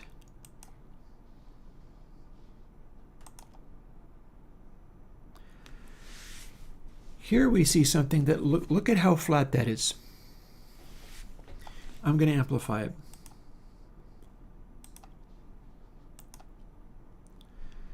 Check that out. See, this is starting to look interesting. In fact, I'm going to amplify it by 18 dB, because I bet it's going to sit in there just fine.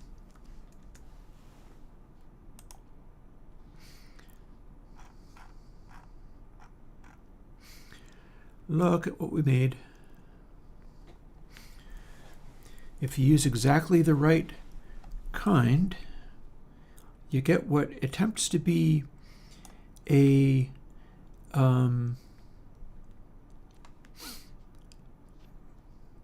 wavefolder,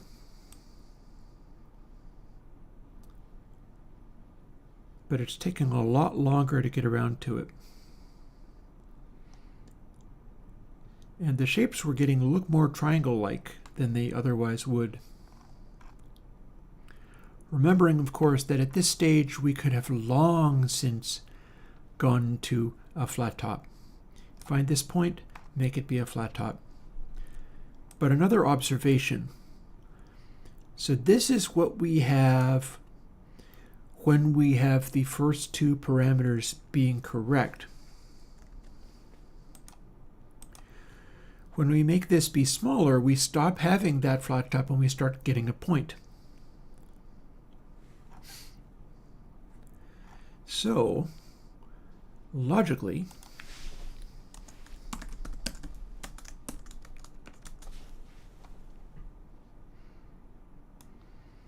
should have just copied that quicker. Param B.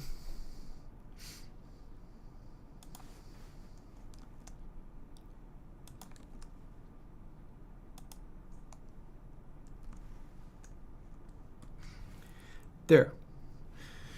So taking it down to 64 is a little over half, and taking it down to 32 is 3/4. Well, now we can dial a point.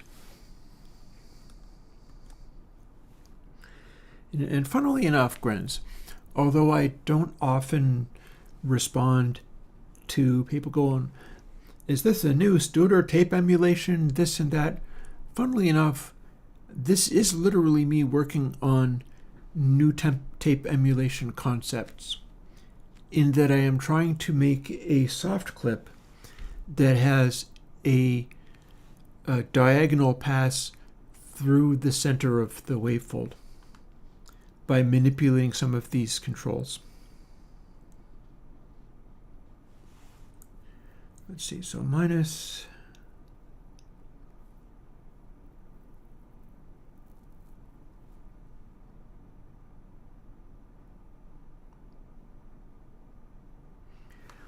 What if this was also scaled by the same amount?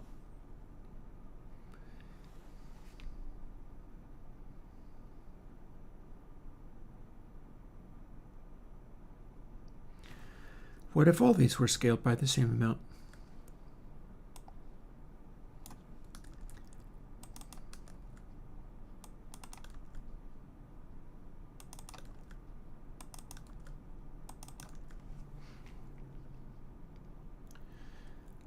And when I say all these, I mean all these.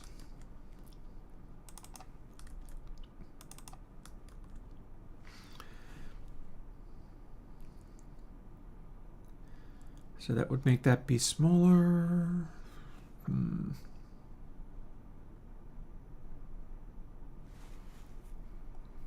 Now I'm becoming skeptical. Well, no matter, let's try it and find out.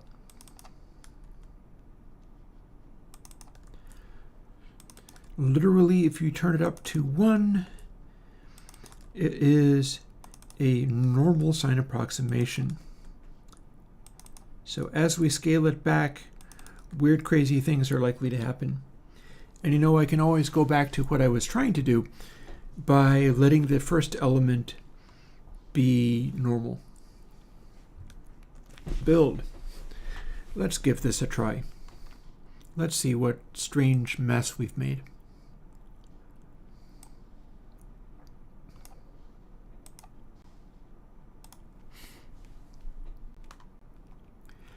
Yeah, my hope is that I can get a funky, tapey quality out of this that can stand alone as a much more basic, like, it could find its way into the distortion part of a 2-tape plugin. But there needs, if this works, there needs to be a really minimal, simple version that is not a full-on tape emulation, that is just distilled essence of vaguely tape-like saturation transfer function. I think it was Intelligent Surface that was talking. Yeah, transfer function. So you nailed it, and that's what I'm trying to do. I'm trying to tailor the tonal qualities of a particular transfer function to get a particular result.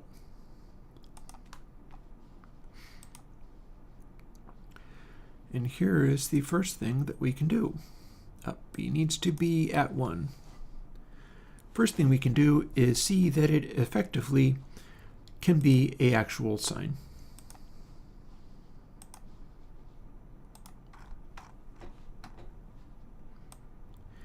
There we are. And it wavefolds, and it wavefolds some more, and there you have it. That is an actual sine algorithm. Or at least as near as, damn it, it's reasonably close.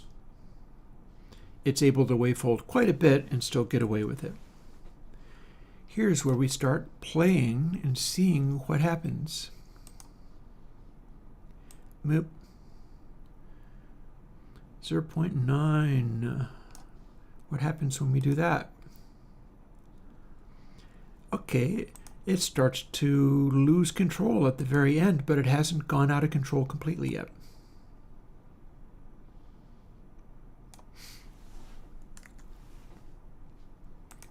Again, let's take it farther. That didn't make as much of a change as I'd hoped. Ooh, golden ratio. You gotta try the golden ratio.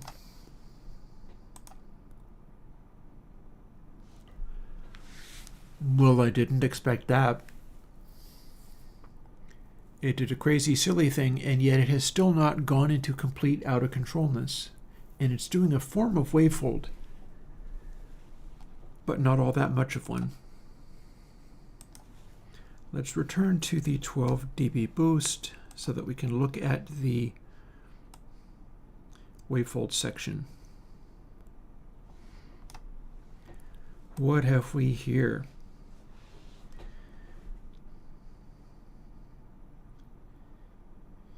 We have a peak point that does not go up after we finished with that. Instead, it starts to go down. But it does have a trapezoidal look to it. I like that. I like that a lot. And we gradually start wavefolding in until we reach a neat frequency doubling. It's all at the same amplitude because that's what you get with a wavefold. It's not actually going to get any louder until it goes past the wavefold point and then cannot control itself and begins to escalate. Otherwise, it would just keep wavefolding and you would never get beyond that amplitude. Neat. So back to this again. So we had 0.5 as a point where it went out of control, I think. And then 0. See, here's the thing. It's like if sometimes it goes to where it wavefolds and the peak goes down and then starts to wrap, and sometimes it goes through not achieving a wavefold where it goes to this point and then continues to get louder. Surely there's a point in the middle there where it tries to do both, and it just flat tops and stays flat top and stays flat top, and then maybe explodes or freaks out or something. So what's it going to take to get there?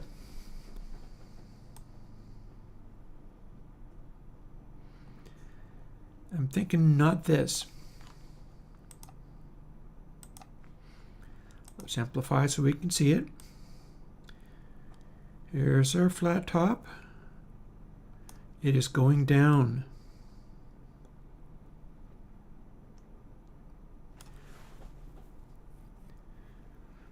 Maybe it's just the fact that I'm scaling everything now. So let's dial this the heck back. We are scaling literally everything. If I do not scale this one, this is the first one, we'll leave it alone. But then all the rest of these ones are being scaled. Let's see whether we can get it so that it just starts to go flat and just stays flat until all of a sudden, bloop, it freaks out. Because in theory, maybe we can make this algorithm do that. That would be wild and interesting and fascinating if we could make that happen. I don't know, but that would be, I feel, a real breakthrough. And again, I'm pretty sure nobody's done this because this is a silly-ass thing to do. You'd have to have very specific things you were trying to make happen and very loose ideas about how you'd make it happen. But that's exactly where I'm at, so we're going to find out together. The last 10 minutes of stream, technically the last 12 minutes of stream or so. Bada boom, what have we got? Well, that's interesting. That flattened out pretty good. No, normalize is not the correct thing. I'm constantly hitting the wrong buttons. That's because I'm a little fried. I'm a little tired. So that's amusing looking. Zoop. As we get louder,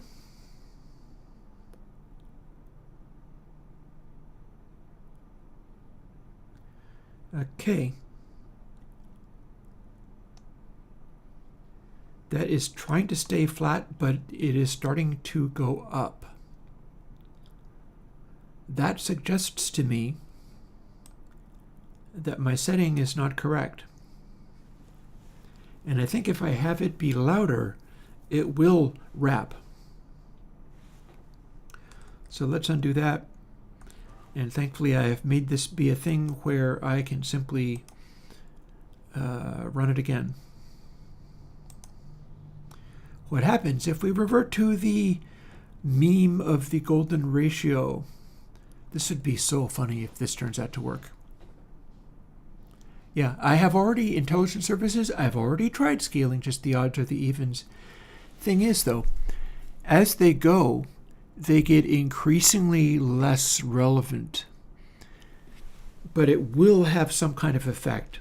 So it's basically just like, as we go into the wrap point, we're kind of juggling them against each other.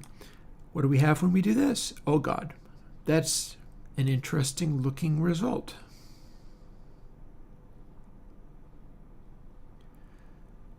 That is hanging on to a flat top for a horrifyingly long time. Oh my God. Could it be that the golden ratio is in fact the ultimate solution to this crazy problem? We'll look at that. Okay, let's amplify it.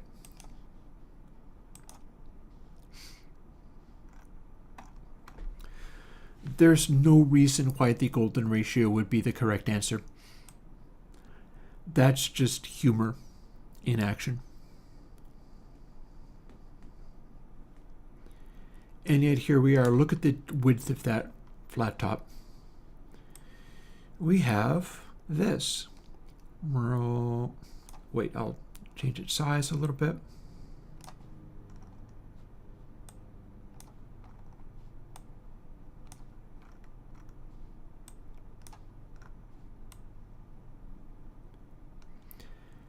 flat top, which just continues to continue, and so on. And then finally it gets to this point where it starts to produce a little dot on the top.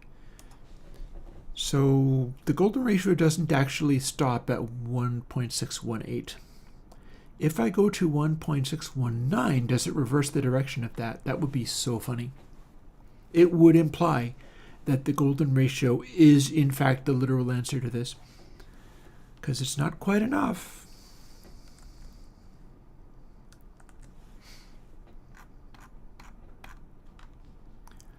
Let's find out. And it's possible that it is not actually that, but this would be so frickin' funny. 0.619. Just over the golden ratio. So if this turns around and starts making a flat top that hangs out for an incredibly long time and then starts to wrap around and wavefold, that has profound implications in what I'm supposed to be doing with this craziness. I don't think it did it. I don't think it did it. But we're going to find out.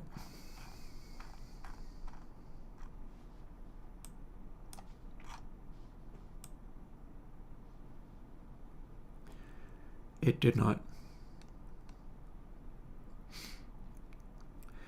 Okay, so the next thing that is to happen is it's time to forget that the golden ratio, as amusing as that would have been, I guess that's just not how it rolls. If we continue to increase this value, we should get to a point where it does this flat top thing, and then this dot goes the other direction when it starts wrapping into the center again. If I can make it do that, if I can zero in on exactly the number that needs to be, then I can make it be a flat top and then also clip it to that point.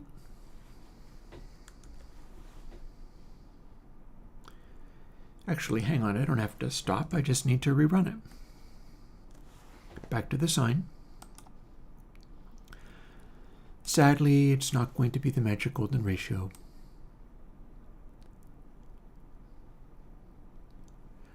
Let's see if it happens to be the number of resonance for getting a Butterworth filter. You never can tell with these things. Maybe there are strange alignments with stuff.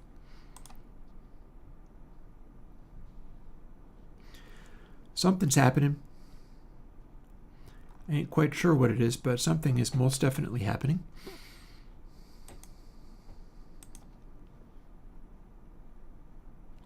Normalize is in fact not what I want.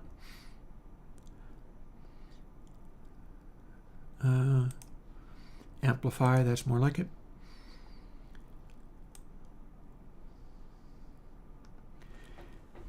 And that is indeed a flat top where the flat top wraps back down again, although it's starting to ripple. So there's going to be a setting at which point this makes a straight line that just stays straight as I keep pushing it in this direction.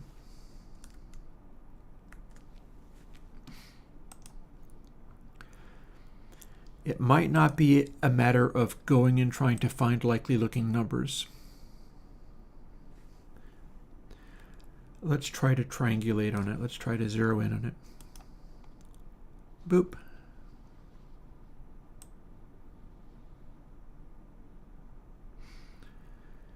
Okay, that goes up. So undo.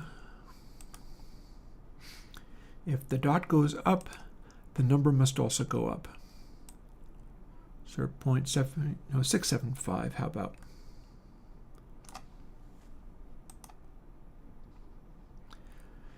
If the dot goes up, then the number must go up. This one I'm going to have to zoom in on it a little bit to see what we got. There's our flat top, and the tip goes down rather than up. So that means that number has to go down a little bit now. 2 undos this time. And the number goes down, let's say to 670. Oh, okay, that'd be funny. Turns out this happens to be the one. We'll find out. It's just mathematics. Okay, not quite. There's our flat top, and it is going down, so the number needs to go up from there. It is not actually going to be the notorious number of the beast after all, which is fine. Amusing likely numbers. How about my birth year, 68?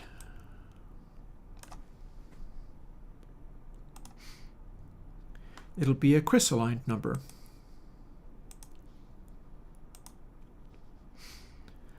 Let's see what that looks like. Here's our flat top. It is going down by the tiniest little amount. See? Boop, going down. So I need to find the spot where it's going up.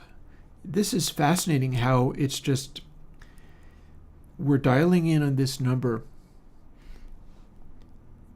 So if it's going down, our number is not big enough, so it needs to be slightly higher. So yeah, 669. Nice. Let's see how nice it is.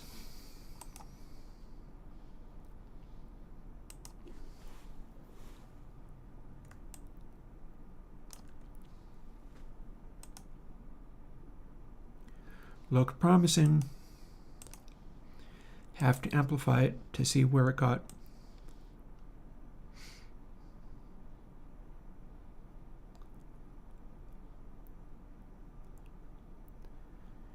It is breaking down as it goes. I'm liking the way this is shaping up. This is really going in a direction I like.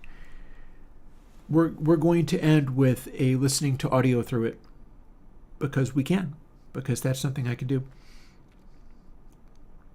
But for now, we're going to undo those things and see whether 670.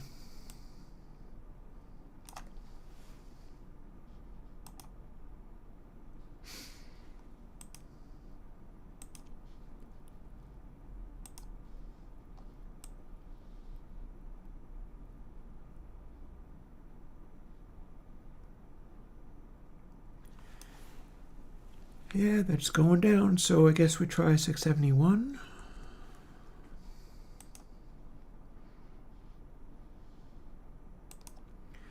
I think I'm getting this right. Yeah.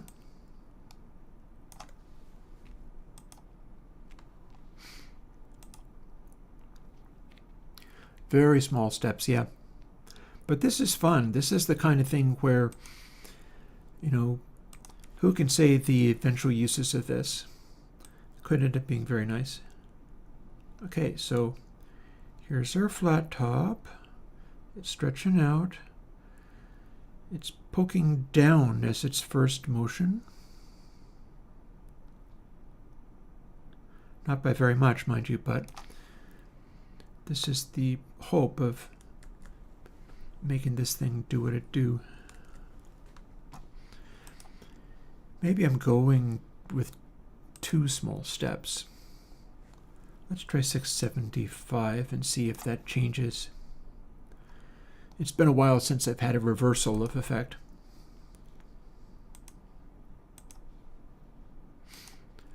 Ooh. And as usual, I'm getting too engaged with all of this, but what the hey? Yeah. We're still peeking down rather than going up. Although I do appreciate how smooth of a change it's making.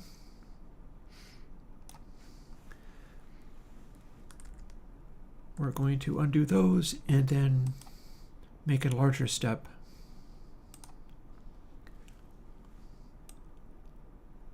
How about 6/8?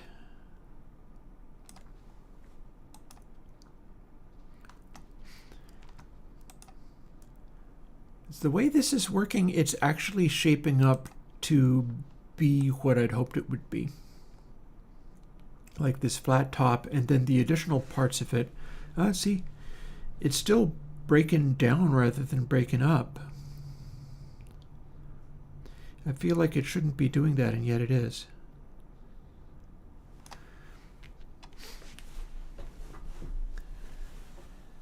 Or maybe I'm just taking it the wrong direction. Let's explore that assumption. Maybe I've got that all wrong.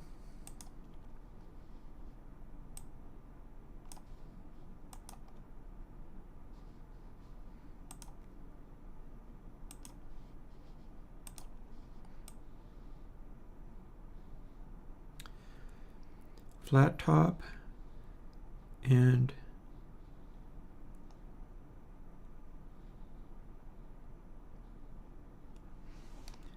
the flat top kind of rounds off,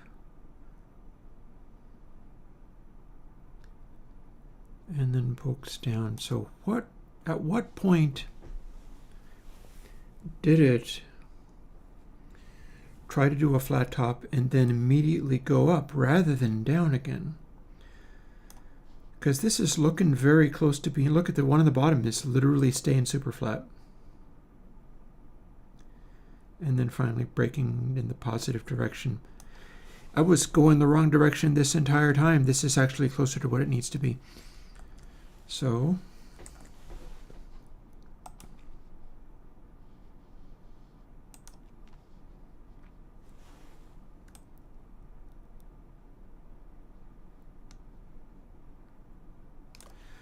five, 9, because we're very close. We're very, very close.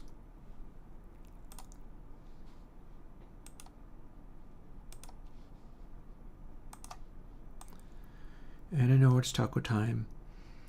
I'm a naughty. I should behave better. Looky there. First thing you see is it peaks up just a bit. And if you increase the number, it will go down. So logically,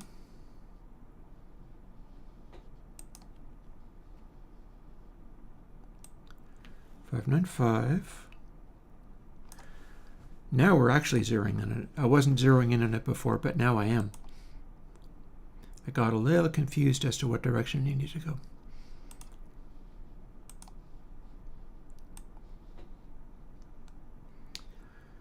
Flat top, and down it goes. And then back up again. Very little change there.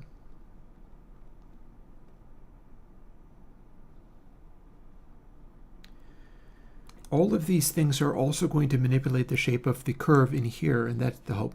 That is the hope. So let's see.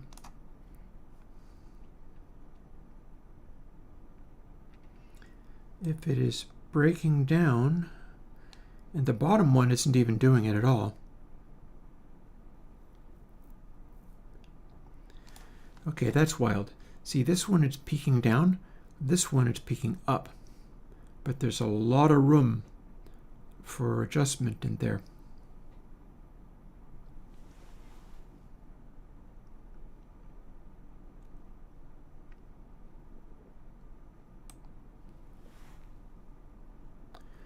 It's like we hit the flat top point here, and then beyond that, nothing, it doesn't matter. So firstly, I undo all these things and go and check out what I had.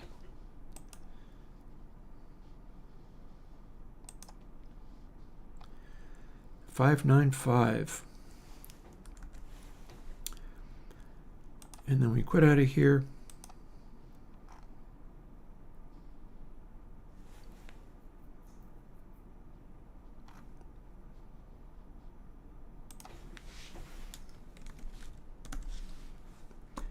punch that in. I can worry about dealing with that later.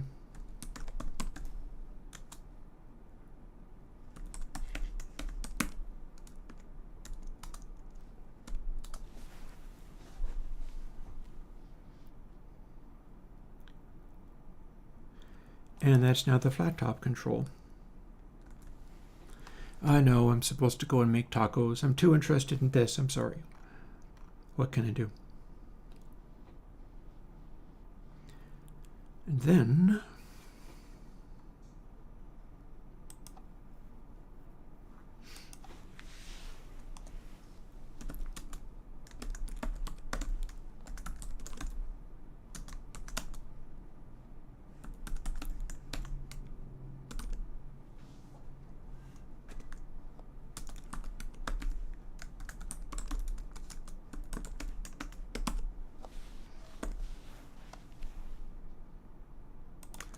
straighten that out, and then we do the other one.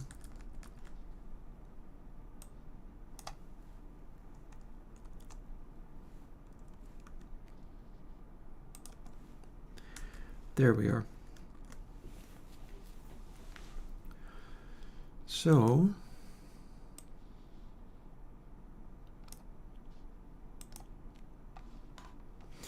I am hungry. I do want my tacos, but I super want to play with this.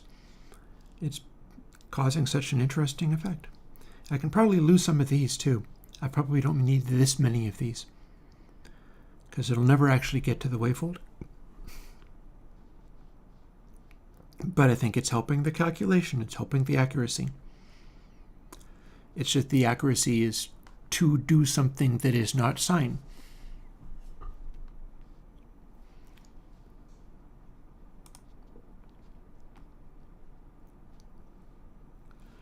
Let's go.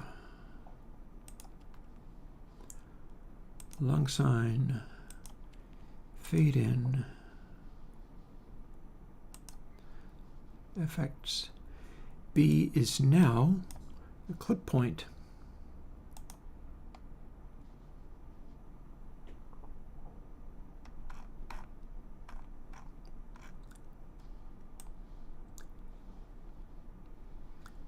See, it needs to be larger than that.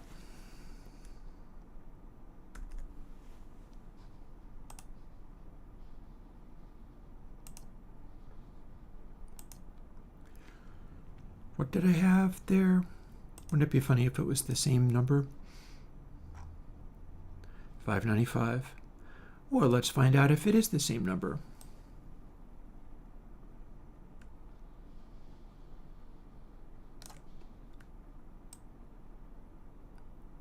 I bet it's not. There's no good reason that it would be. Oh, it's clearly not. Nope, nope, nope.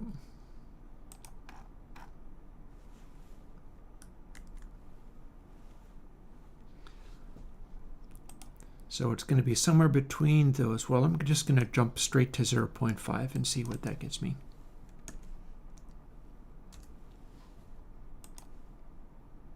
Nope. Needs to be smaller.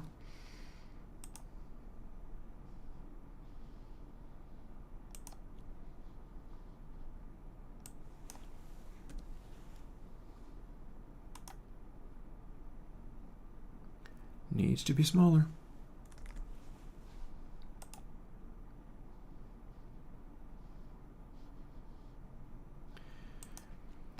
I maybe should check my code a little bit too.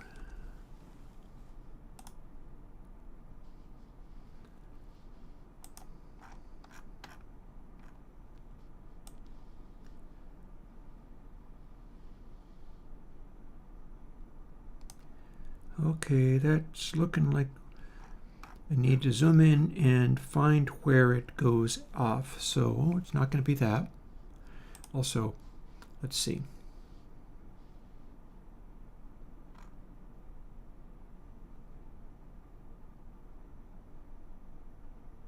Oh, I should do this differently. Give me a second.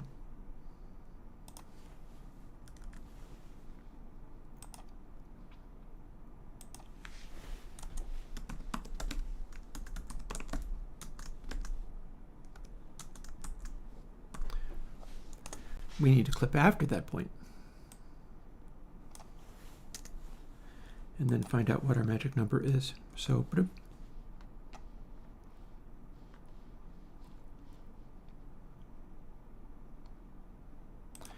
I guess we can find out if it's like 1 or something. I do not think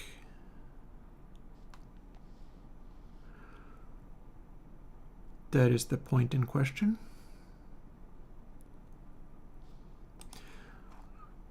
Let's adjust this just to be sure.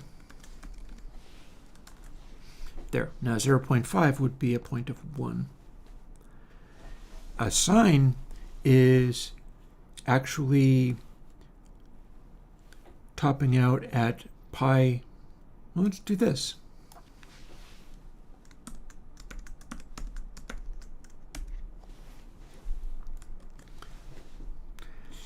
Max flat top is literally 1.57, etc., etc. It could just be that our point here is still pi related. It's kind of a sine factor. We shall see. Wouldn't be that shocking if it ended up settling to the same thing. Oh man, I'm going to enjoy my tacos so much because I tell you, I am ravenous. I guess you burn energy thinking too hard. It's clearly what was happening here. So, pi. Excuse me. Boop. And what have we here? It needs to be higher than pi, clearly. That is a flat top, but it's not a nice transition.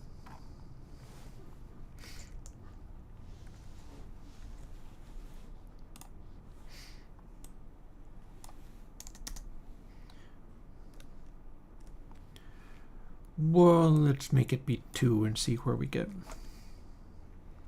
This will at least be nice and neat.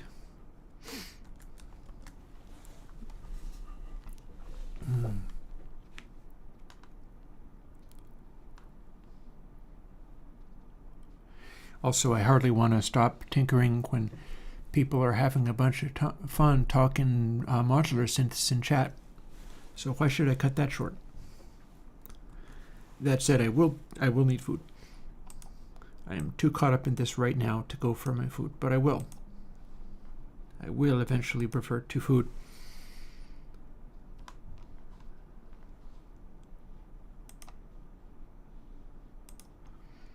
Here's our sine. Here's our fade. The rest of this stuff is set up correctly. And we are set to, that's actually 2 rather than 1. Interesting. What have we here?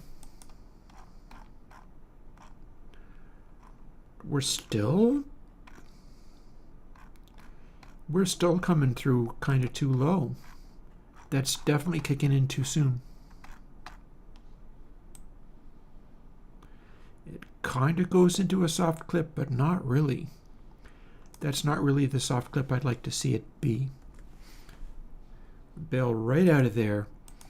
And now we're going to go straight to mpi.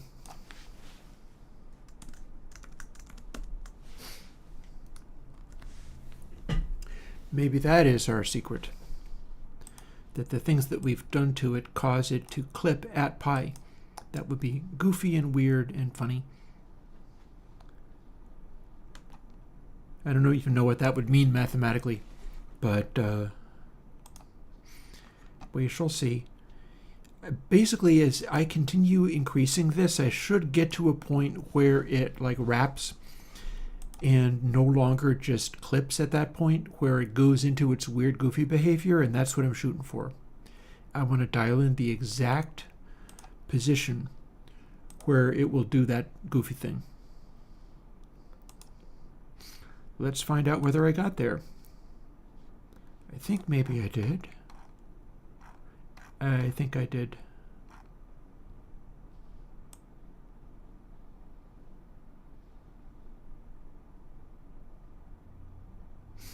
Yep,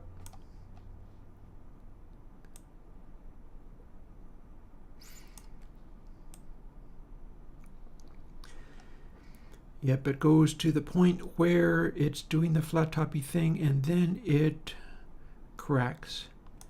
And it's around here.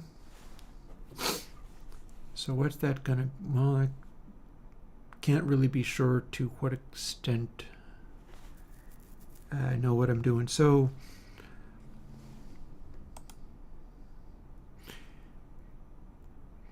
I'm going to be looking. Well, that doesn't seem good. Well, that's harmless though. I'm going to be looking for the point where the top of the waveform does its little depart from square. So that's around here somewhere.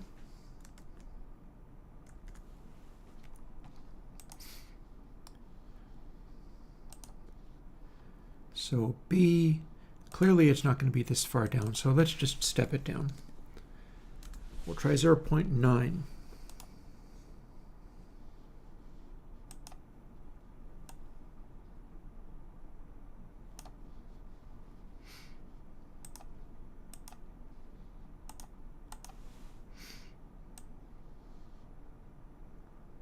Up. I see a ripple on top of the wave. We're trying to avoid that, although it's doing a pretty good job of keeping pretty much at that position. But see how we've got little irregularities in here? That's what I'm trying to avoid. So it needs to get up to this point. First appearance of a ripple.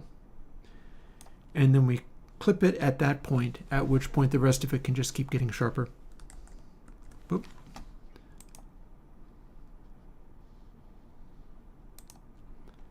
Step downwards 0.8 of pi.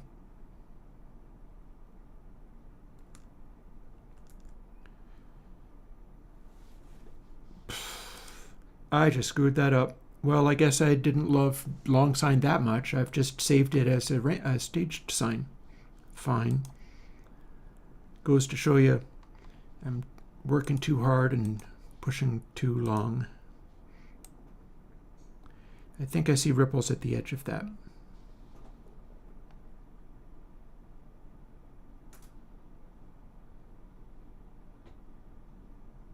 Yep. It's dipping down.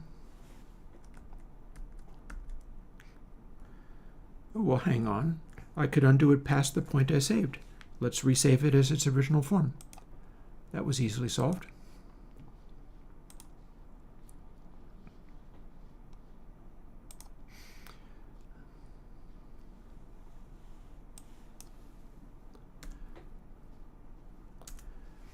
Let's step that downwards even more and see where we've got to.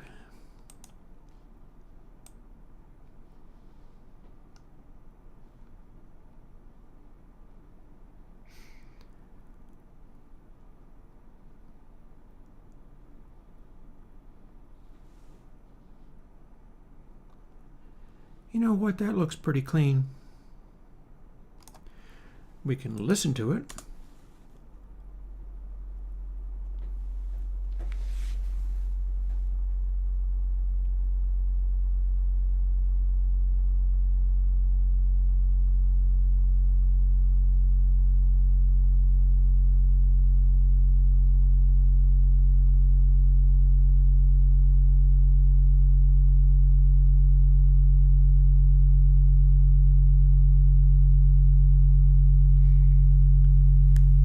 Here's how it sounds as we clip harder and harder and harder.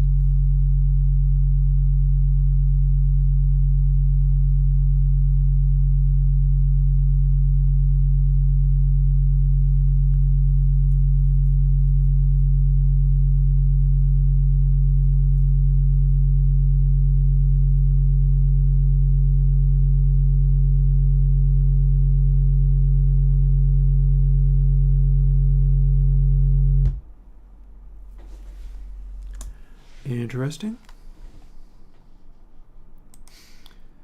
So that was on setting 0.6. Oh, wouldn't it be funny as hell if it turned out to be 0.595, but of a pi?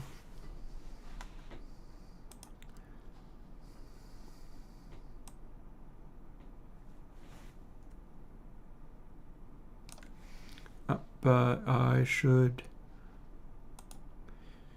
can apply it again. That was not going to hurt anything. But then I'm going to undo everything and start over. Oh, you could see a spectrum. Why not? Yeah, I know I promised I would give myself tacos, but this is too damn fun. I haven't even played music through this yet. That's going to be wild.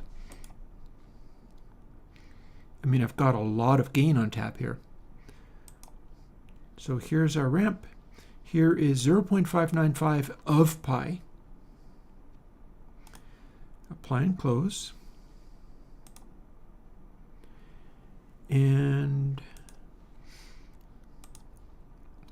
amplify.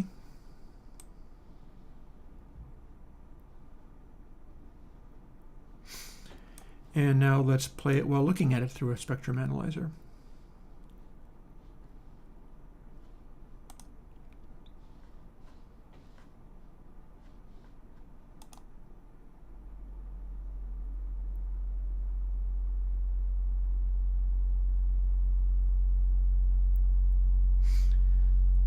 Seems pretty clean up here.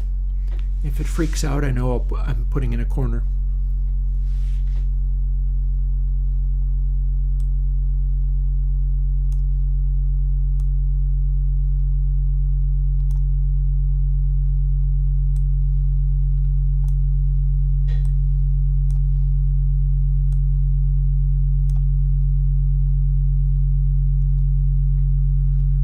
Might be getting corners in there.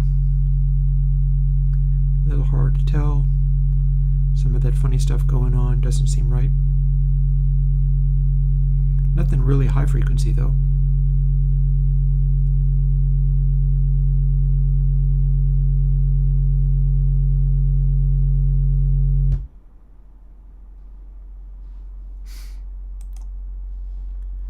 Okay, you stop. And you undo, and then undo again. And let's see whether we can dial this in. I think I had it at 6, yeah?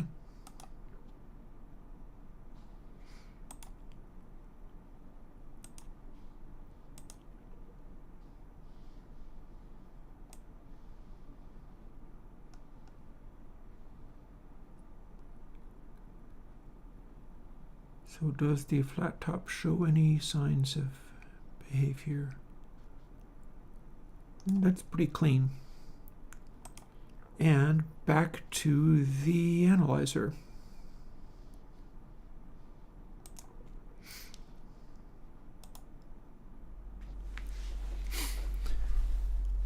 So maybe this time it'll do its thing, but not have as many higher frequencies show up.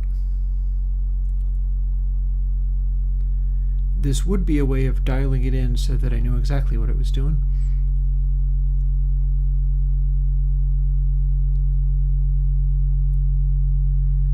Okay, something showed up.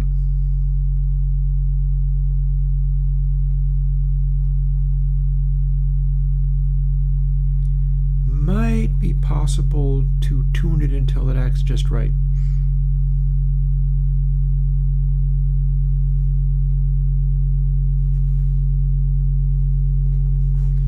I want to take a moment and see what it looks like when I know I'm not actually hard clipping any of it.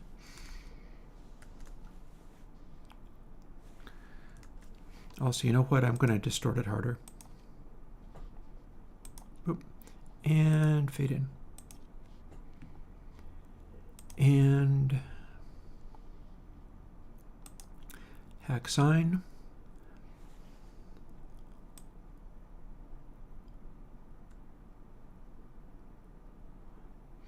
And let's just call it the golden ratio of pi. Double or fun. At this stage, we should be able to see whether it's doing anything freaky. And as we go into this point, we should see hints of ripple up at the top. Although, funnily enough, I'm not sure I do. Wouldn't that be funny if it was literally golden ratio of pi is, in fact, the correct answer for that? It's looking a little bit like that's what it is. I'm just saying. Let's find out. That's certainly a little bit louder than we had it.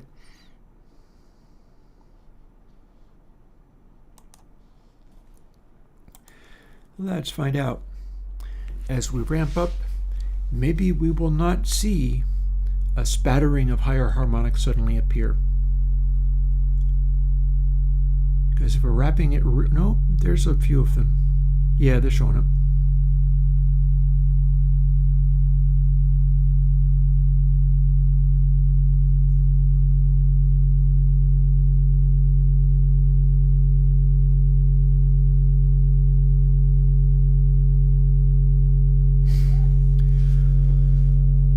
Well, shucks, you know what we need to do?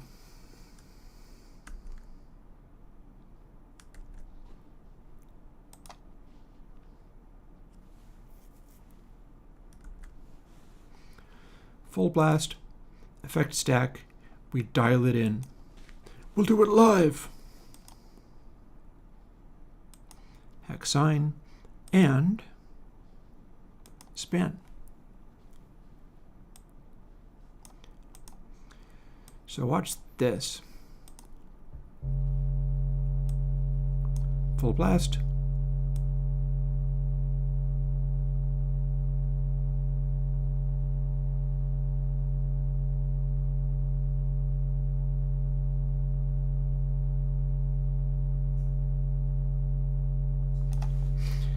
And then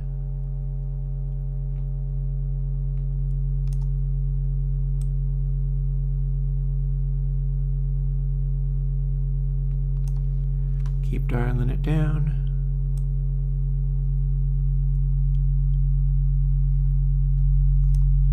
As we cool off the volume.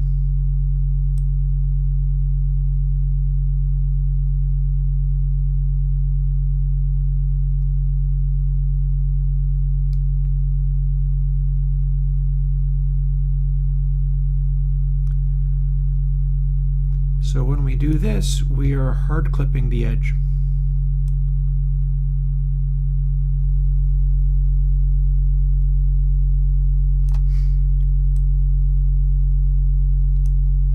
When we do that, we are not hard clipping the edge. I know, right? I'm going to get tacos out of the processor when I'm done with this. It's responding very slowly. Up, there's a hard clip. 0.594.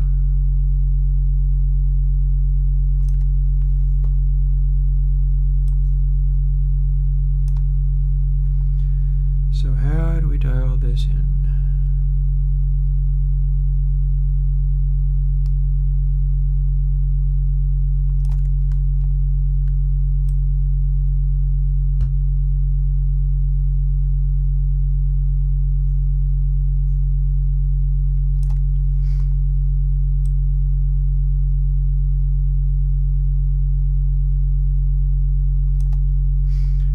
Make it a little quieter. 607, that is. I hear a noise there.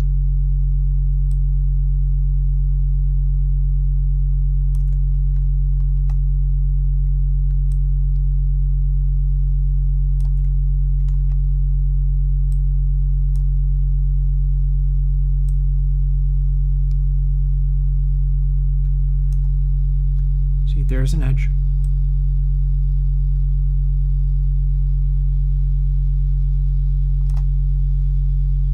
No, that's my window rattling. What am I doing?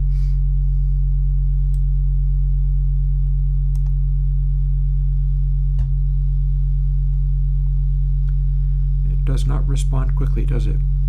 We're really chugging.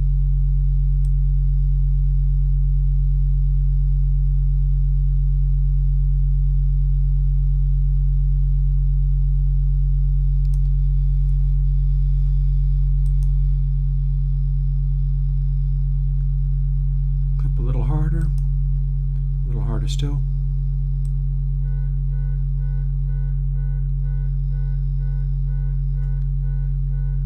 Man, it's so loud, I'm setting off car alarms.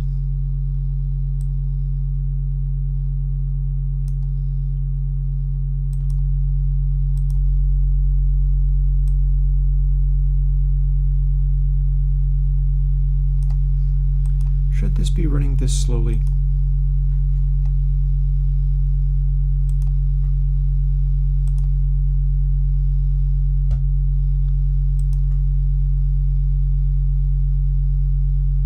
Well, that's not very helpful. That's even slower. Poor old computer doesn't know what it's doing.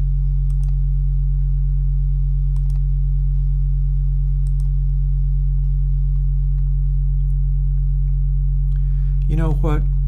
I think we're close enough.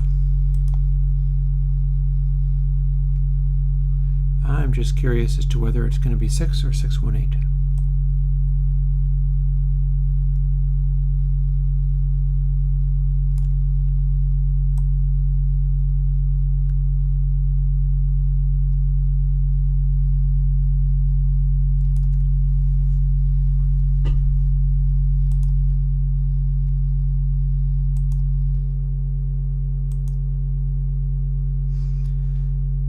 Yeah.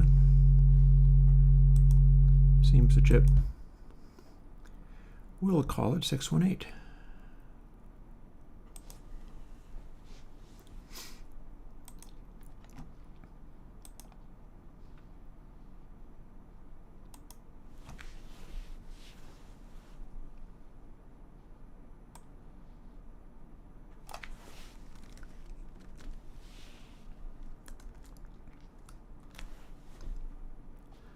Bada bing.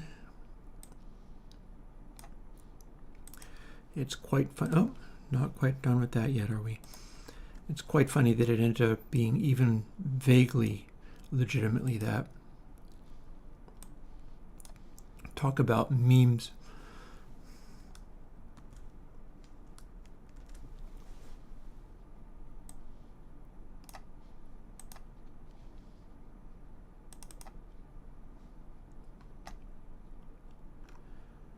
So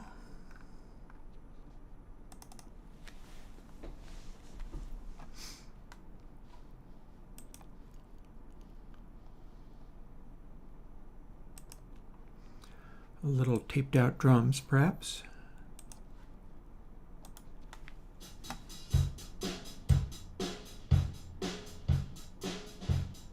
Wait, that can't be right.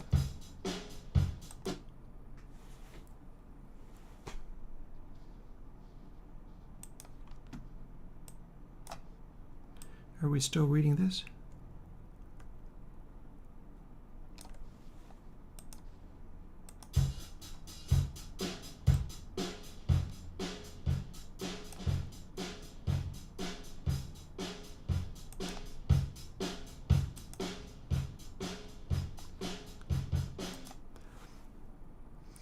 Why is that not more distorted? Is it just the magic secrets of tape sound making it not sound as distorted as it is, or have we got something else going on? I thought I had a lot of gain on tap. And I am... Oh, I know what happened. So this is going to be interesting. I'm going to blow your mind with this one.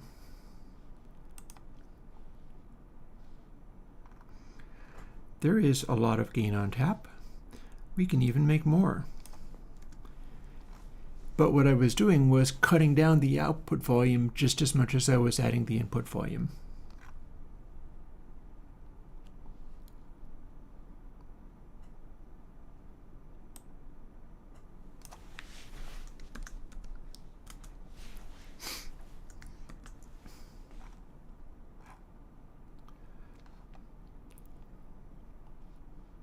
Wait, we're already using B. C.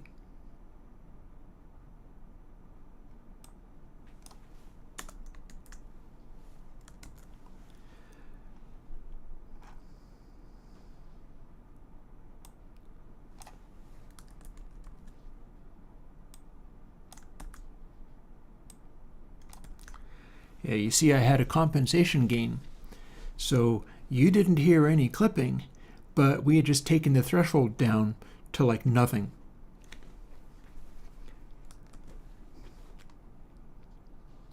This time, we should get some interesting results. In fact, I'm so confident that I will quit again.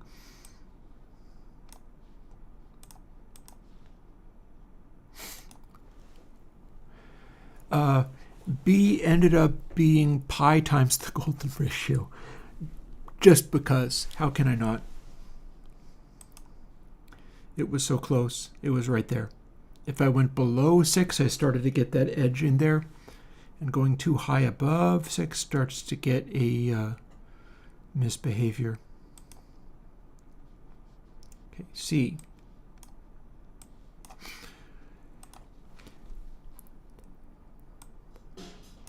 So you can do this.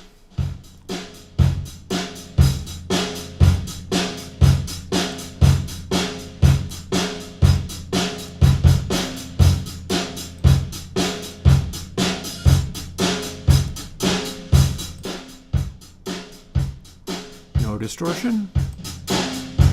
All the distortion. And then let's do that. I didn't need to quit that. On actual, I attempted to try Alien Kittens. Wouldn't that be funny? Shall we? This is purely a transfer function distortion. I don't remember. I think we coded in. I can check. I don't see why I shouldn't check.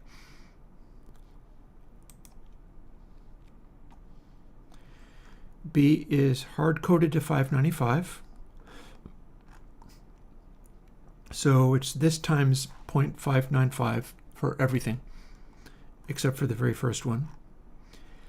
And flat top is also hard-coded, and the only things that are working are the gain, which we can have lots of, A output gain, which is C, Y, which is not doing anything because Y is where we add the input tick. And we're not doing that. And Z is dry wet.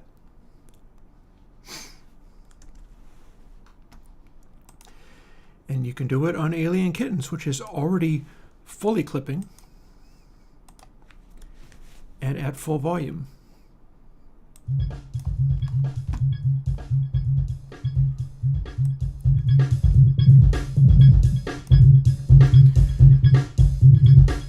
So Alien Kittens into tape distortion.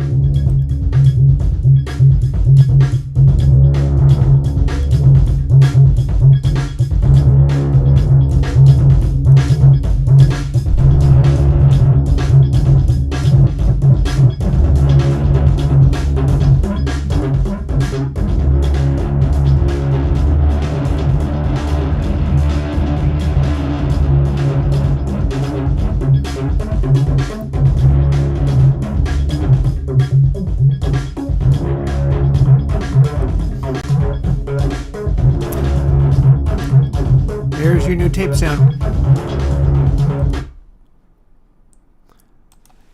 Let's do a rock track.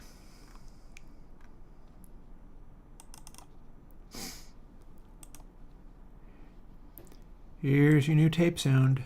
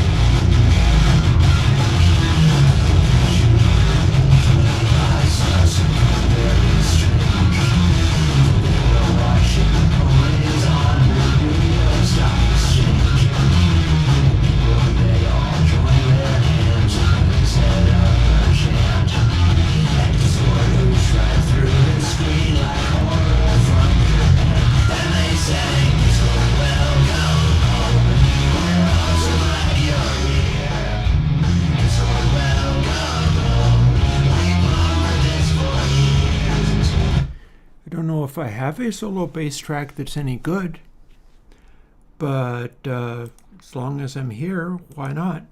It's almost time for dinner. Here I've got C-Rick Bass A. This is 2 bass tracks.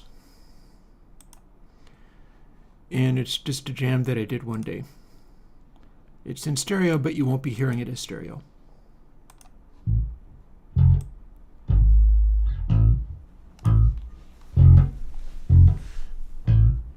So, complete overload and saturation.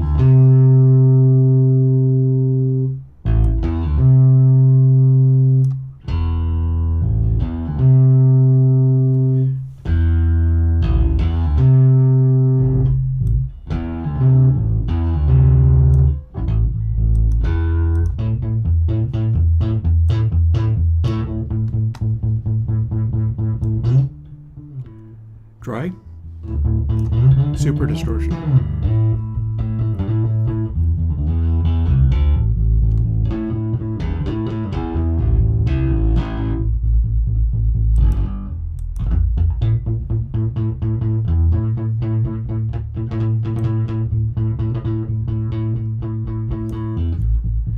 And here's what you get without quite as much distortion, but still rather a lot.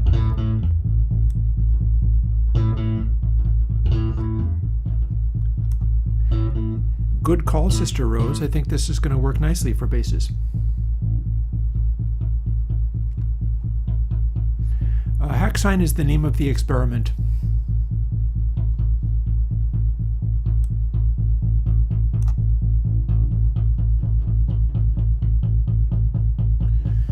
This has definitely got a beefiness to it. I mean, damn.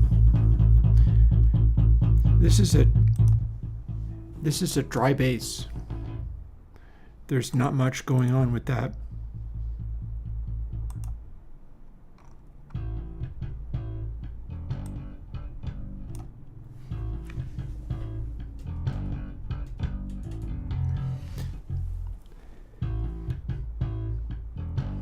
So that is completely dry.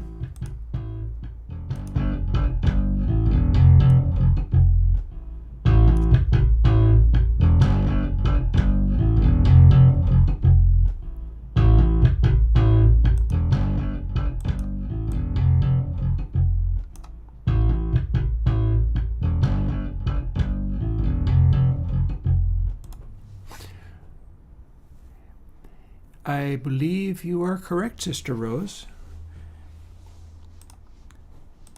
Actually, this is both of the pickups of the Rick.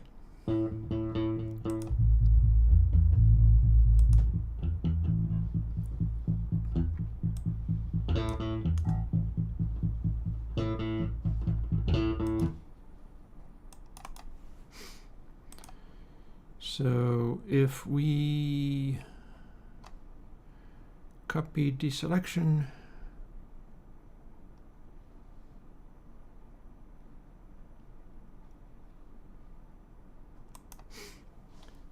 there we are.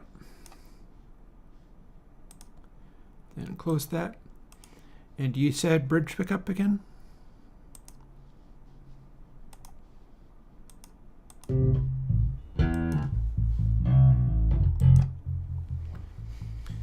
So this is the DI bridge pickup all by itself. Wait, one thing I could do is normalize.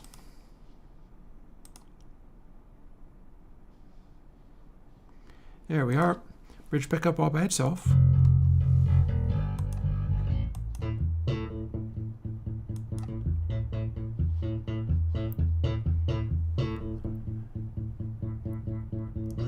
There's the bridge pickup.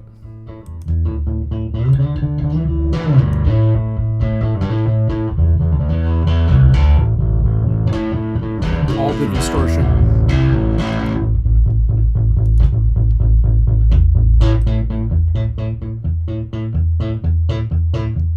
Yeah, all you have to do is distort it a little bit into this.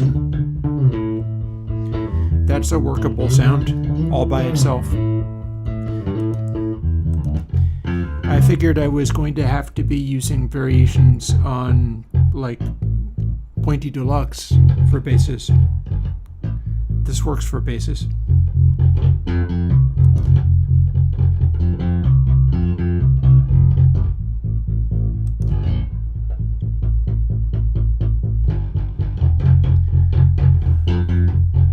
That is beefy as hell. Stoner to monster, you say?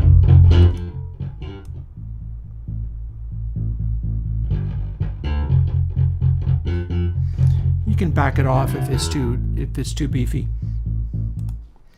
Speaking of which, let's take a guitar and hit tape with it.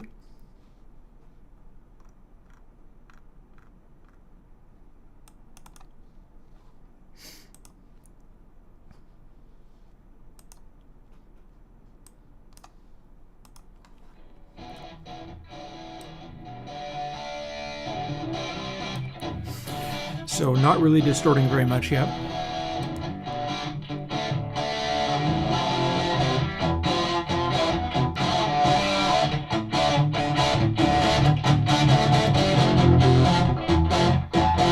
Distorting very hard.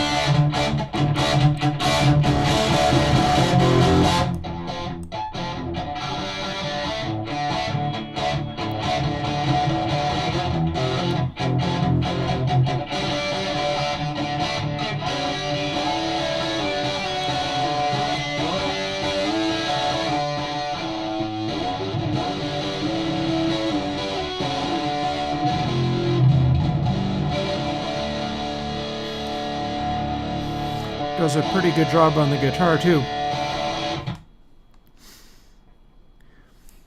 Just enough to bring it forward and give it a little bit of beef.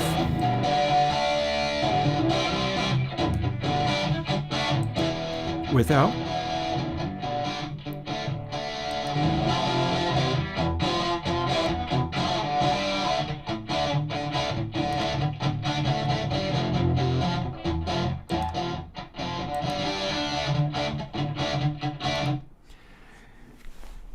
I think we got there. I think we got there. I have earned my tacos. I'm like an hour late. Don't care. This is being fun. And on that note, I'm going to bail the heck out of this. Probably clean up the details a little bit, maybe. And the end result is probably not going to be called hack sign. I'll figure out something to call it.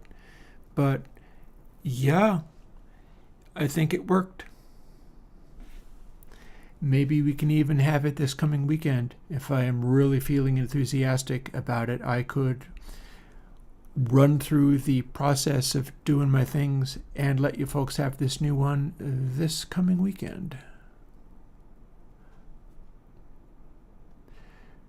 I mean, it's exciting. Why not? Why not? I'll set it up so that I can put it out this coming weekend. That'll be interesting. Anywho, talk to you later. I get to go and have my tacos now. Bye-bye.